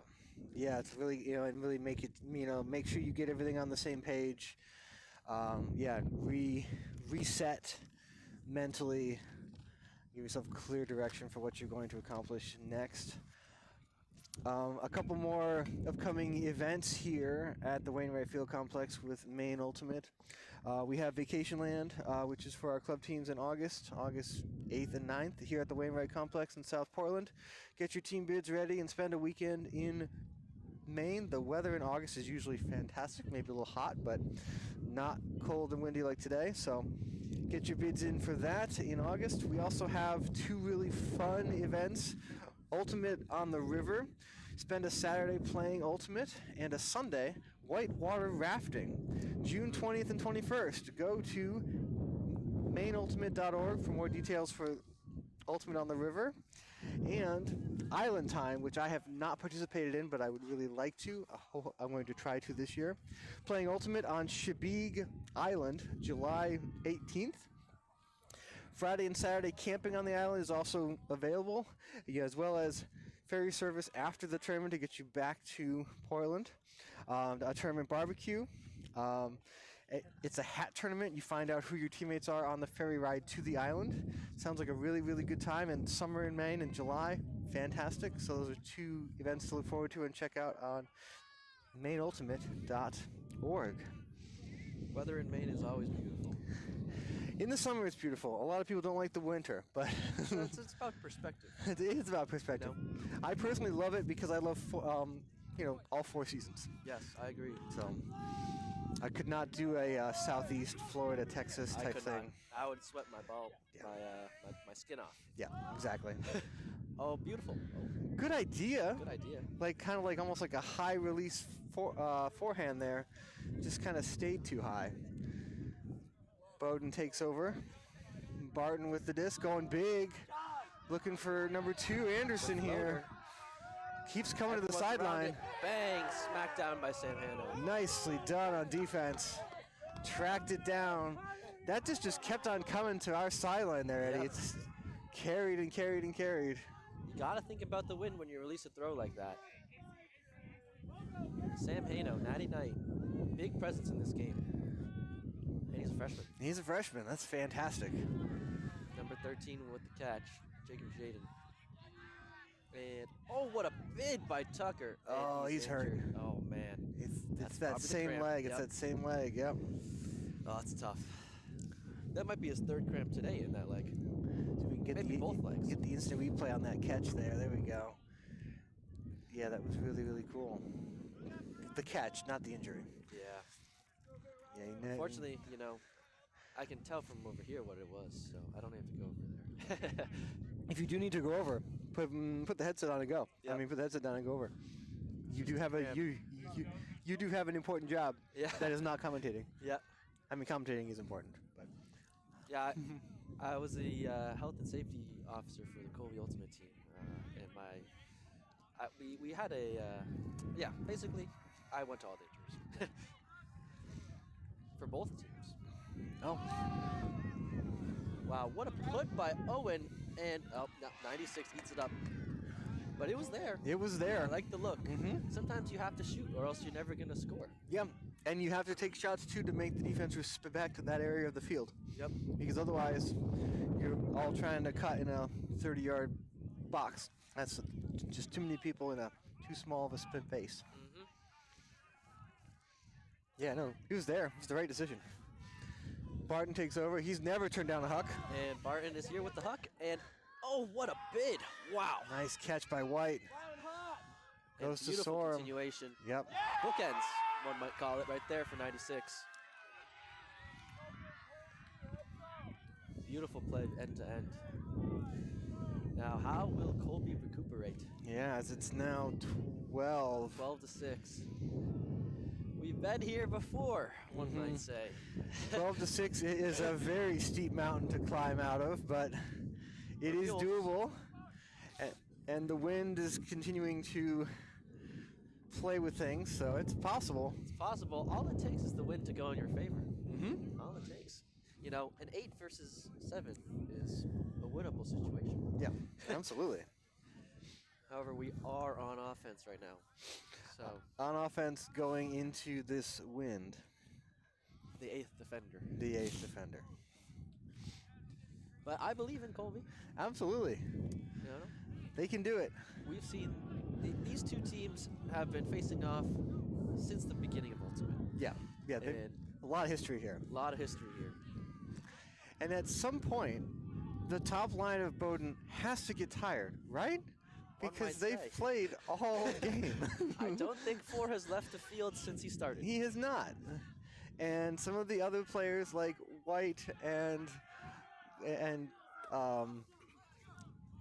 number 36 has played a lot too. Klachko, they've played a lot too. So like there's at some point the legs do have a limit. Yep. we just somehow haven't seen it yet. Something interesting you can also think about, though, is both teams are playing almost savage, their top 7. And so there's a even level of, wow, I'm really tired. That is true. Yeah. So it is not like one team is running a full 12, 14 rotation and the other one is not. Yep. And yeah, we'll basically see, for Colby, it's mostly same 5 plus or minus 2. Yeah, and that's kind of how Bowden's been rolling too. Like you have the usual suspects, and then they kind of mix and match afterwards. Yep. It gets really dangerous when you have a team of 14 really good guys. Exactly. Those are your very high level programs. Yep. Yeah, no, those are your teams that assume they're going to nationals every year. Yeah. As Bowden's going to pull a big backhand from Barton. Beautiful float. Oh, don't Yeah, touch I that, wouldn't want to catch that either. Don't touch that. Yeah, just let it go. Let it go. He was thinking about it. He was. And then about 2/3 of the way through, he was like, this is a bad idea. It gained a couple of degrees. Yeah, there was a person I got to play against for a long time who pulled like that all the time, and it was, you just have to judge where it is and set yourself up 5 yards behind it so you can stop it. And that's about the only play you have. There was a player that got hit by the pull 2 years ago on stream. You might have been commentating, Tom. I think I might have remembered that. I might actually remember that. It was over there. Oh, maybe I'm gonna have to think about that now. It's a very memorable moment for the team. Mason with a good attempt on the defense. He's not in. No, White's not in. Colby, you got this. Oh, wow. What a beautiful clap catch by 96. 96 nice really throw. making his impact known on the field. I think that's a score. Yeah, Sorum's done a lot. He's played a lot. He's done a lot in this game. He's been in the right spot too, and has also been seen to be a very spirited player too. When contact and rules are involved, he's always high-fiving and checking out with the other team as well, which is always good to see. Yep. As Bowden goes up 13-6. My name got chanted again with Foghorn Leghorn, Sean Monk, who's on the sideline, but very crucial for the team spirit. It's an unsung hero of the Colby team. Absolutely. Players who contribute to the spirit and show up on the sidelines, because sideline is a big part of the game. Sideline is huge. Sideline communicates. Sideline keeps your head in the game. Yep. Supports you when things don't go right. And crucial up calls. Crucial up calls. You just miss an easy D. And it's like, a good sideline gives the players on the field like eyes in the back of the head, essentially. It's really, really important. And you got those players, they show up to practice all the time too, and they're here, and then they don't get to play in the big games, but they still have a role to play. So it's fantastic. Frisbee's a team game. Wow, that is floating up there like a UFO. It's not coming down. Coming straight down. It might eventually come down. Wow, there it goes. Beautiful catch, TSA. Yeah. To Alex Solano, to Owen Gillen. Oh, Jet is wide open. Oh, come on. Oh, it went over his head. Boost of the wind. Boost of the wind. Bummer. It was slow, and then it wasn't. Yeah, exactly. It just kept on going. Barton's going to take over for Bowden. 18, Owen Gillen Maverick playing defense. Oh, there's a forehand huck. That's a nice looking one. Is he there? He is. He's not. Nice play by the Colby defender. Alex Solano with D. To DSA. Owen Gillen on his own island. Yep, ball by himself. Barton was playing deep safety and now catches up. DSA, beautiful clap catch to Sam Haino. Is he there? Oh, the wind. That's the wind. The wind knocks it down. Wind knocks it down. Sometimes you gotta be chilly, but honestly, good effort. Yeah, and I also wonder where they were on the field too. If he was going to run out of space, if he tried to put that to the back corner. Yeah. Almost like it had to come out. You had to throw it immediately or not throw it at all. As White has it, back to Barton. He's directing traffic. Barton very relaxed. In his flow state, one might say. Yes, in his flow state. Very comfortable running these kind of almost like a dominator, like every other throw. Yep. Likes to run offense that way. Sorum's got it now. Jacob playing defense. 2 Jacobs. 1 Jakob. Oh, and it's a foul. I was calling a foul on the... this will be interesting if the observer comes into play, because it's... Calling a foul on the person with the disc is very rarely Very rare. gets upheld. because the disc-based ruling or disc fouls is if the defender is moving at all, it really cannot be a foul on the defender. Yep. Which is I'm unfortunate. bipartisan. Eddie's doing a fantastic job of describing our rules here, despite his own teammate being the one committing the foul, and is catching flack from his own team for doing so. Barton and White play catch. Foul was not. Ooh. I'm just gonna play. We'll just play through that. Cool. All right. Barton. Shot in. Yep. Is he not in? Sorum's on the goal line. Bullseye trying to play. Oh. To Barton. To Barton. Making his presence known. 96 and 4. Yep. Just back to back to back. Once again. 96 plus 4 is 100. It is. By the way. Your math is fantastic. Look at that. On the spot. Yeah. I hope the medical schools notice that. That makes it 13? 14 to 6. There we go. 14-6. But if there was a time, it would be now. They have to harness the inner power of the mule. This is where, if any sort of some beach ultimate tournaments have a 2-point score option, where you go from one end zone to the other. I mean, the beach tournaments are much smaller, where you're playing in the sand, so the field is tiny. It's usually 5v5. Yeah. But you get your 2-point throw from one end zone to the other. That would be really cool, I think, for Ultimate 2 sometimes. Is like, if you can go from end zone to end zone, I think that should be worth 2. I agree. It's like a 3-pointer. Yeah, and it wouldn't be so game changing that it would really alter it, a ton. But I think it would be kind of cool. Is that a rule in the UFA? It might be. I'm not as familiar with UFA since they rebranded themselves. Yep. But it might be. I think it's a recent change in the last 2 years. That would be cool. Shoot from your third.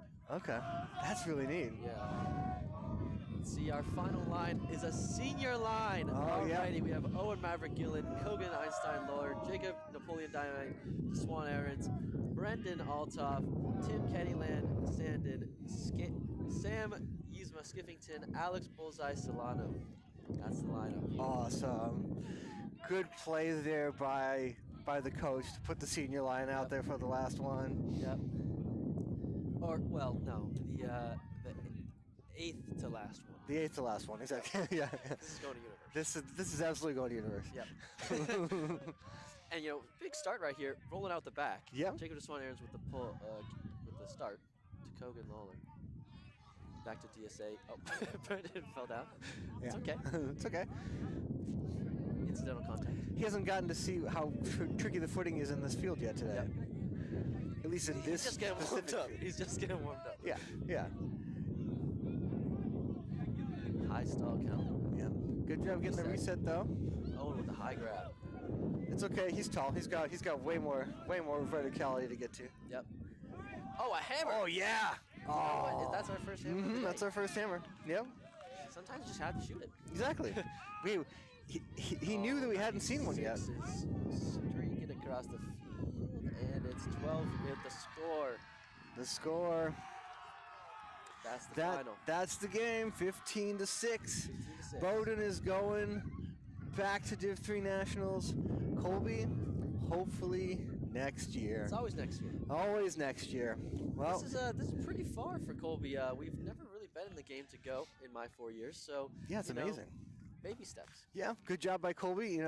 The program has a long history, but they're up and coming. You can smell it. You're there. So hopefully next year they can take that next step. Well, Eddie, this was a lot of fun. I agree. Thank you so much for commentating this game to go between Bowden and Colby. That's it for our live stream this weekend. So thank you all for watching, and we hope to see you here at our next tournament. All right, have a good day, everyone. Thank you.